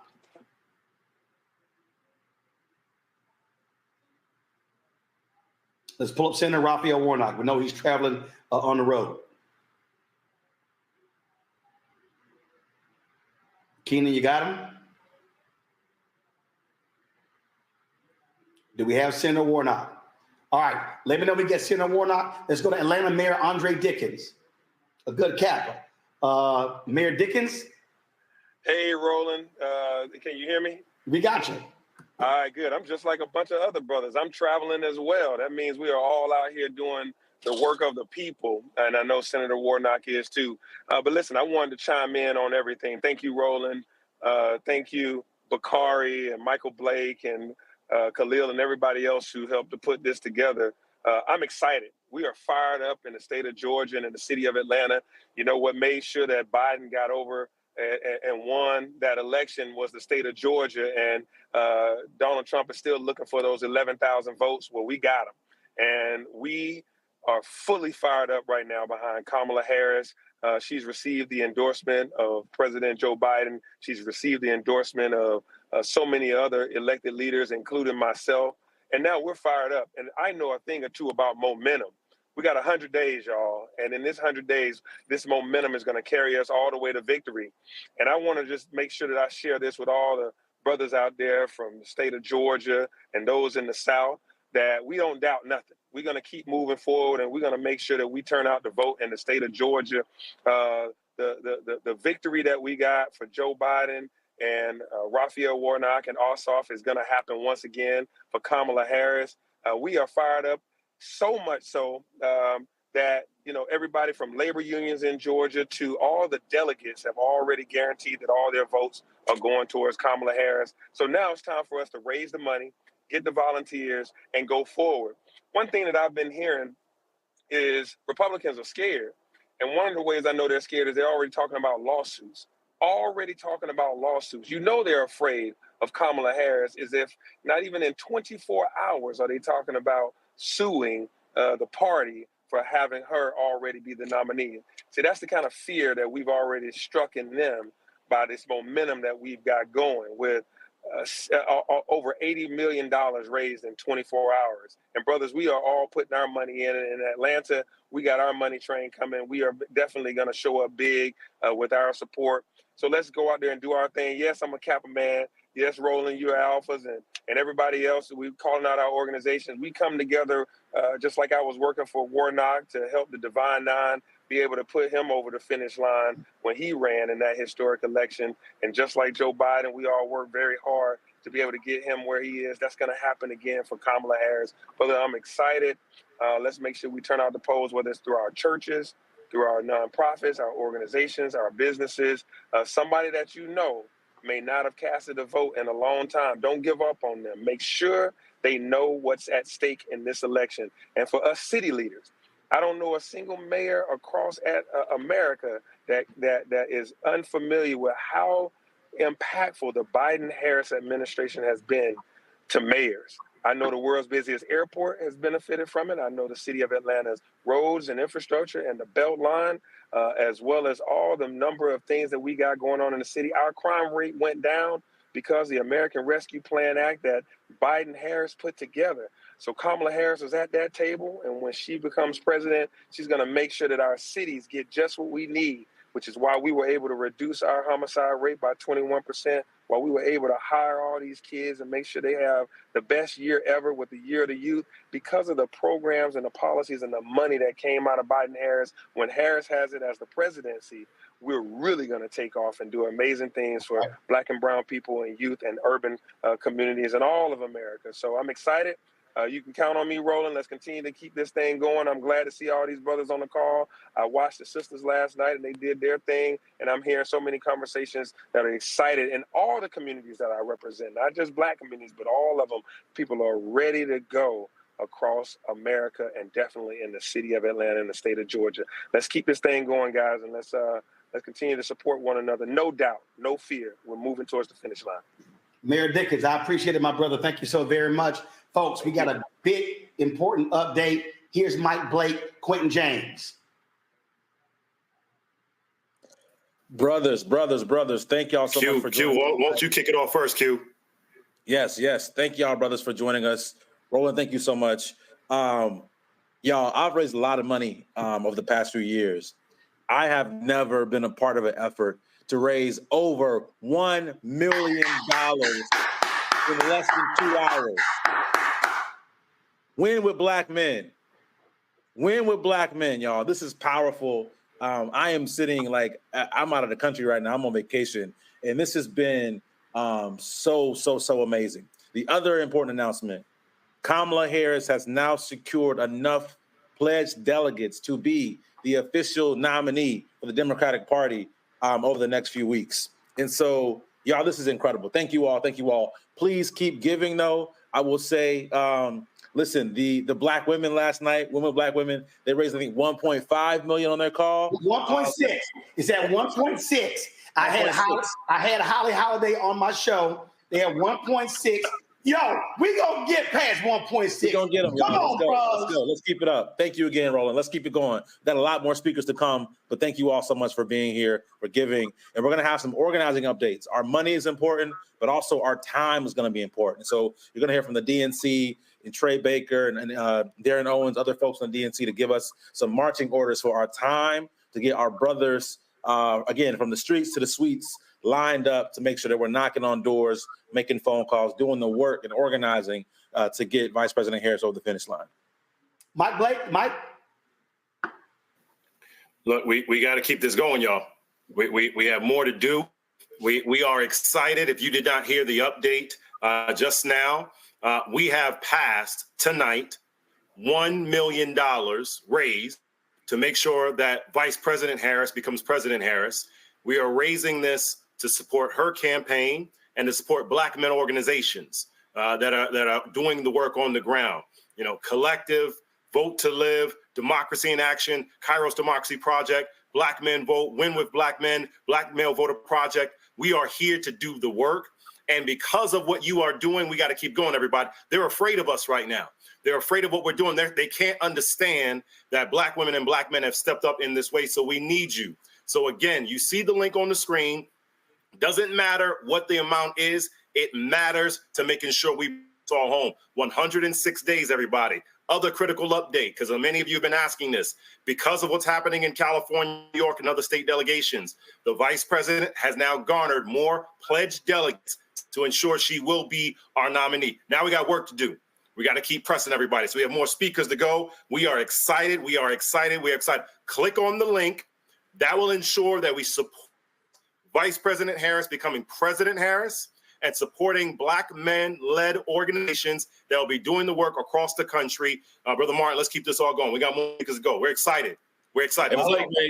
And Brother Martin, you know, if any brother on this call had 38 felonies, they would not be on this call. They would not be taking flights around the country, speaking at rallies. They would not be going to see their kids, not be spending time, doing crazy things that Donald Trump does. So we got to make sure that somebody else gets held accountable, that black men, that if they have 38 felonies, they'd be buried underneath the jail. So we got to make sure we show up. We got to do what's right and show up and vote and organize in our communities. All right. Absolutely. Gentlemen, I appreciate that. To all of the speakers, please, if you can limit it to 2 minutes. We got lots of people lined up. We got to get to them. Y'all let me know. We have Senator Warnock back into the room. I'm checking here. So let's do this here. Let's go real quick. I'm going to go to right now. Let's go to Cliff Albright, co-founder of Black Voters Matter. Cliff, again, speaking in his personal capacity. Cliff, you there? Cliff, let's go. Show up. You got to do what's right. Hey, Cliff, turn your audio down. Cliff, I appreciate that. Cliff, all the speakers. Cliff, please, turn your program audio down. 2 minutes. We got lots of people lined up. We gotta get to them. Okay, tell Cliff I need him to do. Let's go to. Let me go to real quick. Hey, Drew Bullock, y'all. Drew Bullock has been studying the record of Kamala Harris. A lot of people have been spreading lies and misinformation about her criminal justice record. Drew, give it to us straight, the truth about Kamala Harris's criminal justice record. All this stuff about how she put thousands of black men in jail. Give it to us straight, Drew.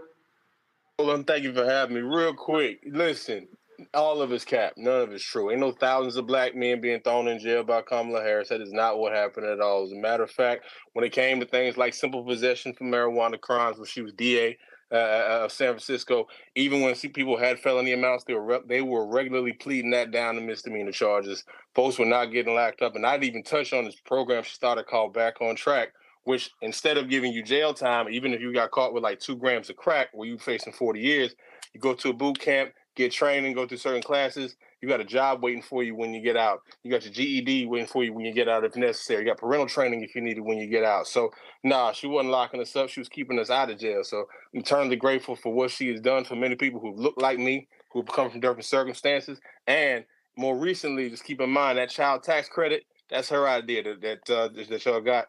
And that COVID-19 relief bill, the one that got us all the testing kits and the vaccines and those $1,400 checks and all that stuff that y'all love to talk about. Say, oh man, Trump gave us. No, that was definitely a tie-breaking vote by none other than Vice President Kamala Harris. So guess what? I'm supporting her, giving her a vote. Make sure y'all donate, give money. But she got us. We got to make sure that we get her. So that's really what it is, yo. Oh yeah, by the way, Aggie Pride, of course.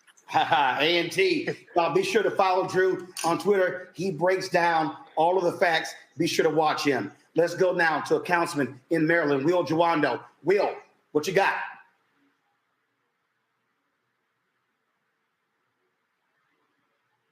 Will Jawando. We got Will there? Do we have Will?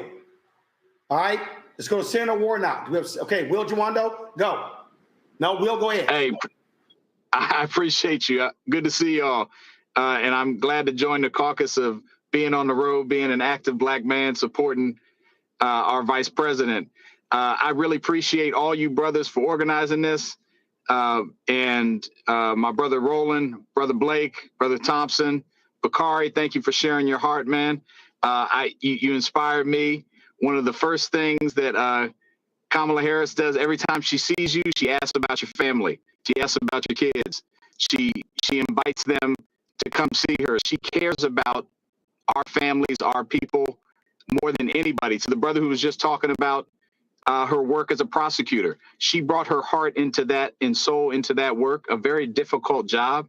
We've always had to deal with that as black people. 1 in 3 of us as black men have been arrested by 21. 1 in 2, arrested by 21. 1 in 3 will spend time in jail or prison. That weighed on her every day, and she brought that into her job. So put to rest all that stuff that people talk about her. I just want to tell you 2 things. Kamala Harris will work harder than anybody for all of our communities, but we have to support her as black men. I'm so proud that we're past $1 million. I'm gonna make another donation tonight. We can be on par and compete with our sisters who knocked it out of the park last night. The excitement that's been out there. I'm a Maryland delegate as well as a council member in Montgomery County, but also worked in the Obama White House. And I've known Kamala for over 15 years, and she cares about this community. We voted by acclamation in Maryland to give all of her delegates. She secured all the delegates already. This all happened in one day, millions of dollars. And this has already reached the grassroots. So the fire has already been lit. Our job as Black men is to step up and support and be leaders and help our sister get to the White House so that she can help all of us do better. All of us do better. And that's what Kamala always has done.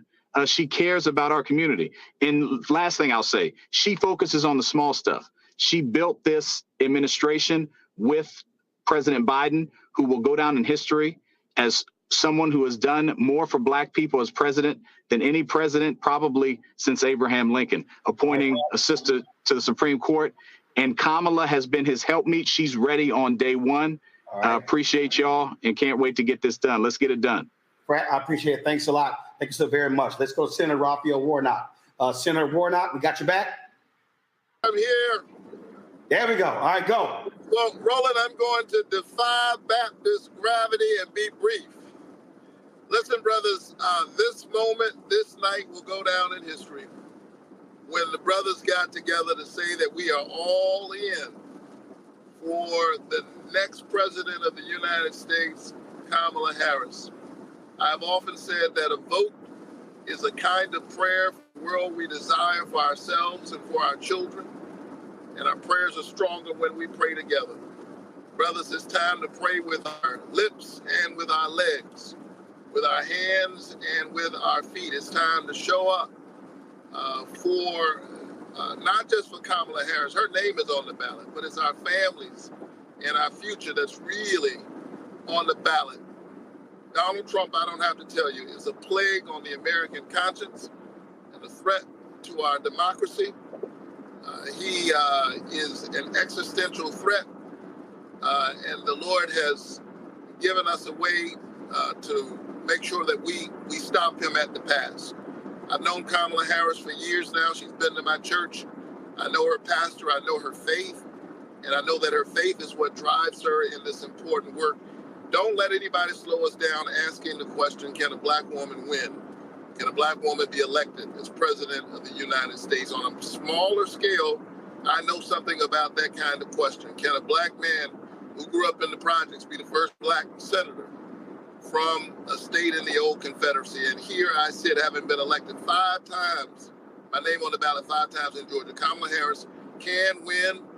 We just have to show up, and we have to show up with our money as well. Glad to see the donations rolling in. She is responsible for so much progress. She's a proud HBCU graduate. She went to Howard University. I'm a proud Morehouse man, but it's all HBCU 1867 love. And she is the one pushing President Biden as he's forgiven all of the student debt. She has been in the fight with us, investing in HBCUs, more than $16 billion. This administration has already invested in HBCUs. The list goes on and on and on, but I promised you I would be brief. And so I'm going to keep my word. Let's make this happen. History is watching us, and the future is waiting on us. The time is now. All right, Frat, I appreciate that so very much. Let's go to the Speaker of the House in Virginia, Don Scott. Don, from my chapter, Texas A&M, my alpha brother, just elected Speaker of the House. We made it happen, helping him. Don, go. Thank you, man. Thank y'all all for the work that y'all are doing. I am so very grateful to see this happening tonight. This reaffirms my faith not only in America, but in Black men and the role that we play. We have an opportunity to put an extraordinarily talented political personality in the presidential house, and that is Kamala Harris. She is a foundational, inspirational person, and we have an opportunity to put her there. Don't believe the lies. We know that a lie will be halfway around the world before the truth can catch up. And so it's important that we make sure that we give her the resources. I've learned the hard way over these last 2 years, Roland, as you know, winning here in Virginia, that they will come with all kinds of lies and attacks to try to keep us from our destiny, to keep us from where we've been. I have been a person who was just as involved, and I had a felony conviction. But I am now the first black speaker in the 405-year history of Virginia, in the cradle of the Confederacy. So don't tell me what we can't do when we make up our minds, we put ourselves together, and we lead, and we lead, and we do the work. I'm so very proud of all of the brothers on this call. We have work to do. It's time to stop talking. My mother used to tell us all the time when my sisters wanted to date somebody, romance without finance is a nuisance. We need to raise the resources so we can make sure that the return that we expect from our government, we have made that investment for those returns. So I'm grateful to be on tonight. I'm thankful to you, Roland and Michael, and all of you guys who did the work this evening. And so I'm just on board. I'm 10 toes down for Kamala, and 06 to all the brothers out there. Y'all have a good one. Don, I appreciate it, man. Thank you so very much. All right, y'all. So Holly Holiday has sent me a text. Win with Black women. They crossed the $2 million threshold. We've already crossed the $1 million threshold in 2 hours. And so, y'all, give secure.donate/TCP-Kamala. Share it on all your social media platforms. Let's make this thing happen. David Johns, you're up.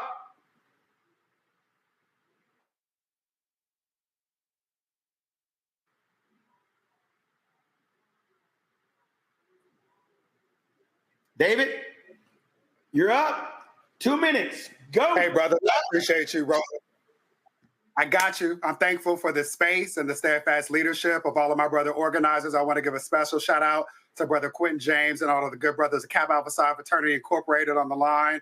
Beloved community, we are so much closer to freedom than we know. When we fight, we win. And by sheer mathematical permutations, those of us who care about democracy, who care about Black people thriving, should win almost every political contest. I'm excited, and I want us to keep this energy going. Shout out to our sisters, including Joteka Edie and the Win with Black Women crew for laying the foundation. Let's keep this energy going for Vice President Kamala Harris. Let's put the respect on her name that she deserves, in particular so white people don't go harder with the racism. Let's organize, let's combat misinformation and disinformation. Let's ensure that every member of our beautifully diverse community can vote safely. We got to do it together, right? This is one band, one sound. We can debate policy nuance in private, but we got to remain united in our support in public. Now, here's the last thing I want to say. We got to engage young people. Most of y'all know that I'm honored to have served Barack Hussein Obama, still my president, leading the White House Initiative on Educational Excellence for African Americans, traveling across this country, talking about representing this government on behalf of a Black administration. There's something called the Black effect. It does something to us. Let us not forget the 73% of Gen Z voters who want us to be voting to do more to increase support for the Black community. Let's also not fall for the trap of divide and conquer, that white supremacy stuff. Some of y'all are still uncomfortable saying gay. Some of y'all don't know how to say trans. If you are not comfortable making sure that all of us are free, this is not David Johns, this is Fannie Lou Hamer. None of us are free unless and until all of us are free. So let's do the work to make sure that all of us are free, and that requires us electing Kamala Harris, Vice President Kamala Harris, our next president. Brothers, we can do this. Let's do it for all of our babies. Heavy emphasis on all. All right, David, tell Brittany, bring her ass back in. Okay, she ain't fooling nobody. So he's in my house, first of all. I don't care if he's in your house. Hold on, wait a minute. Hey, everybody. Hi. I'm Brittany Packnett Cunningham. This is my brother. I just wanted to say I was one of the 44,000 last night, have been a part of Win with Black Women since the very beginning. And I just want to say it is beautiful to see our brothers standing up for and with Black women on this evening in public, just like you do all the time, just like y'all do all the time. So we're excited to see all this money you raising going to Sister Vice President Kamala Harris. And we're excited to see all this energy over the next 4 months. Love y'all. We ain't had one dude on the women's call last night, but Brittany just want to just jump her ass on the call. Switch it up. We're going to switch. You got to be disruptive. Good. I'm about to cuss her out on the text. All right, David. I appreciate it. Thanks a lot. Mandel Robinson, you're up.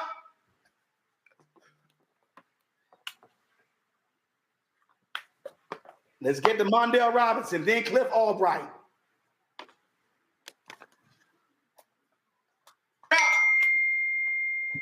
Roland, what's good, man? All good. You're on the clock. Can you hear me, Roland? Yes, all I right. can. You're on the clock. Yo, listen. All right, well, listen. The clock is not as important as me setting the record straight. And let me start by saying that regardless of what anybody tell you, Black men will already guaranteed be the second highest voting demographic for Vice President Harris, regardless. Let's just start there. So when people are already talking about what Black men need to do, I think we're already behind the 8 ball on that because we're forgetting all the weight that Black men are carrying. They keep saying we don't do our part, but they forget to tell you that Black men outperform everybody in Ohio in 2023 for women's right to choose. So when people are talking about Black men in this context, I want people to think about what science, not Mandel, not Black Male Voter Project, but what science tells you on how to animate and motivate people to do something and form new habits. So if the new habit we want to form is more Black men that don't normally vote to participate in elections, we don't need to be adding negative information about what it means to be Black man in the political space. So when people are creating judgment, animosity, or any chaos, you're not doing anything to help the vice president own this extremely important moment. So here's what we need to do. There are 9.6 million Black men in this country that are already registered. 9.6 million. Of that 9.6 million, 54% have not voted in any of the last 4 federal elections or only one. That is not a critique of Black men. It's a critique of stale tactics where we blame brothers even when we show up. I've heard people say that Black men are not a monolith. We are not a monolith, but we vote monolithic. And we should look at that as a code of honor because it says that we put community, we put people over ourselves because regardless of where you are geographically, regardless of where you are economically, Black men still show up and vote for our community. And if we're not acknowledging that, then we're not going to help brothers form a new habit and crack into that 3.5 million Black men who have already registered but not voted in the last 4 federal elections. So Mandel Robinson speaking on behalf of my organization, Black Male Voter Project, saying that we will do something that we've never done, and we will endorse in this election. And we will endorse Vice President Kamala Harris because it's necessary that Black folks show up in a way that says nothing will stand in our way in this moment. All right. Mandel Robinson, my brother, I appreciate it. Cliff Albright, co-founder of Black Voters Matter, speaking in his personal capacity. Cliff, go. What's going on, y'all? What's going on, Roland? So glad to be here. Y'all, we are having a good time. We got the momentum, y'all. We are well on our way to making sure that Madam Vice President becomes Madam President. We are raising over $1 million. We've got the delegate count that we need, pledged delegates. We got the momentum. So I'm going to share 2 words. Those 2 words are faint not. Why in the midst of all this would I be talking about faint not? Because as an organizer, and those of us who do this work know, not every day is going to feel like today, y'all. Not every day is going to feel like this kind of momentum and this kind of joy. There's going to be some hard days. There's going to be some bad polls, manufactured polls coming out. There's going to be some disinformation coming out about Madam Vice President. There's going to be some hate coming out. There's going to be some donors trying to switch up stuff at the convention. There's going to be some hard days over the next 15 weeks. But I'm going to say it again, faint not, because grow not weary in well-doing. Right. And so my message to us on this call, while we're hyped tonight, let's stay hyped, even on the difficult days. Right. Grow not weary from knocking on those doors. Grow not weary from making those phone calls. Grow not weary from holding up those signs in the streets. Grow not weary in well doing, because in due season we shall reap if we faint not, y'all. If we faint not, we shall reap. And when we reap, we got to reap together because as my brother just said a few minutes ago, none of us are free till all of us are free. So let's get it done, y'all. We got the momentum. Let's keep it going and faint not. Love it. Cliff spoke in exactly 1 minute and 30 seconds. My man, I appreciate it. Thanks a bunch. Let's go to Trey Baker, who's working with the not the Biden-Harris campaign, now the Harris for President campaign. Trey, you on the clock. My man, Roland, thank you so much. I want to thank all the organizers, Mike Blake, Quentin James, Khalil, Bakari. Brothers, this is a powerful moment that we're in right now. To have us all together, this is like one big barbershop. The alphas are acting up, but we got enough noobs here to clear all of that nonsense up. I want to tell you, this is day one of the Harris for President campaign. She has done so much today. She has gone to headquarters and she's laid out a clear contrast between her and the other guy. She laid out the contrast of the prosecutor versus the criminal. She laid out the contrast of a champion for reproductive rights versus someone who is proud to have done away with Roe versus Wade. She laid out the contrast of a fierce ally of the middle class versus somebody who's into billionaires and tax cuts for those billionaires. And she got the handoff from Joe Biden, who's going to go down as the most consequential president of our lifetime, who appointed this black woman as vice president, who appointed the first black woman Supreme Court justice, and we just appreciate this handoff to this next generation. In one day, she's raised over $81 million, 880,000 new grassroots donors, 28,000 new individual volunteers have come up. So the momentum is here. We are pushing it. People are excited and ready to go. And so what I want to do is draw your attention to the link should be coming up, or the link should be up for you to click on. It's very straightforward. Things haven't changed all the way over yet. It's joebiden.com/volunteer. joebiden.com/volunteer. You can go there and pick out different things that you want to do. So if you want to knock doors, if you want to make calls, if you want to raise money, there are opportunities for all of you brothers here tonight to do something to push this. We are going to win. Kamala Harris is going to win and be the first black woman president of these United States. And I'm confident that with the black men that we have in this room, that we're going to be able to push it. Combining that with what black women did and what black women always do, I'm very excited about the future. And so I encourage you, go to joebiden.com/volunteer and get involved. There's so many ways to get involved, and we just appreciate you, Roland, for this opportunity. And I'll throw it back over to you, and we're going to get out here and keep doing the work. All right, my brother, I certainly appreciate it. Thank you so very much. Joe Paul, you're on the clock. I got Joe Paul, then I got Cameron Trimble, I got Commissioner Rodney Ellis, Mandela Barnes, Joshua Dubois, and Montgomery Mayor Stephen Reed. Go. This is 06 to my brothers. Brothers, this is our time. Everything is on the line. This is our lunch counter moment right now. When they look back on this day, this year, this election, they're going to ask, what did black men do? And we're going to respond enthusiastically. We're going to say black men voted. Black men showed up and showed out. Black men reclaimed their power. We put our egos and pride of ownership aside to collaborate and ensure we made history, not excuses. They're going to ask, what did black men do? We're going to answer with pride. We showed up and we had our sister Kamala's back. We championed policies that improved the lives of black men everywhere and the black community in general. We showed up and we demanded a black man on the Supreme Court. We showed up and we demanded jobs and training opportunities for our young brothers. We showed up. Black Men Vote PAC's been on the ground since January, protecting the blue wall states of Pennsylvania, Michigan, and Wisconsin. Just this year, we've registered over 60,000 brothers across these battleground states. Our goal is to reach 100K by October. We're going to do it. Through our Shop Talk initiative, we're training barbers to have meaningful conversations. Brothers, this is not just about us. This is for my 2-year-old son asleep upstairs. This is for your young brothers and our young sisters who are counting on us to get this thing right the first time. They're watching, and they need to see that we're willing to stand up for their future. Our actions today will shape our tomorrow. Let's make sure that we leave them a legacy of courage, unity, and progress. Let's show them that black men stood up and we showed out. We made a difference. Brothers, donate. We need you to give. We need every brother to bring as many black men to the polls this November. Black men vote. Brothers, let's make history, not excuses. Thank you, brothers. All right, Joe, appreciate it, Brad. Thanks a lot. Let's go to Cameron Trimble, Hip Politics, a former digital engagement director for the Biden-Harris White House. Cameron, you're on the clock. Go.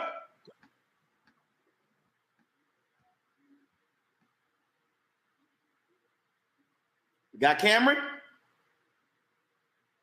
Cameron, go. Cameron. Yo. You're on the clock. Go. Thank you, Roland. Thank you for putting this together. I'm gonna keep it short and simple. I'm gonna keep it. Cameron, do this here. Turn the program feed down. Just talk to me on the screen. Turn the program feed down. Just talk to me directly. And in fact, just take your headphones off. Got it. Now, just talk. Thank you, Roland. Coming to you as President. All right, Cameron, now you hit the mute button. Cameron, you hit your mute button. We got you. Sorry. Thank you, man. I was your ass the digital director for the White House, and you can't get your damn computer straight. Man, talk. Thank you. Thank you. I'm over here doing this. Yes, Cameron Trimble, former digital engagement director for the Biden-Harris White House. I'm going to keep it short and simple. All of our research, everything is pointing. We as Black men are the #1 target online for disinformation and misinformation. I just wanted to come on and give some quick shares, 3 quick to-dos, 3 quick do-nots, because the collective power here, while we have our financial and voting power, this online battlefield for misinformation and disinformation to reduce our numbers by just a little bit is going to make the difference in so many states. We need you, 1, share your content loudly and online. We are trying to create online permission structures for brothers who are not politically involved to make sure they feel comfortable sharing their support. Engage with positive Harris content only. If you see negative content, do not comment, do not like, do not share. It feeds the algorithm. It keeps negative content going online. Number one thing, please only share factual government or trusted sources on voting locations and polling locations. We are getting a ton of information that there will be misinformation around polling locations and places to vote. So please do not share that. Do not engage with negative content. Do not amplify information that is not from a trusted source. And please do not believe everything you see. There is going to be so much happening online. So please make sure you're sharing loudly and proudly for Kamala Harris for president. Hit politics. Thanks, Roland. There you go. You talked in 1 minute and 58 seconds until after we had to go through all them damn technical issues. All right, Cameron, I appreciate it. Thanks a lot. Let's go to Houston, Texas. Harris County Commissioner Rodney Ellis. Roland, thank you. This dude y'all ever seen. Roland, thank you for doing this. And I want to thank Michael Blake, Khil, Bakari, and Quentin, and of course, Vince Evans, who gave me a call. He was on the vice president's staff when she was in the Senate. Look, I want this race to be successful because, Roland, I'm so tired of being embarrassed to say I'm from Texas. You know, this is not a red state. It's a blue state that does not vote. And I think with Kamala Harris at the top of this ticket, you're going to see a change. And next go around, if we don't get it this go around, next go around, people are going to say Texas, of all places, is a swing state. Vince wanted me to mention how long I've known her. I've got the privilege of being able to say that I wrote a check to her first campaign for district attorney in California. She took on the incumbent who she worked for. She won. She did a great job as DA. When she decided to run for attorney general in California, the second largest justice department in the country. And being from Northern California, from Oakland, you would have thought Southern California, where more of the votes are, had an advantage. She won that race. She decided to run for U.S. Senate, raise an unprecedented amount of money. She has earned the right to be president of the United States of America. Roland, I'm excited. I wrote a check. I want to stay on this line because it's important for Black men to stop all of that BS, all of that talk. I remember when Maynard Jackson was leaving and Andy Young was running the first time, some of those folks who were on the other side, Maynard had a phrase for them, shuffling and grinning. And on the other side, they're going to have a few shuffling and grinning people saying she has a problem with Black men. Nothing could be more ridiculous. And to show that we raised over $1 million, I hope we surpass what our sisters did. So, brothers, I wrote a check earlier. I wrote one of the checks the first time she ran. I'm going to write another check. So I'm going to end my comments, and I want everybody else who's still on this line, you wrote a check, write another one. Thank you, Roland. All right, then. And again, Commissioner Ellis, just real quick, because I'll give you 30 seconds, just a few words about the late Congresswoman Sheila Jackson Lee. We're going to have a homegoing ceremony. Nobody could work harder than Sheila Jackson Lee. She raised the bar for all of us. The Congressional Black Caucus members did a special order tribute to her tonight. What a great leader. She became America's Congresswoman. In fact, I tell folks all the time, if you walk in a room and nobody knows who Sheila Jackson Lee is, get out because you're in the wrong room. a powerful voice, and we're going to miss her. And she fought cancer until the end, out passing out supplies for her constituents. And she is the reason Juneteenth is a national holiday. All right, then. Harris County Commissioner Rodney Ellis, I appreciate it. Thank you so very much. Folks, if you want to understand why voting matters, in 2022, 50,000 fewer people voted in Milwaukee than they did in 2020. If those 50,000 people in Milwaukee had voted in 2022, our next speaker would have been the United States Senator from Wisconsin and not MAGA Ron Johnson, who was a part of the conspiracy to overthrow the government. Joining us right now is Mandela Barnes. He joins us right now. Again, he lost by 26,000 votes. And so if y'all understand what happens when we check out of a process, that's what happens. Mandela, go. Hey, I just want to say thank you so much for having me, man.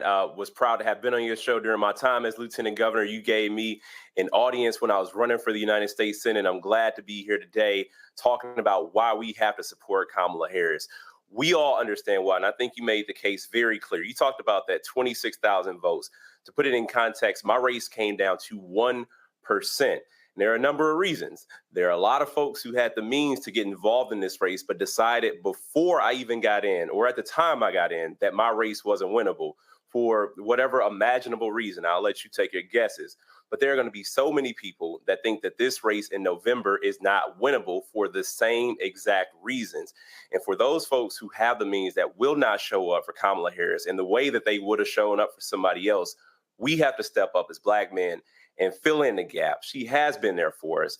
And I can tell you right now, 4 years ago, she wasn't my number one choice. I was not all in for Kamala Harris. But right now, today, for November 2024, I could not be more in for Kamala Harris to make sure that she's the next president of the United States. So we got to show up like never before. But the folks on this call, we get it. We understand. And I know for sure, because I know some folks who've already texted me, and I've seen some group chats, and I know some of us have some mutual friends, and I know some of our mutual friends have shared some real bad stuff in the last couple of days that is completely wrong, out of line, and out of place.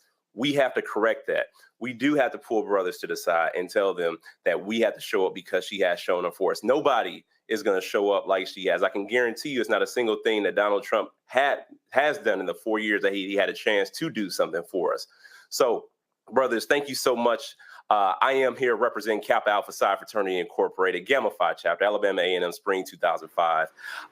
But most importantly, somebody who is dedicated to democracy, somebody who wants to see this country strengthen.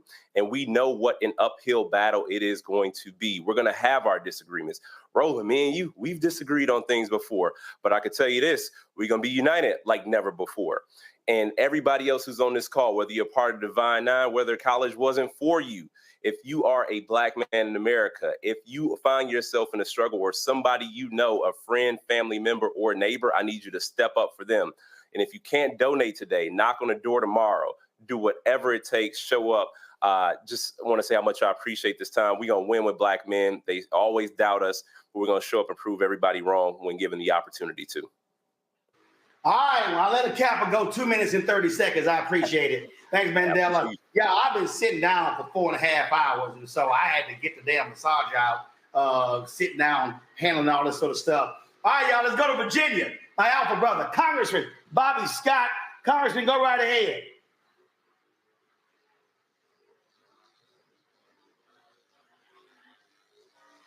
We got Congressman Bobby Scott. Keenan? Congressman Bobby Scott, go right ahead. Hey, how you doing, Roland? Thank you for doing this. This is great.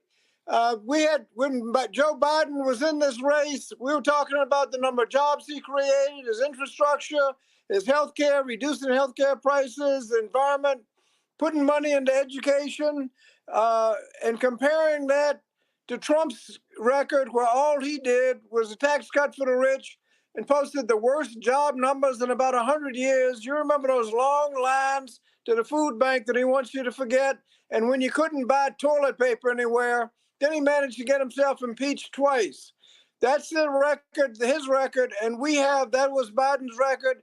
And now that Kamala is leading the ticket, we don't have to change the message at all. It's still jobs and infrastructure and health care and everything else. We can get this done. I talked to the Virginia delegation a little while ago, unanimous for Kamala. I was at the Divine Nine group this morning, still got my alpha tie on, and they were all for Kamala. And I contributed 190.06, $190.60. Either give $19, you can give $19.06, you can give $1,906. I gave $190.6. You can give whatever you want, but make sure that we double up because we can get this done. We can build on a great record and we can lead. Thank you, Roland, for all that you do. Congressman Bobby Scott, I appreciate it, my brother. Thanks a lot. Let's go to Joshua Dubois. He served as the faith director with President Barack Obama. Y'all, I didn't plan this. Yeah, he's an alpha. Go, Joshua. Joshua, you on the clock.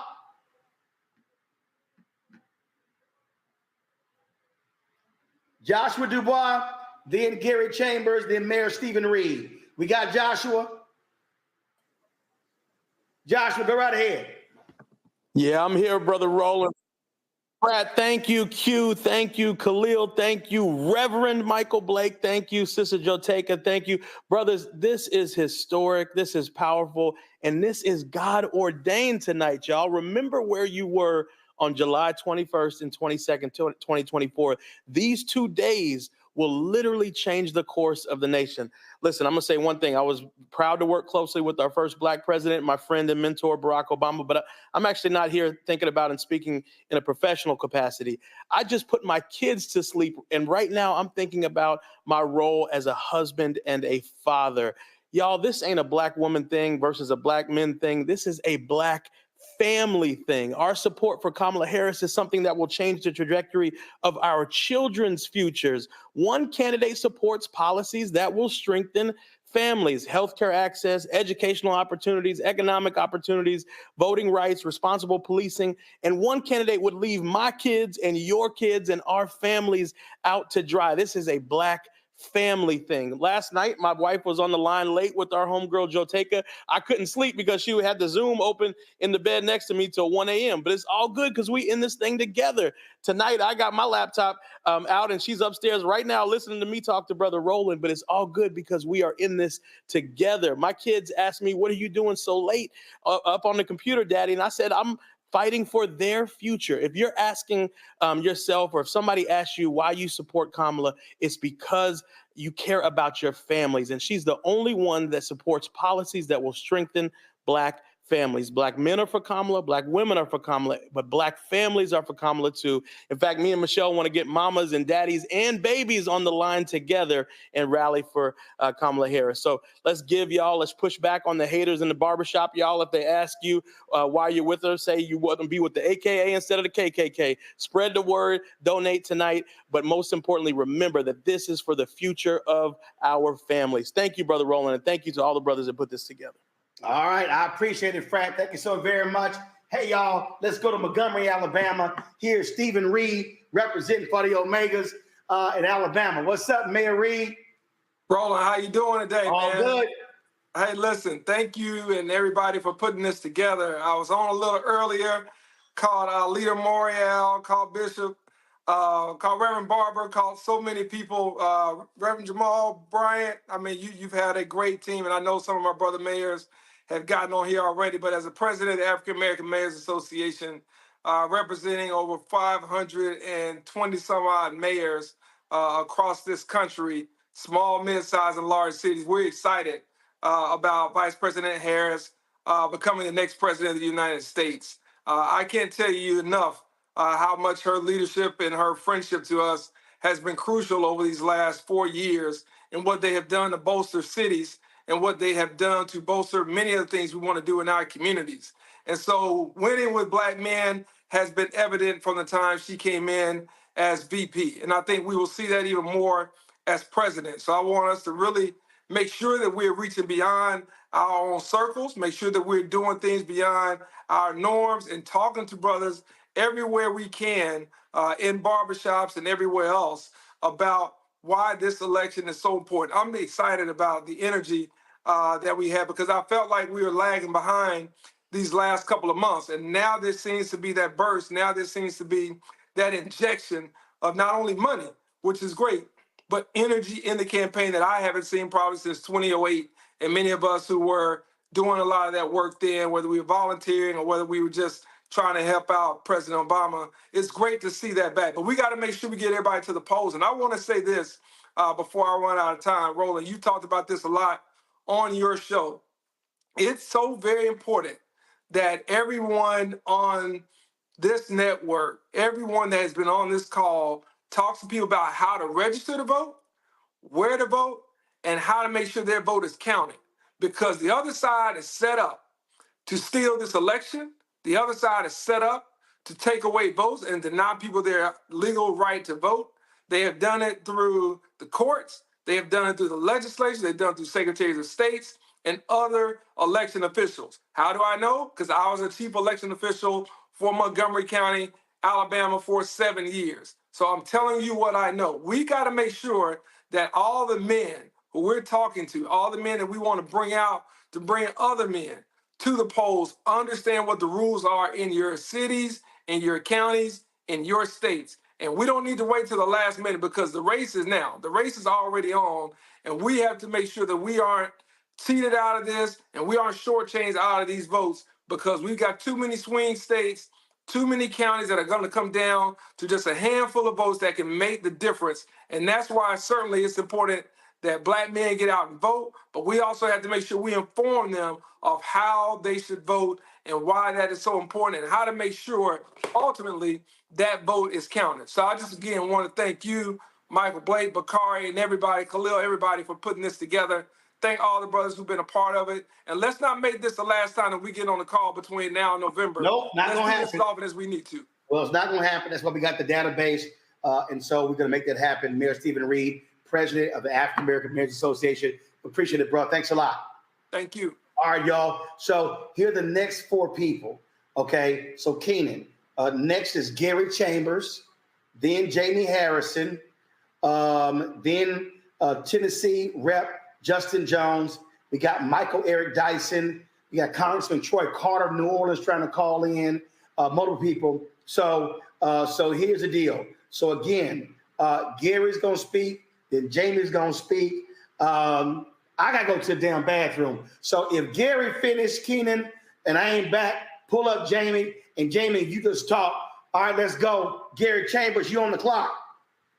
Thank you, Roland. I really appreciate the opportunity to speak. Let me be to the point. We as Black men have a responsibility and an obligation to our communities to this moment. There's a picture that you see behind me of Black folks that were elected in the 1800s. Ever since we got off the plantation, we have been fighting for economic progress and political progress, because when we are not in the political conversation, when we are not electing our people to serve, we are on the menu. I'm from Louisiana, the 50th ranked state, and we gave you Mike Johnson. And understanding that this is the second largest population of Black people in a state in America, and we don't have a Black person elected statewide because of voter turnout. And so when folks who ask me, why am I supporting Vice President Kamala Harris, the stakes are too high. You can have disagreements with things in her past and her record. You can feel all of the things that you want to feel, but feel them while you go to the voting booth. I felt all of the things that many people feel conflicted about President Biden, but I was going to vote for him. And I have a deep understanding, and I put my money where my mouth is tonight and made a contribution to the vice president, because this is not about our emotions. And for brothers who are in their feelings about these things, get out your feelings and do what we got to do as leaders in our communities. Because when we show up and when we participate, change happens in our communities. Understand this: they allow the red hat trumping Black men to get the telephone and the prompters and the exposure. But it is really 85% of Black men that showed up for Joe Biden. And we as Black men are going to show up for Kamala Harris, because we understand that our liberties are at stake, that our rights are at stake, and that the future of our children is at stake. And so I'm just asking you, no matter how you feel about the situation, about politics, this is not an emotional decision. It's a business decision, and it's time to take care of business. We have a candidate that we can support, somebody that understands our plight, and we somebody that we can talk to. Let's get to work, brothers. But Gary, let people know, listen, you were on my show, you were on other shows talking about Louisiana and about turnout. Black turnout in Louisiana was abysmal. And then what happened? Jeff Landry wins. You got a black guy who's running on the Democratic side. Landry comes in and he is driving a MAGA agenda. What Jeff Landry is doing in Louisiana is exactly what Trump's Project 2025 is. And it's going to be the same thing for America if Trump wins. And Donald Trump is considering a person like Jeff Landry to be the Attorney General of the United States. Let me tell you, he has been governor less than a year. He has taken away probation and parole. He has increased the penalties for juveniles when they commit a crime. He has released juvenile records. He has taken the ability to appoint the chair of the board for every higher institution, education body that is state funded in this state. This man is on a power trip of no record that we have seen before, and he is a Trumper to the highest degree. And him, Mike Johnson, and the cronies that they are putting, the policies that they are trying to put black folks under, was preventable if black folk had showed up. There are 900,000 registered black voters. The man won with 500,000 votes. If you don't get off your ass and do your part, that's how we lose. If you're wondering why we don't pass policy, we don't pass policy because we don't vote down ballot. Y'all mad at Mike Johnson, but Mike Johnson right now has no challenger in the state of Louisiana. And if you think he's bad, why is nobody on the ballot against him? When we talk about the change that we want to see, we gonna have to make it happen because ain't nobody coming to save us. All right, Gary Chambers, my brother, I appreciate it. Thank you so very much. All right, folks, joining us right now, he is the chair of the Democratic National Committee, hailing from South Carolina. Please welcome Jamie Harrison. Thank you, Roland. And man, Gary just preached a whole sermon. Folks, listen, it is clear that Kamala Harris is going to have this nomination. Texas, California, all of these states have come out and have demonstrated her strong support. Just this type of forum is unprecedented. We are all a part of history right now. And the question is, how is history going to note us? You know, often growing up in South Carolina, you watch Eyes on the Prize and all these other things about the marches and the civil rights movement, and you often wonder, what would I have done in that moment? Well, you don't have to wonder about what you're going to do in that moment because you're in that moment right now. You are in that moment. So the question is, what are we going to do? Are we going to sit back on our hands and say, woe is me, when we see what they have on their agenda? We know what Project 2025 is. We know that if it's going after everybody's freedom, who's the first freedoms that they're coming after? It is ours. You know, I live in a state raising my two black boys. Same state in which they still have a statue of Ben Pitchfork Tillman, a man who basically would go to the floor of the United States Senate and talk about the joys of lynching of black folks. Democrats have tried to take that statue down, but you know what? Republicans said, no, let it stay there. It's our history. At the same time, they're trying to wipe away our history. Folks, we have an opportunity to make our own damn history. We have that opportunity. It is in our power. Gary talked about the fact that we don't turn out. I ran against Lindsey Graham in a state where 400,000 unregistered black voters. I lost by, I got the same amount of vote that Donald Trump got when he beat Hillary Clinton by 13 points. But I still lost to Lindsey Graham by 100 and some thousand points, votes. Folks, we can change that. We have the opportunity, and we have somebody like Kamala Harris, who has done so much for us. And we got to continue to fight. We got to continue to go. And she has an agenda that will transform our families. Think about wiping out medical debt. How many of us have medical debt that we are carrying, or our family members have medical debt that they're carrying right now? And wiping that out, taking it off of our credit report. That is how we are able to then live the American dream. Dealing with the child care and student loans and all of these burdens that we have right now. It's time that we fight for ourselves, and it's time for us to get the people who will fight for us. And we got that. So, folks, let's continue to organize. Let's continue to mobilize. I'm proud. I'm the first time in 175 years of the Democratic Party. We've had two black chairs before me, Ron Brown and Donna Brazile. but this is the first time that a president of the United States and a vice president picked a black person to be chair of the DNC in the 175 years. So, folks, we got it. We got the right tools. We just got to use it. We got to use our voices. We got to stand up. All right, Jamie Harrison, I appreciate it, my brother. Thanks a lot. Let's go to Quentin, folks. He is the deputy campaign manager for Harris for President. Quentin, go right ahead. You're on the clock. Appreciate you, Roland. And I just want to thank everybody for this call tonight. I was just with the VP earlier. As Roland mentioned, I'm the principal deputy campaign manager on the campaign. And before that, I ran Senator Warnock's campaigns in Georgia. So I know a lot of the fellows on this call were also in Georgia on the ground helping get that over the finish line.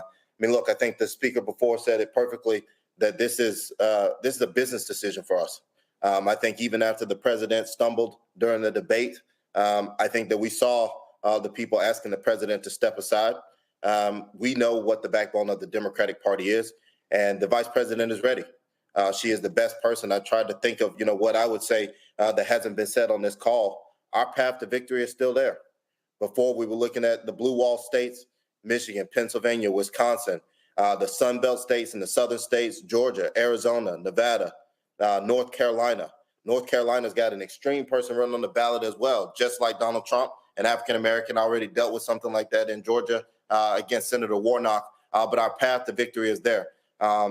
She performs better in some of these states even. I think we have to look at that and leverage the strength of that. We're talking about rural black voters. I heard Roland talking about Louisiana and some of the gains that were made in places like that. We got to organize in those places. And so I know that there's brothers on this call from all across the country, whether it be, from Atlanta to rural Georgia. But don't forget about our rural counties. 25% of the voters in Georgia and North Carolina are rural black voters.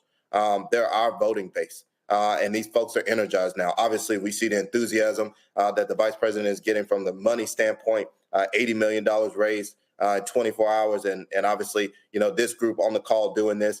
The last 2 days and 2 nights alone, just with the Black Women's event and this event tonight, are unprecedented. We've never seen anything like this in politics. And we also haven't seen a change of a candidate with 100 days to go. But I think that we're united. We got something to fight for. You heard the chair just lay out the record of accomplishments. I think we got to, ignore the noise that's going to try to pit us against each other as we move forward in the next couple of months here, because for us, it is really only one outcome.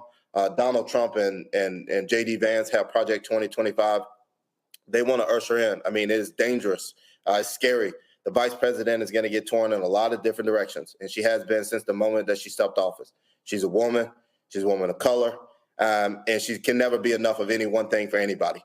And I think we have to make sure that we're constantly holding her up. We have to make sure we're supporting her. That is what this call is doing tonight. I know the energy is only going to keep going. We need y'all.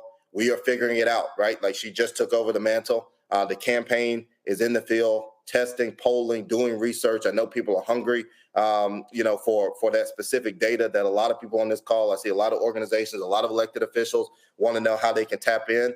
And we will do our best to make sure that we're coming up with that and getting you all, the theory of the case on where we need to be, who we need to be talking to down to the district levels, so that people on this call can get to work. But also want to partner with you all. I know a lot of people on this call are involved in organizations that are helping specifically drive up the black male vote.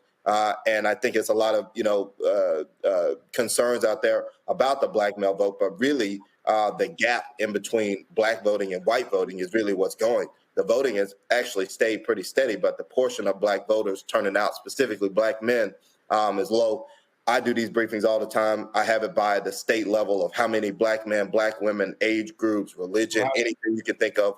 And so really want to just partner with you all to make sure that we can get the VP across the finish line, and appreciate the support tonight. All right, Quentin, we appreciate it. Thank you so very much.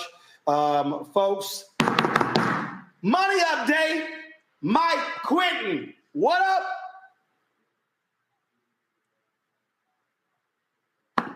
Quentin James, Mike Blake, bring him up. Hold on, before we go to Justin, I need a money update. Mike Blake, Quentin James, where you at? Quentin, you in audio only. Turn your camera on. All right, y'all ain't ready. You there? Y'all ready? All right, Quentin. Yo, folks. Hey, this again is an amazing night. As Quentin folks just said, this is unprecedented, gentlemen. Over almost 16,000 brothers have given tonight, a total of over $1.2 million. We are catching up to the sisters from last night with Win with Black Women. Let's keep it going, y'all. I don't want to nitpick. I think it took them about 12 to 14 hours to reach that $2 million mark. So we've done we've done 1.2 million, a little less than 3 hours, y'all. Let's keep this momentum going. We got some more speakers, but let's give. And also there is a volunteer sign up form as well, joebiden.com/volunteer. People can sign up. We're going to support with our money, with our time, our talent. We're going to bring it all to bear to elect our sister as the first woman, first Black woman, first Asian American woman president of the United States. So thank you again, Roland. Let's keep it going, y'all. 1.2 million so far. Let's get to 2. Let's get to 2 million. Yes, sir. Let's appreciate it. We had New York Speaker Carl Heastie on. Let me know if we get him back. Let's go to Tennessee. State Representative Justin Jones. You on the clock, my brother. Appreciate it, Roland, and just want to thank Brother Alan Williams and Brother Khil for making sure I was linked up to be on the call. I'm calling from Tennessee, the state that was the first state to unanimously pledge our delegates to Vice President Kamala Harris. We in Tennessee stand with the Vice President because she stood with us in one of our darkest times last year during our expulsion. We were expelled on a Thursday. The Vice President came to Tennessee within 24 hours on Good Friday to stand with us, to let them know that these attacks on our democracy would not happen without challenge, that this state that is the birthplace of the Klan would not fall back into our darker history, but would rise into a new vision of what we could be as a multiracial democracy. And so we stand with the Vice President. I stand with the Vice President because when we were expelled and when we were silenced again come a few months later, the Vice President checked on us each and every time and stood with us and said, how could she support what was happening in our state, a state where 1 in 5 Black men cannot vote because of felony disenfranchisement, a state that was one of the first states to pass book bans and bans on Black history, a state where it's easier to get a gun than it is to vote, a state where it's easier to get a gun than it is to get health care. And yet the Vice President said that we are not going to be alone here. And so we stand with her. As the youngest Black lawmaker in our state, I'm so excited about this campaign to know that we will have a Vice President who will not neglect the South, who recognizes that the South is not going to rise again, but it can rise anew. A new South that we represent here as we fight for a vision that roots human dignity and rights. And so I'm 100% behind the Vice President. I know that she is lifting up a new generation of voices in this moment that we're in, a moment of crisis where we're facing a real threat of authoritarianism. I tell you that I come from a state that we talk about Project 2025. I want to let you know that Project 2025 is Tennessee 2024, that we already see what is at risk in this moment. We see the risk of authoritarianism, of anti-democratic behavior. We saw that they banned books and ban Black history and try to ban Black lawmakers, but they won't ban these militarized guns that are terrorizing our kids. And so we need a Vice President who we know will not just speak about it, but will be about it. And that's what we saw last year. Is what we've seen consistently with Vice President Kamala Harris. Honored to be a part of this call. Lift up the voice of our generation who say that we stand with her. Whatever we can do to support her, whether it's your resources, but also young people, we got to knock doors. We got to get out the momentum. We see the excitement from young people in this moment, and it's making me hopeful that we're not just fighting against something, but we have a proactive, positive vision of what we want this nation to be. In a time where DEI is being weaponized and used as a bad word, we know that we have someone who will fight against these attacks on our history and these attacks to bring us backwards in our history. To a time that we don't want to go to. And so I'm completely behind the Vice President. I know Tennessee is behind the Vice President. And I know that the South is behind the Vice President because we know it's at risk in this election. We know it's at risk of being lost, our voting rights, our healthcare rights, the reproductive rights of our sisters and mothers and our friends. And so we know that we have to fight like hell to make sure that come November, that Vice President Kamala Harris is the President of the United States of America, and that not only will we make history, but we'll bring forth a new vision of what this nation should and can be. And so honored to be here supporting VP Kamala Harris, a fighter for the people. All right, then, Representative Jones, I appreciate it. Thank you so very much. All right, then, again, reminding all speakers, 2 minutes max, y'all. We got a lot of other people we're trying to maximize. It's 10:53. We're live at 8 p.m. We're going to take this for only 1 hour and 7 minutes. We're going to conclude at midnight. Just letting y'all know. So, speakers, get ready. I'm coming to y'all. I need y'all to give. We want to hit Absolutely, 1.5 million. We want to hit 2 million. Look at the donate button. Secure, secure.actblue.com/donate/TCP-Kamala. Take that, share it on all your social media platforms, push that thing out. Money is going to the campaign, but more importantly, it's going to Black male organizations that are on the ground, that are going door to door, that are doing phone banks, that are doing precinct walks. That stuff takes money, y'all. I tell my audience all the time, this studio, my crew, the cameras, all this stuff costs money. And so this is what needs to happen. We've got to fund our grassroots efforts. We can't wait on other folk to do it. And so we need your support. So let's get it going. Wes Bellamy, are you there? Wes Bellamy.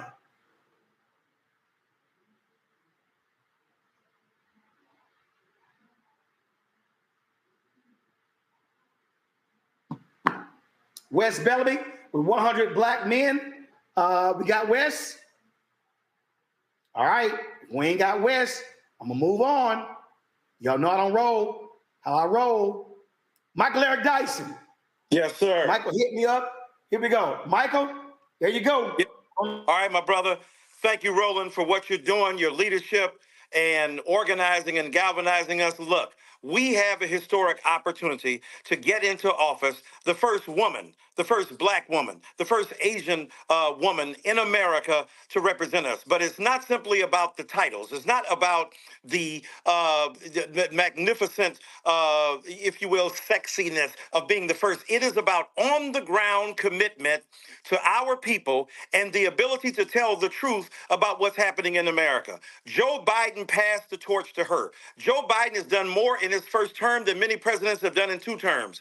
And the fact that he gave that baton to Kamala Harris means that she has the integrity, the inspiration, and the imprimatur of the guy who did a great work to give it to this woman now who is able to take that baton across the finish line. And I'm so glad that Roland and others have organized and galvanized Black men, because we have often been seen as has-beens, also-rans, on the margins, demonizing and stigmatizing our sisters. No, we stand up for that which is good, that which is profitable, and that which is amazingly helpful to our community.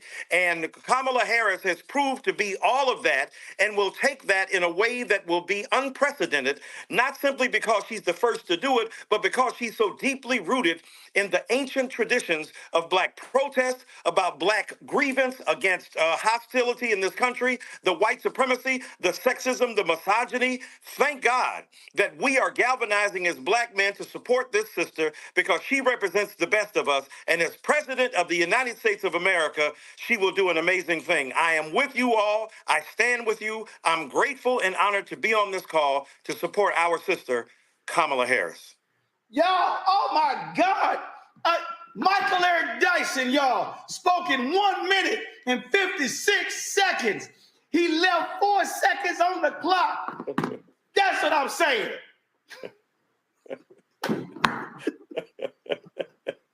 Michael, I appreciate it, brother. Love you, Doc. Love you, brother. Appreciate it. Y'all know we're gonna have some fun, y'all. We gotta do that.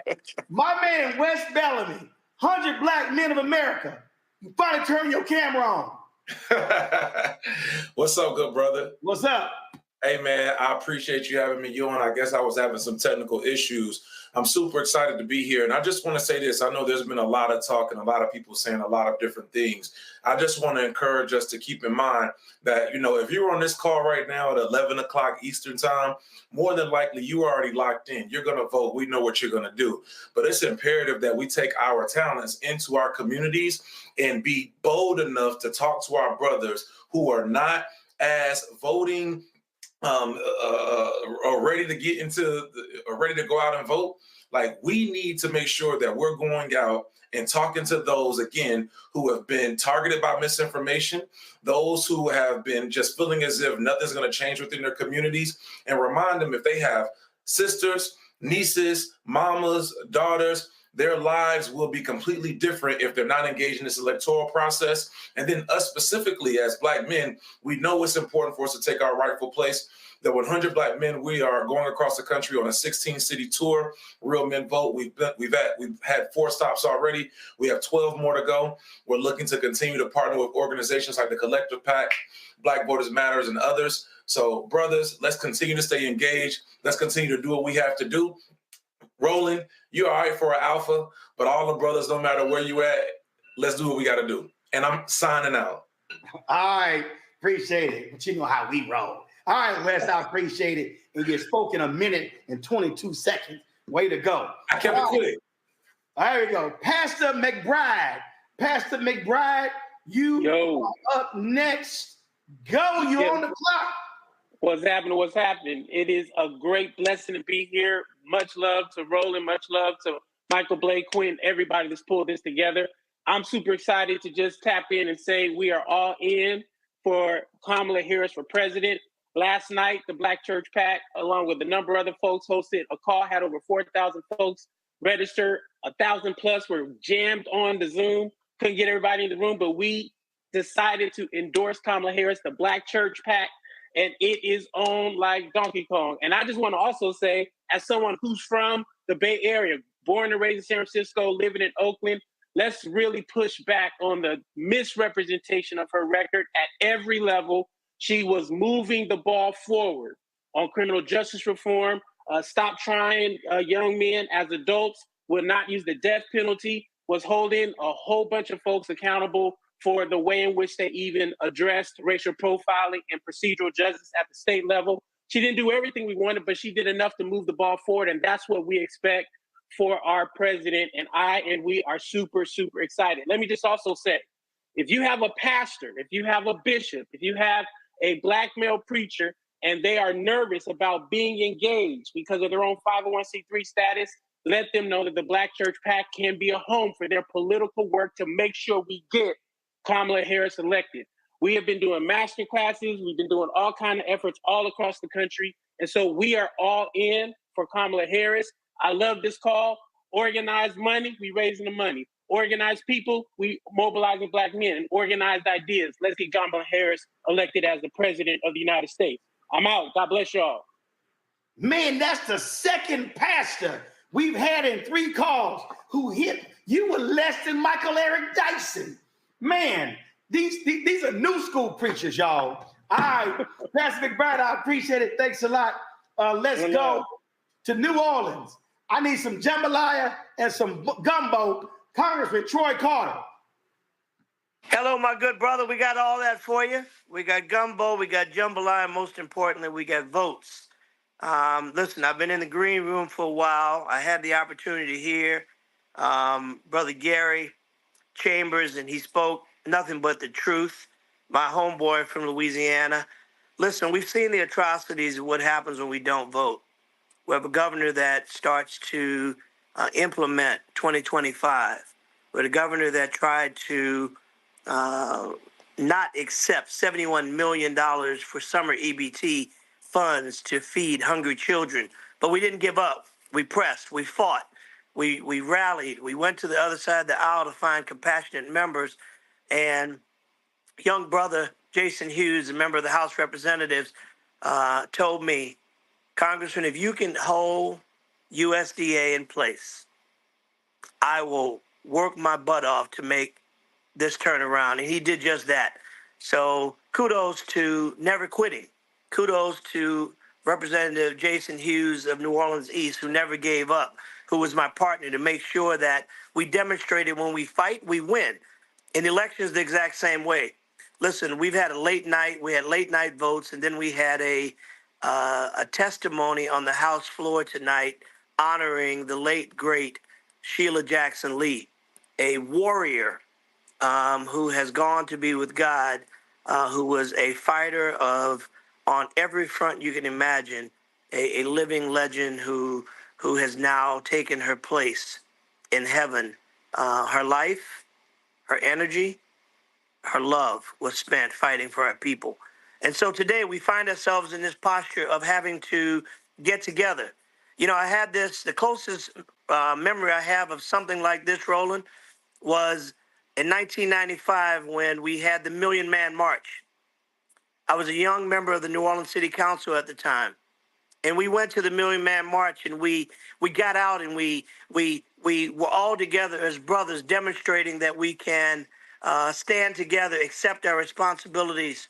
And now here we are in 2024, in need of another Million Man March of sorts. Roland, I want to thank you and Brother Blake and others for bringing us together tonight, for giving us an opportunity to galvanize as Black men, being responsible and being a part of the solution. We've got to look them in the eye and say, you're a damn lie. When I hear people say that Black men were looking and leaning toward Trump because of his felony convictions, we got to look them in the eye and say, you're a damn lie. When they say that Black folk are going to stay home and not going to vote, we got to look them in the eye and say, you're a damn lie. Listen, I'm proud to be on this with you guys. I know that the night is long and you have been on here for a while. I want to tell you, we're 60 members strong of the Congressional Black Caucus, led by our fearless leader, Stephen Horsford from Nevada. We will stand with you. We will fight with you. We will come to your communities, your towns, your villages, your townships, and we will show everybody that when we vote, we win. Talk about the facts, the receipts that Kamala Harris, our vice president, one half of the solution, one half of the party with the Biden-Harris administration. When she sat at the table and they fought for $16 billion for HBCUs, when they fought to lower insulin prices for $35 for our seniors, when we put more money in environmental justice through the Inflation Reduction Act than ever before in the history of our country, when we saw and recognized the $1.2 trillion infrastructure bill that's building bridges and putting people back to work. Listen, we have receipts. We have a record to run on. We have receipts to demonstrate what the Biden-Harris administration has done. We cannot be hoodwinked by some are going to say, well, she's this, she's that. We've got to defend this sister. We've got to circle this sister. We've got to protect this sister. We've got to uplift this sister. And we've got to vote for this sister. So I want to thank you all for joining in, for putting your money where your mouth is. Roland, I cannot be more proud of you, my dear brother.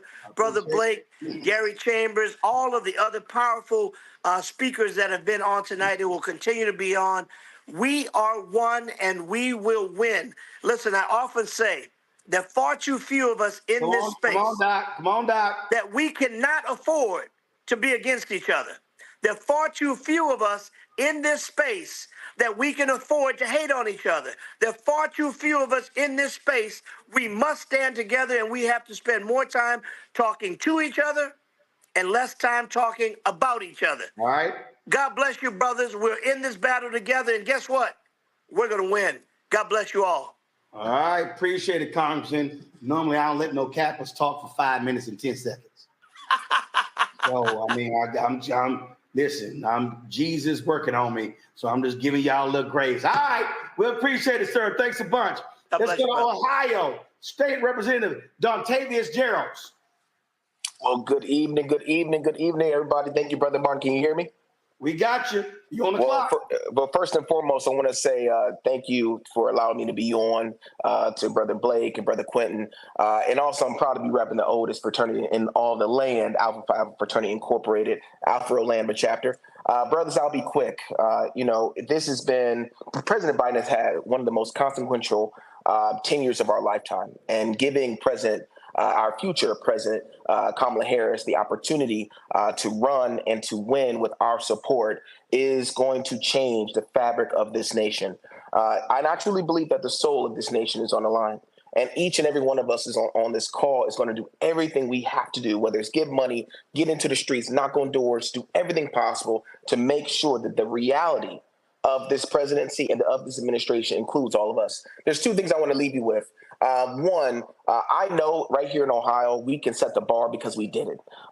We just passed in November issue 1, which gave the ability for women to have autonomy over their bodies. And you want to know the highest number of voters that we saw in terms of the highest demographic? It was Black men who came out and turned out and said, we believe that women should have control over their bodies. And so if we believe that women should have control over their bodies, we also should believe that Vice President Kamala Harris can be in the White House. And so we have to do the work, brothers. We don't have a lot of days, only 106, 105 days left to go. But I really do believe that we will get it done. The last thing I'll leave you with is this.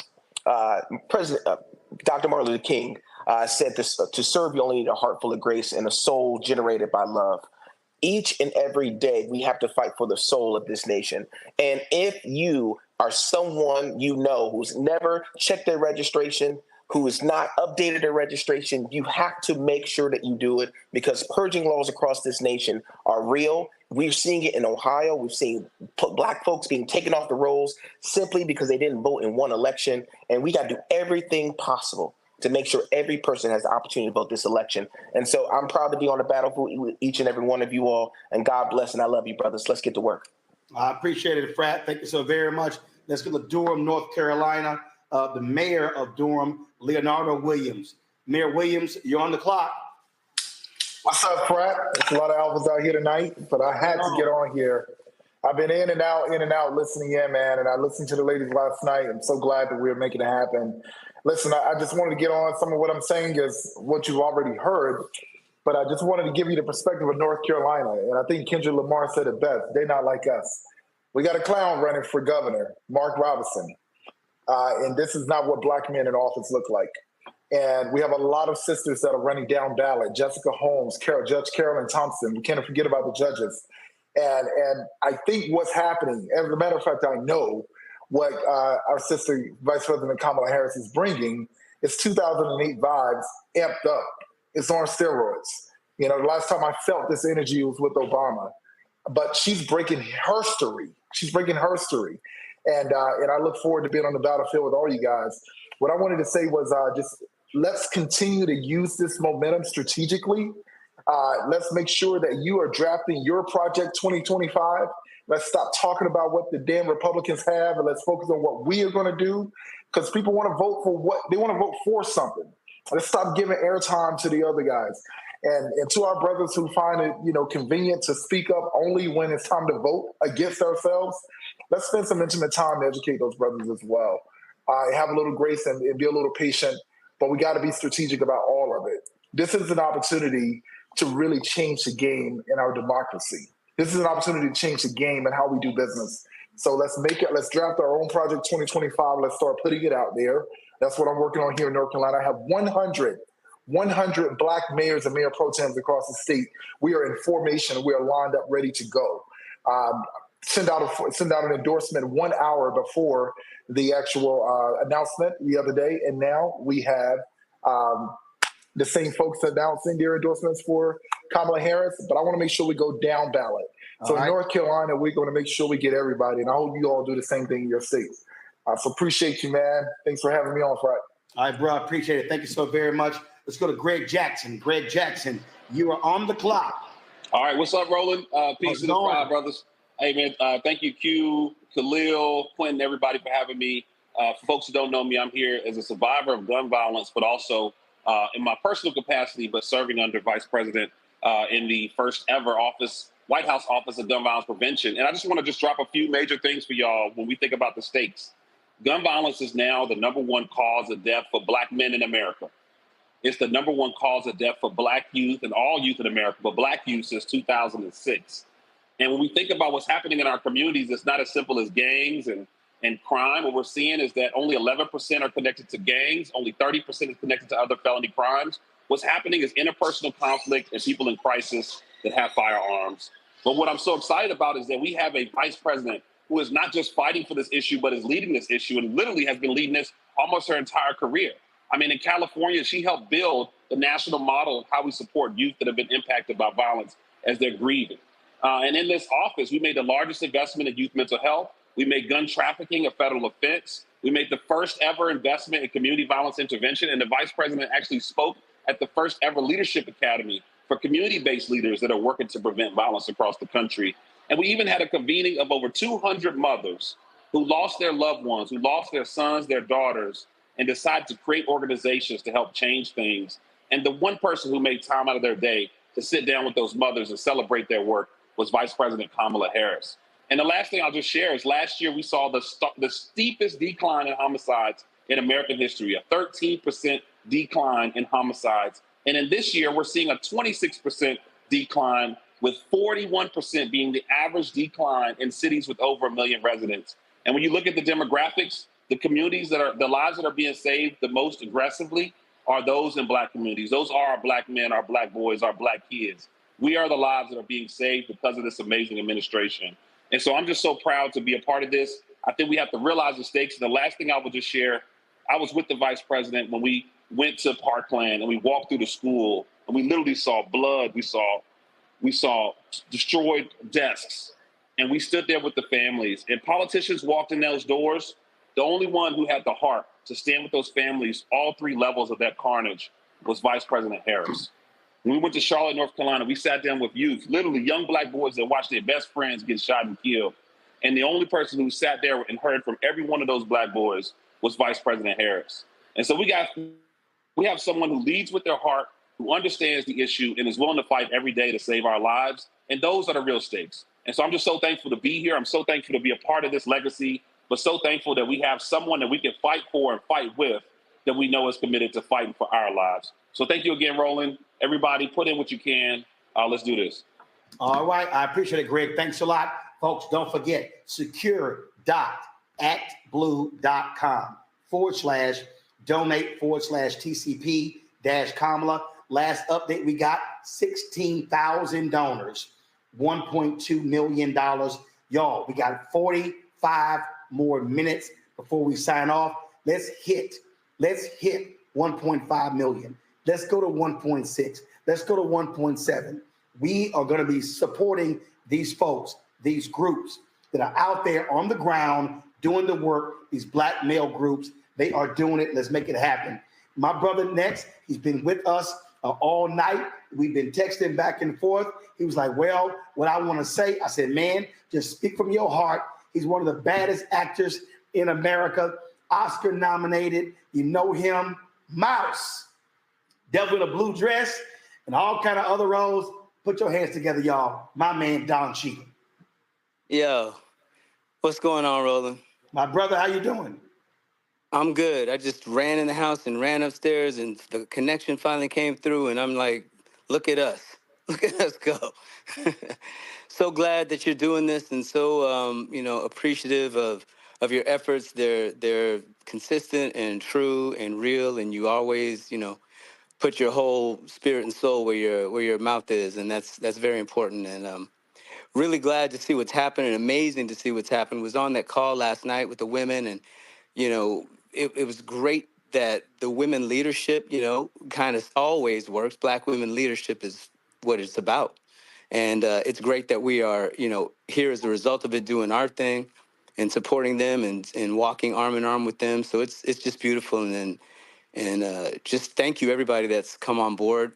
We have 106 days left, a lot of work to do, and, down to do it. And Roland, you and I were in a very special room talking about the things that matter the most, directly to power. And now to see if that comes to fruition and we get to really, be in the room where it happened and be parts of making sure it continues to go forward is really exciting. And also the gauntlet has kind of been thrown down.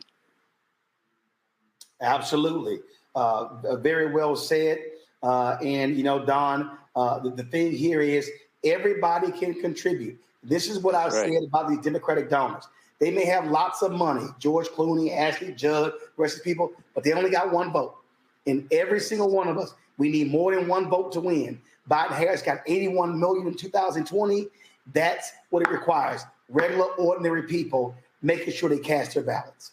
Yes, exactly. Showing up. Don't disenfranchise yourself. I think every year since, I've been alive and paying close attention, it matters. You can't have it's the margins. You always talk about this too, Roland. It's the margins game. And, we can't disaffect ourselves and not show up and be apathetic with what's, coming down the pipe if it doesn't go our way. with this Project 2025, I encourage everyone to read it and not just look at it, but look at the architects of it and see, what it is that we're dealing with, and really see what it is that your future potentially holds, and make an informed decision, not just the one that makes you feel good, but really thoughtful. And to me, it's absolutely clear which way to go. It's not even a thought. Indeed, indeed. Don Cheeto, my brother, I appreciate it, man. Thank you so very much for hanging there with us and getting on this Win with Black Men call. Thank you, Roland, and thank you for everything you do, and more to come, man. This is just the beginning. Yes, it is. Indeed, indeed. Hey, folks, earlier, my man John Legend, he said, hey, if I move to say something, I will. But John was on. He donated. We appreciate John being on. Khil Harper was on earlier as well. Bill Bellamy has been on. So a lot of brothers out there making this thing happen. Let's go to Reverend Marc Thompson. Marc Thompson, you've been waiting some time, so come right ahead. Bless you, Roland. Thank you to you and Michael, Quentin, and Khalil for convening us. Some of you will remember 29 years ago, we gathered as Black men on the National Mall to stand up for our families, to stand up for our sisters, as Malcolm said, the most disrespected, unprotected, neglected women in the country. We are called to do this again. I stand with Kamala Harris in the name of the women who raised me, the names of the women who raised me, my mother, my grandmother, in the name of my daughter. We must do this, and we must stand for our sister, and we can't take anything for granted. You may also recall we had to fight. We had to organize in the way Win with Black Women organized, and in the way Win with Black Men organized in 2020 to get her on a ticket. In the past 10 days, we had to mobilize and organize to be sure that the Democratic Party elites didn't leapfrog over her and pick someone else as the nominee. She is entitled to this. She has earned it, and she can do the job. It is in our nature to do so. We must educate all of our young brothers that it's okay. It is part of being a man. One's manhood is not lessened to support a Black woman. And if we know our heritage and our culture, we've always had queens. We had Ta'i and Hatshepsut and Amina and Makeda, the Queen of Sheba and Nefertiti. And so this is no different. We can support a Black woman in leadership. The Supreme Court wants to make Donald Trump a king, but we can stop that by electing our queen. So brothers, continue to give. Let's continue to hit those marks in terms of the money. Let's talk to our young brothers, get them out to vote, and let's be certain that Kamala Harris is the next president of the United States. Man, that's the third Reverend tonight that spoke under 2 minutes. Mark was 1:35. Lord, that is a God. Appreciate it, Mark. Thanks a lot. Give thanks. Yes, yes. All right, let's go to Baltimore. The mayor of Baltimore, Brandon Scott. Still rocking that afro? Oh, you got the whole... It's curly fro, brother. What's up, my brother? I'm good, man, and I'm going to be brief. We know what the mission is. Black women have saved this country time and time again from itself. And if we're going to be honest, brothers, even from us, it is now time for us to support a Black woman, my vice president, your vice president, the future president of these United States, because we know that this is the most critical election. We know what the other side wants to do. We know that the numbers don't add up. They do not qualify and can't even be compared to what this sister has done. We have to show up.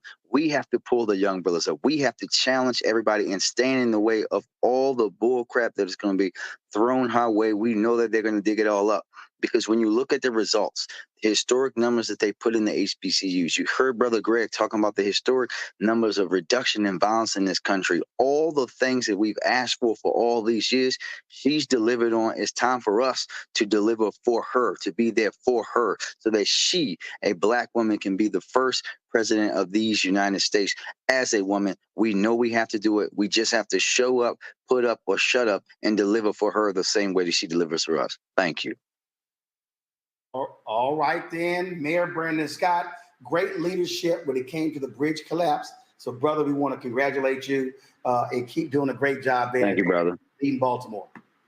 Or somebody sent me a text. They said, Roland, it's not Baltimore, it's Baltimore. I'm like, Baltimore. We do what we do. 1 + 2. I got you, my brother. Thanks a lot. I appreciate it. Y'all, yesterday I was playing in Wendell Haskins' Richard T Golf Classic, and my phone rings, and man, people were texting me. I'm on the 7th hole. I'm going to putt for a birdie.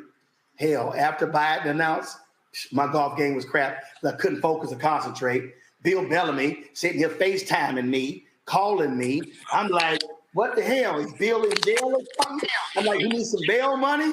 And so he hit me today. I was like, Bill, I'm working. And so we finally got him. Bill Bellamy, y'all, joins us right now on the Win with Black Men call. What's up, Bill?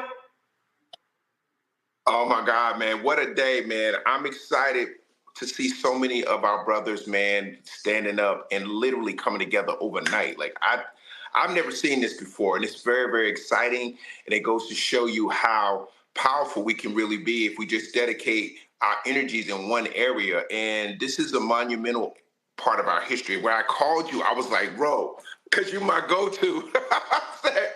I said, Ro, man, something's about to happen. This is like, I remember when Obama was, doing his grassroots campaign, and I could feel the energy in the cities, the inner cities. I could feel people whispering and talking at the barbershops, the hair salons, and things of that nature. And I feel like right now, this is one of those moments where you don't want to not be a part of it. Like, this is something that we're fighting for our kids. We're fighting for our liberties. We're fighting for the future to be bright for the next generation. You know what I'm saying? And now that we have the platforms, we have social media, things that we didn't have 20 years ago. We have all these different brothers with podcasts, and they're influencers out here. We can really make a seismic shift in how people look at voting and how people show up.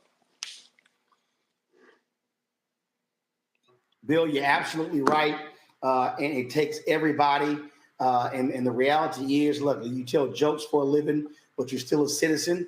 You got a family. You still care about the issues. And so I think people need to understand that, listen, entertainers, they are a part of the fabric of our society, and they got a voice too. Yeah, I mean, being a comedian and an entertainer. Can you hear me? Yep, you're good. Can you hear me? Yeah, you're good. Is it clear? You're good. What I was about to say is, like, when you're an entertainer, a lot of times people don't realize that, you are still, a Black man. You're still a family man. You're still a father, a husband. You are still a community leader. So when you have all these different hats and things of this nature come up, dude, there should be a level of passion and a level of commitment that we've never seen before. Because honestly, when I was reading about that Project 2025, I was like, this is crazy.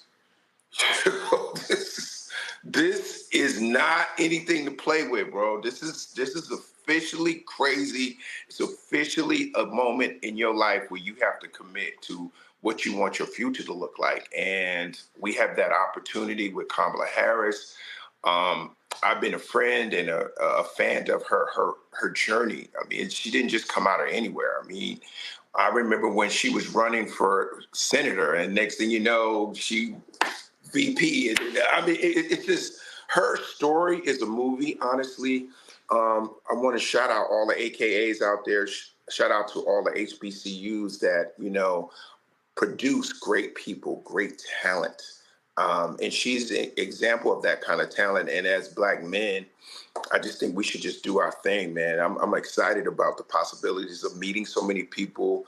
I'm just thinking of all the creative ways that I could add this element to my tour.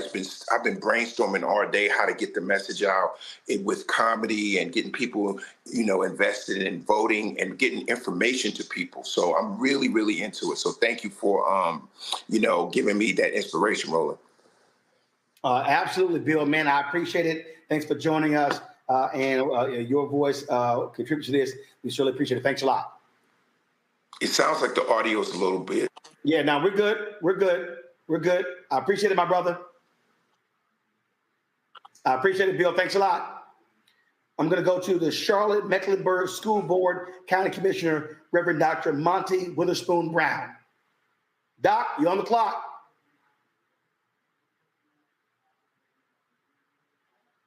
Doc, you're on the clock. I'm here. Thank you. Thank you so much. Thank you for this opportunity. Listen, it's already been said by so many. Actually, so not do this here. Turn your audio down on the program. Thank you. Talk to me. Yeah, it's already been said by so many. We already know that the stakes are high, from everything from healthcare to education. Listen, this is more than an election. This is more than a campaign. This is more than just a vote. We are in a fight. This is a fight for our existence and a fight for our lives. And I believe that with our help, if we get out there, we spread the word, we drive people to the polls, we mobilize our communities, that Vice President Harris will be the next president of the United States of America. Thank you so much for this opportunity. Let me hold up before you go. The reality is education is a critical issue. You've got Trump's Project 2025. They want to abolish the Department of Education. They want to cut Pell Grants. They want to actually drive more money for private school vouchers. And so speak from that perspective, from an education standpoint. Absolutely.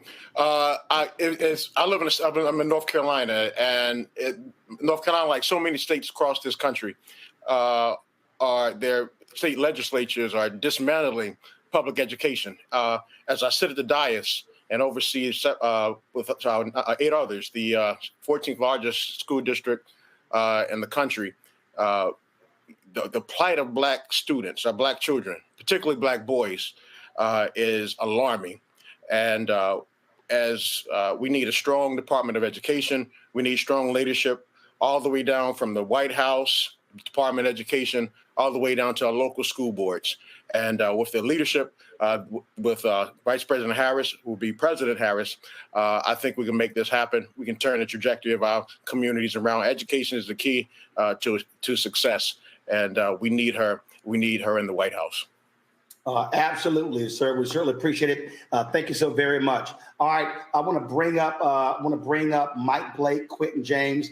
Let's get an update. Mike, you said something regarding, give people an update on the delegate situation. Khil is there, pull him as well. So give us an update on the delegate situation, Michael, with Vice President Kamala Harris. My apologies.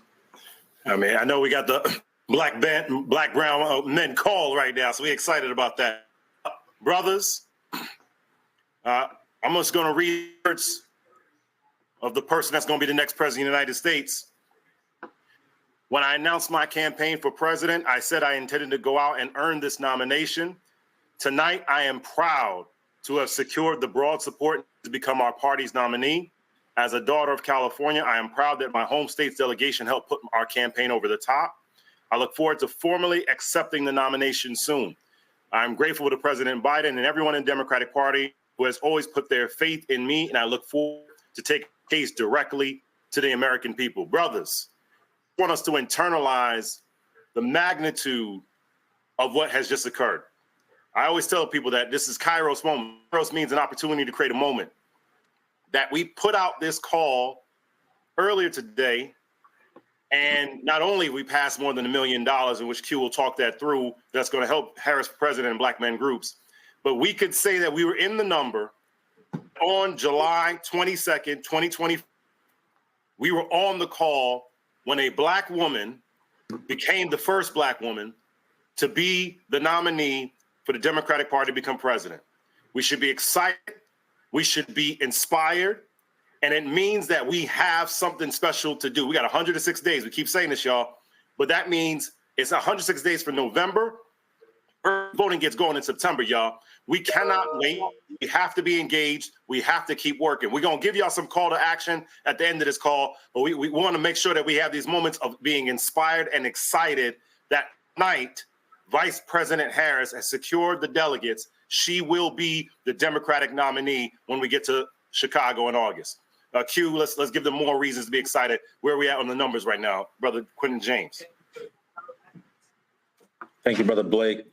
Gentlemen, we are at 17,000 donors who have contributed over $1.3 million. We are getting close to matching our sisters from last night with the Black Women Call. But again, this is unprecedented. We've never seen this type of momentum and energy from Black men in politics. 17,000 brothers have given $1.3 million.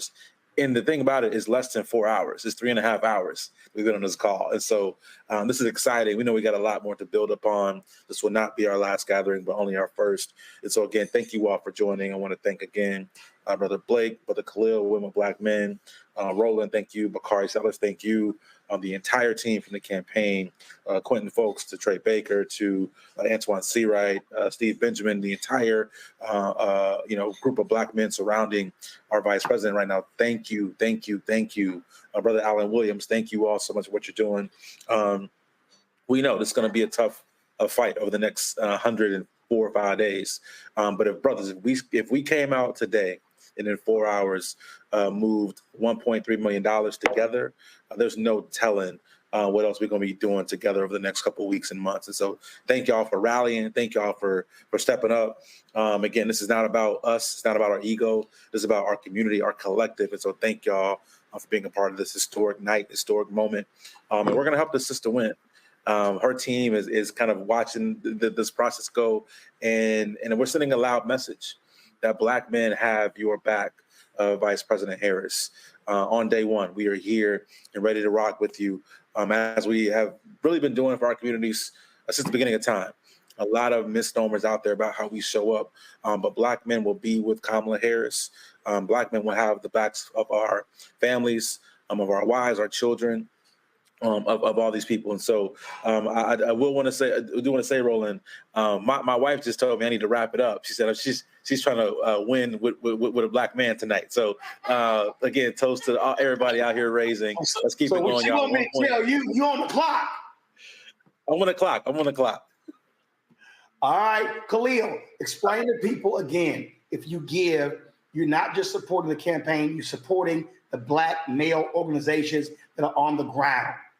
Thank you, Roland. And I couldn't, I'd be remiss if I didn't take that opportunity. And thank you for bringing that up again. There are a lot of groups that work tirelessly day and night, whether they're here in Washington, D.C. and Southeast, or in Ward 1, not just in Anacostia and also in Ward 7, or they're in Detroit, or they're in Milwaukee, that are doing this work on the ground. A part of your donation not only goes to support the work that myself, Kairos with Michael Blake and Quentin over at Collective PAC, but we're really trying to make sure that those groups on the ground who are doing the work, who get up every day, whose organizations exist in the red day in and day out, have the support over these next 100 days to really get the work done on the ground, to move voters in our communities, to get them out to vote. So want to make sure each and every one of you know, go to secureactblue.com/donate/TCP-Kamala and donate every single dollar that you feel comfortable to give. We truly appreciate the moment that we have had tonight. I'm glad to see that the iteration of Women Black Men has been able to match this amazing work that we saw our sisters do last night. And we hope we can all surpass and get together. We're texting right now to see if we can create a club quarantine in the months to come. I should say days to come, over these next 100 days, where we could get 1 million Black people together in a forum to host this and hear from each and every one of us and share our opinions.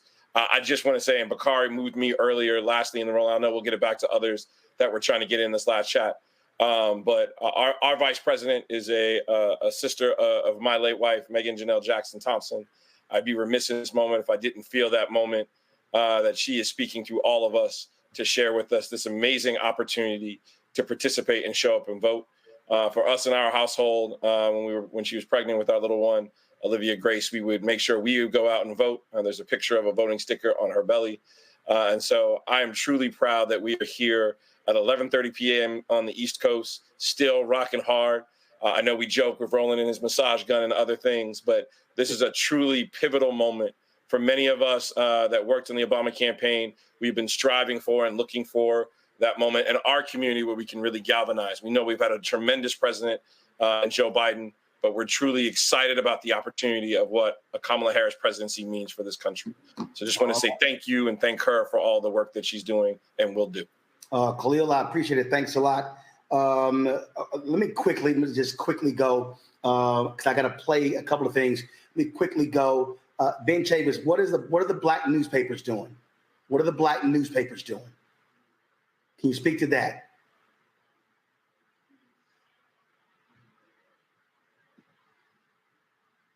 All right, if not, okay, so do this here. So Keenan, do this here. If some of you may have missed Vice President Kamala Harris making her first visit to the now Harris for President campaign office in Wilmington, Delaware, here's some of what she had to say. Thank you, Joe. Thank you. And it is my great honor to have Joe's endorsement in this race. You sure do. And it is my intention to go out and earn this nomination and to win.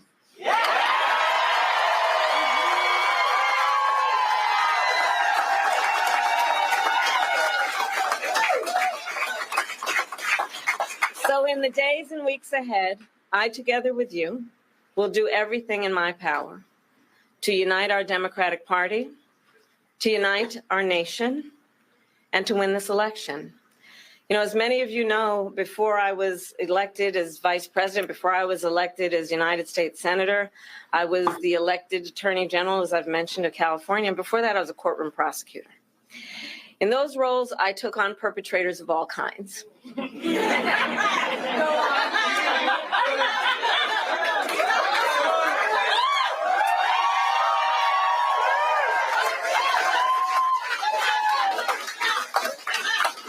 Predators who abused women, fraudsters who ripped off consumers, cheaters who broke the rules for their own gain. So hear me when I say, I know Donald Trump's type.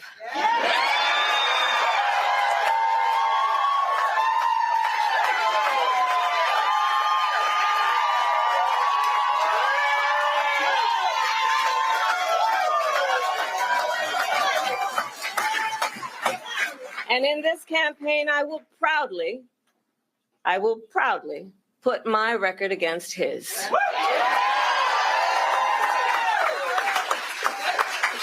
As a young prosecutor, when I was in the Alameda County District Attorney's Office in California, I specialized in cases involving sexual abuse. Donald Trump was found liable by a jury for committing sexual abuse. As Attorney General of California, I took on one of our country's largest for-profit colleges and put it out of business. Donald Trump ran a for-profit college, Trump University, that was forced to pay $25 million to the students it scammed. As district attorney, to go after polluters, I created one of the first environmental justice units in our nation. Donald Trump stood in Mar-a-Lago and told big oil lobbyists he would do their bidding for a $1 billion campaign contribution.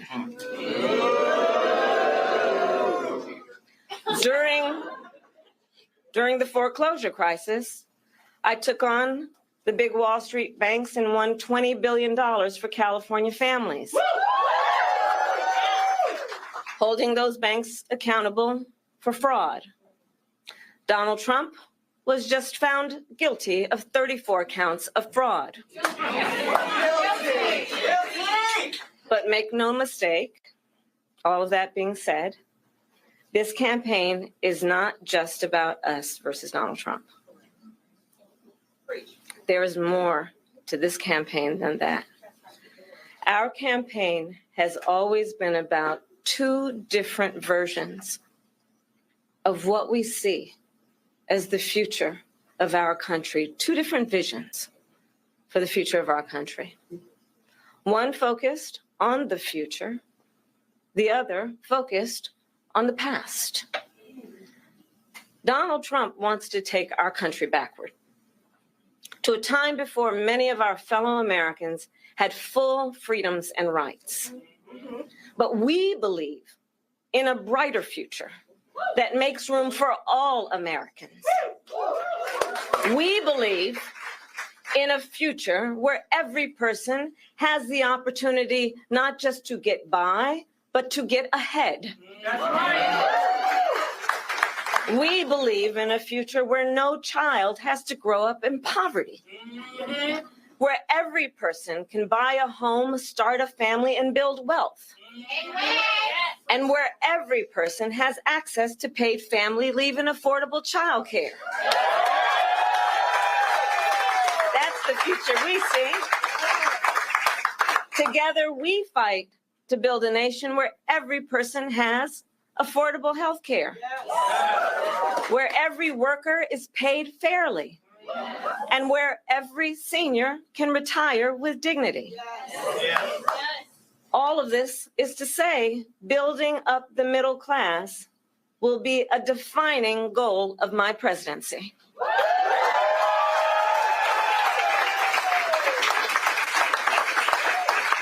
Because we here know when our middle class is strong, America is strong.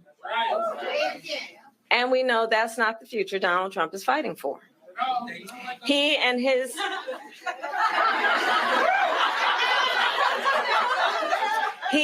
extreme Project 2025 will weaken the middle class and bring us backward. Please do note that. Back to the failed trickle-down policies that gave huge tax breaks to billionaires and big corporations and made working families pay the cost. Back to policies that put Social Security and Medicare on the chopping block.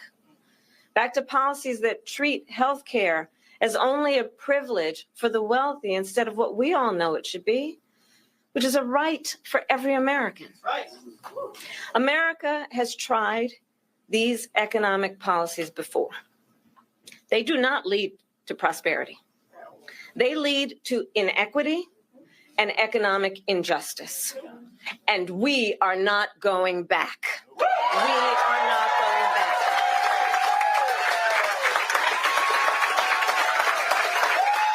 You're not taking us back.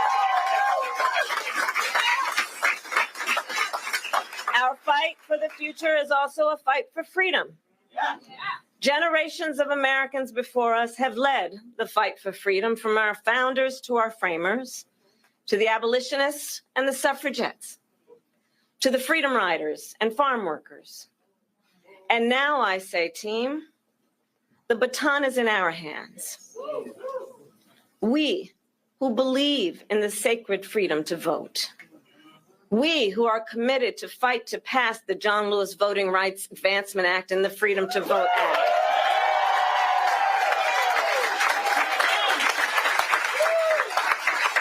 We who believe in the freedom to live safe from gun violence. And that's why we will work to pass universal background checks, red flag laws, and an assault weapons ban.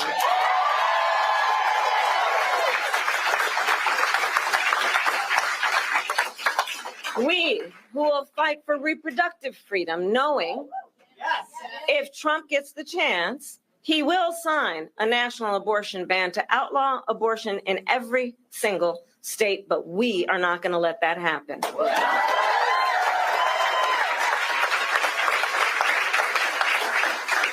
It is this team here that is going to help in this November to elect a majority of members of the United States Congress who agree the government should not be telling a woman what to do with her body.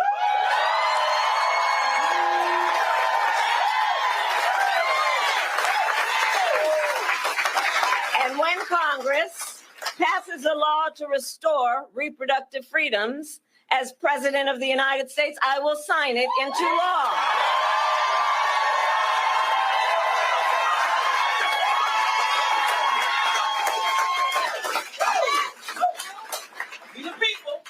Indeed, we the people. So ultimately, to all the friends here, I say, in this election, we know we each face a question: what kind of country do we want to live in?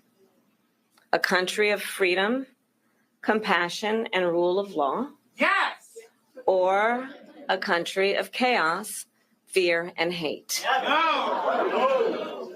You all are here because you as leaders know we each, including our neighbors and our friends and our family, we each as Americans have the power to answer that question. That's the beauty of it, the power of the people. We each have the ability to answer that question. So in the next 106 days, we have work to do. We have doors to knock on. We have people to talk to. We have phone calls to make. And we have an election to win. So are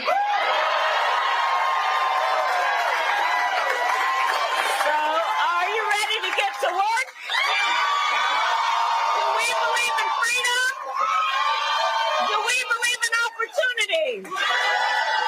Do we believe in the promise of America? And are we willing to fight for it? And when we fight, God bless you all, and God bless the United States of America and Joe Biden.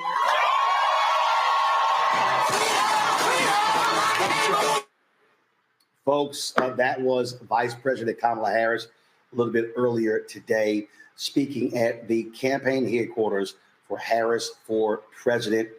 We wanted to close out with that. Now, we got some housekeeping issues. We also have the benediction from Reverend Dr. William Barber, and then we're trying to get Reverend Dr. Marcus Cosby on. So let me we bring up Quentin, Mike Blake, as well as Khil Thompson, and so with some final comments. Gentlemen, there's some things that are coming up. Folks, this is not going to be the only time we convene. We are taking that database. You can share it. If you have not signed up, winwithblackmen.org, please do so. We're collecting that data so we can communicate with you on next steps, more calls we're going to be doing, different activations happening all around the country. Mike, you're first. First and foremost, can we just show love to Roland Martin, who held it down for all these hours? This is another reminder why you got to support Black media, everybody. So make sure to support Black Star Network and all Roland continues to do. We are grateful for you, brother, for stepping in immediately and answering the call. Second, as we've been saying, this is not just about tonight. We need you consistently to support our respective organizations. Ourselves and what we're doing with Kairos and the Kairos Democracy Project. Quentin is doing with Vote to Live in Collective, what Khil is doing with Women with Black Men. If you want to stay connected with us, KairosDemocracyProject.com, KAIROS democracyproject.com. We are focused on the storytelling of democracy. We got to make sure people are connected to the issues and to the demographics before we know what's happening with democracy. If you want to stay connected with us, KairosDemocracyProject.com. Also, you can text the word Kairos, Kairos, to 917-983-0800. Again, if you want to stay connected in what we're building across the country, Kairos, text that word to 917-983-0800. Lastly, we got a lot of upcoming events that we want y'all to be aware of. If you want to rock with us, again, Kairos Project, you want to rock with us, we'll be on Martha's Vineyard in a few weeks. Our-Kairos.com, OUR-Kairos.com, August 12th through the 15th. If you want to build with us, brothers, you've seen what we did online. Now meet us in person. We'll be there in Martha's Vineyard, August 12th to the 15th. The very next week in Chicago, Quentin and myself had many events happening out in Chicago. Specifically, we have a democracy convening happening August 22nd in Chicago. Come to the Shy, support what we have going. Both of us are going to have events at night as well that you got to rock with as well. Lastly, shout out to Mayor Michael Hancock, former mayor of Denver. He is leading the national nonpartisan conversation on voting rights. Brothers, families, September 21st, we need you in Selma.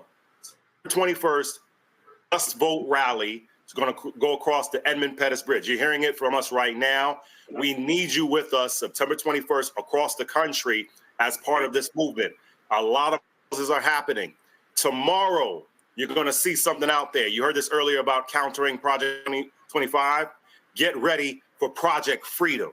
Shout out to my son, Tamika Mallory, Linda Sarsour, Pastor Mike McBride, Reverend Stephen Green, all of us coming together. So when you see Project Freedom and Project Freedom 2025, that's another effort to keep these causes going. Our love to you, our appreciation for you. Again, support our causes. If you see Kairos Democracy Project, rock with us and stay with us. We will have more calls, more activations. It is not just about tonight. It is our time. It is our Chronos. It is our Kairos. Roland, Quentin, Khalil, Bakari, much love to y'all brothers. Let me turn over to Khalil and then go to Quentin. Yeah, appreciate it. And I wish I could be there September 21st, but I will be in Atlanta because I will be being inducted to the National Black Radio Hall of Fame on that day. So wish I could be there, but I got to be in Atlanta. Khalil, go right ahead. Thank you, Roland. Thank you for hosting us. Thank you, Black Media. Thank you to a big brother and mentor, Michael Blake, and to you, Quentin, as well, a mentor and a peer, and to all of you who have joined and taken some time out. Those that are still staying with us tonight and are still on, hanging out for these next 6 minutes, really appreciate. For those that wish to continue the conversation going, we will be here on Sunday, the fourth Sunday of every month.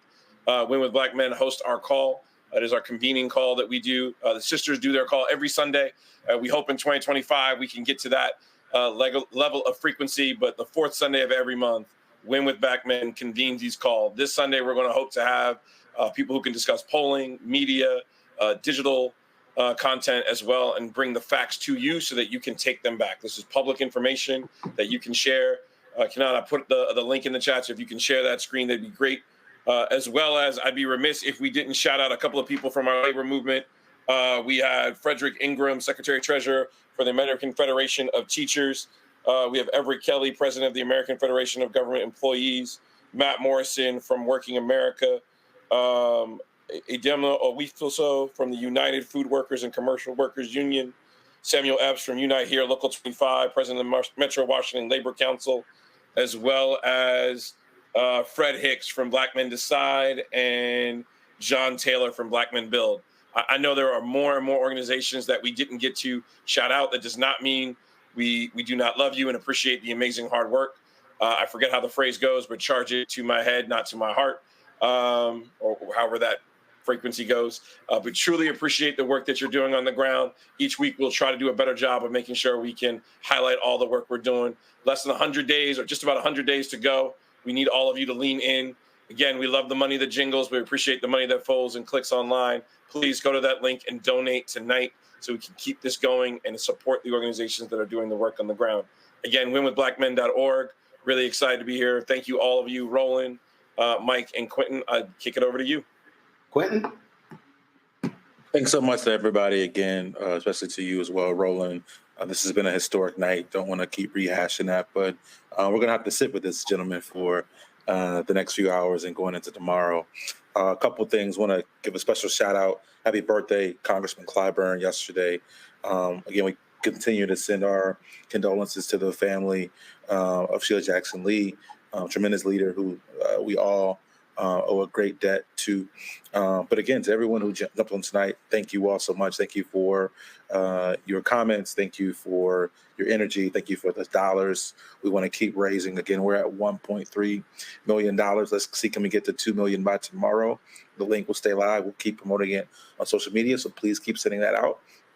But as Michael Blake mentioned and Khalil mentioned, the work continues. If you are watching and you want to make sure that you or your family is registered to vote, please visit votetolive.org. There you can register. You can check your status. I live in Ohio. Over 100,000 people were purged from the rolls just last week. So make sure you check your status to make sure you haven't gotten purged anywhere you may be registered, or commit to vote, commit to cast a ballot. Those things will be really important.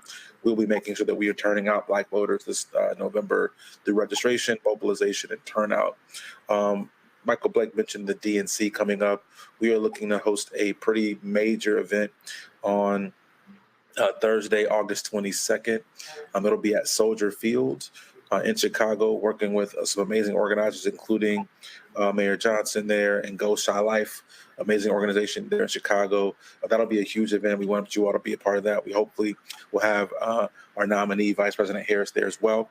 But lots of things coming up that we'll be in touch. This will not be our last call, but again, our first. Thank you so much, Roland, for having us. Let me thank Mike Blake, Quentin, Khalil. I can't remember if Mike called me or I called Mike. We were actually trying to call about the same thing. Folks, I need y'all to understand, this was put together literally in 12 hours. That's how quickly it all came together. We began to do the graphics, push everything out.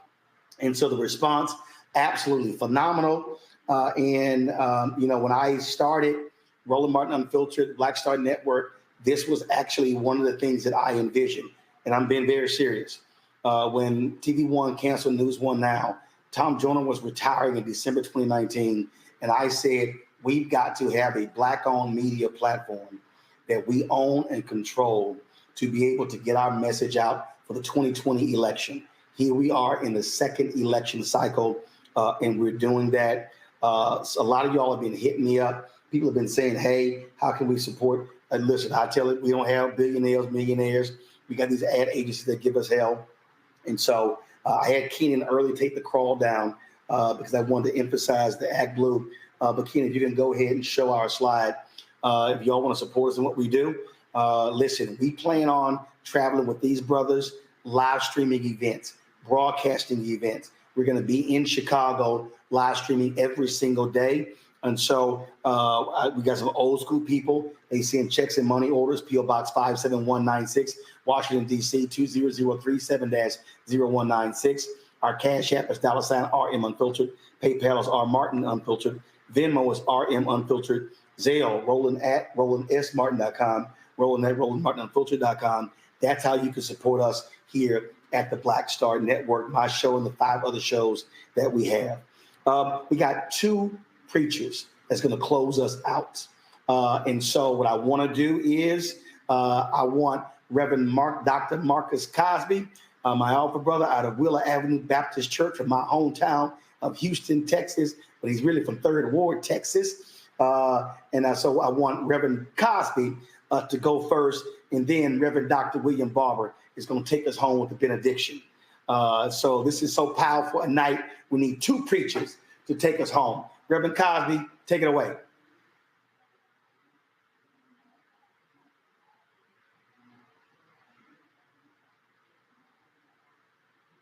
Keenan, we got Reverend Cosby.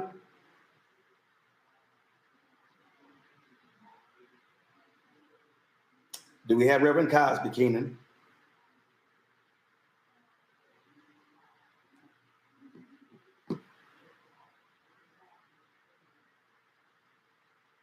All right. I don't know what's going on with Reverend Cosby.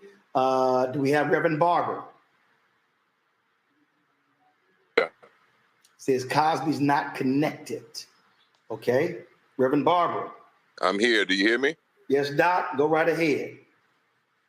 Roland, when I had the opportunity to preach the inaugural sermon for President Biden and Vice President Harris, I want to remember that tonight and say this benediction things that were said to them then.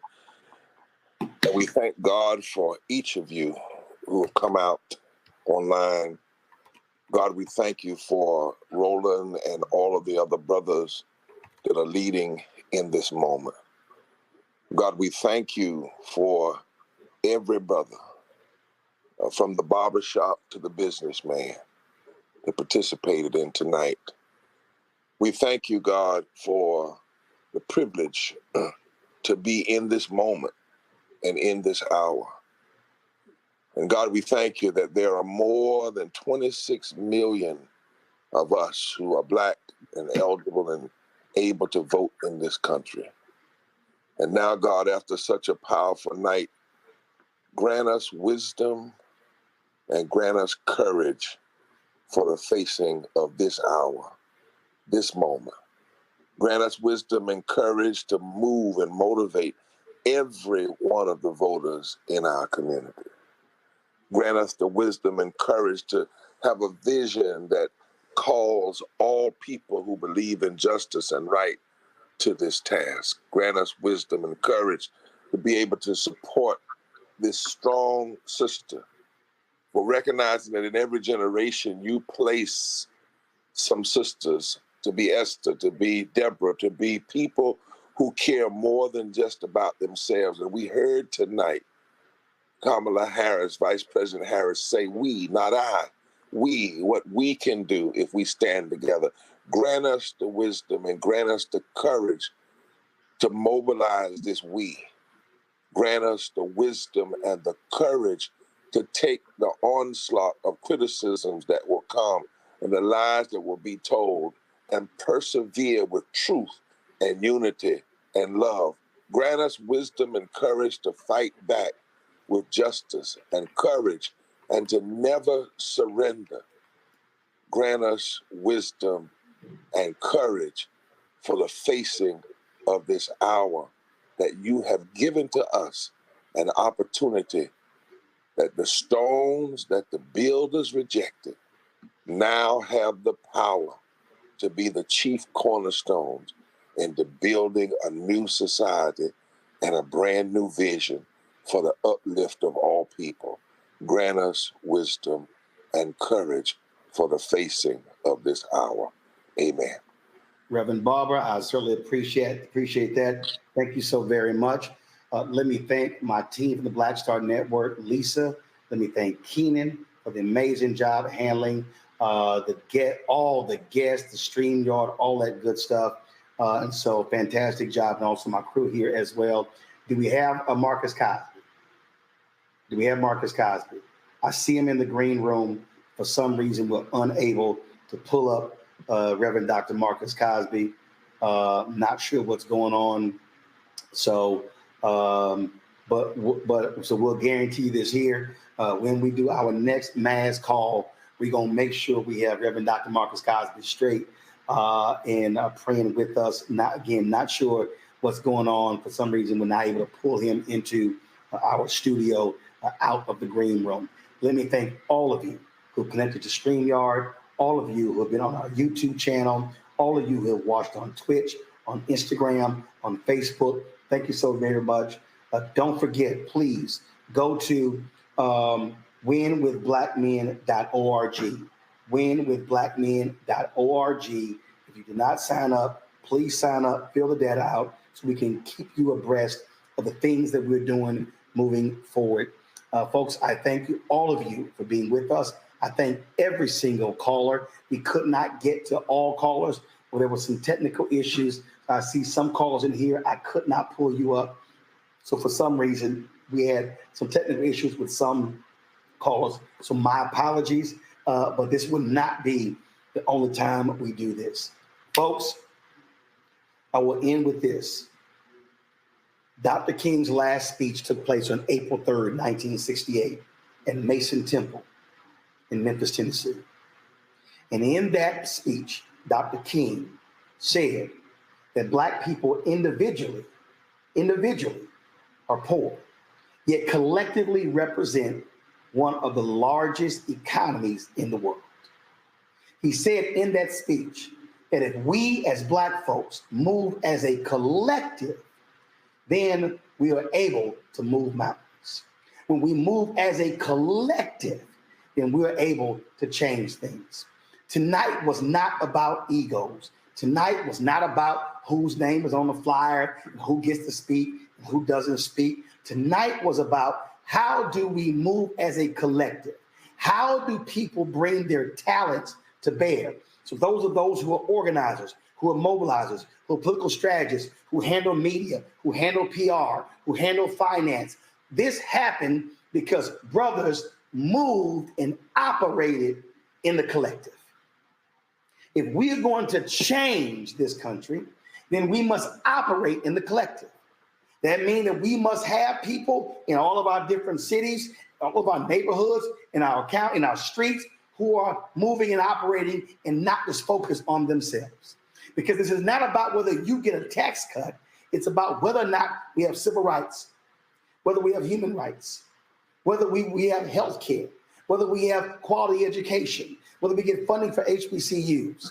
And so the challenge for every single one of us is whether we move as a collective, whether we understand that we must register folks, we must educate people. If there are people who say, man, I don't know about Vice President Kamala Harris, ain't never heard of her, take the time to educate them, take the time to find the information out. If they say, I've never heard of Trump's Project 2025, take the time to educate them, take the time to walk them through. Because must understand you cannot say, I'm my brother's keeper. Now I'm my sister's keeper. You don't actually do it. If we move as a collective, like we did in Montgomery, like we did in Selma, like we did in Birmingham, like we've done all across this country, I can guarantee you this. America will be confronted with a mass force that they've always underestimated. Black people made, as Dr. King said, be true to what you put on paper. America was not a real democracy until the Black Freedom Movement. And we are going to do what is required to ensure that we maximize our power and we leverage power and influence. But it cannot happen if we as Black folks are operating in individual silos. It requires brothers and sisters working together. It requires folks putting ego aside. And as Dr. King said, if we move and operate as a collective, then and only then we'll be able to achieve what our aims are. Brothers and sisters, it's time for us to get to work. It's time for us to do what we are supposed to do, because the ancestors did what they were supposed to do. God bless you. Holla.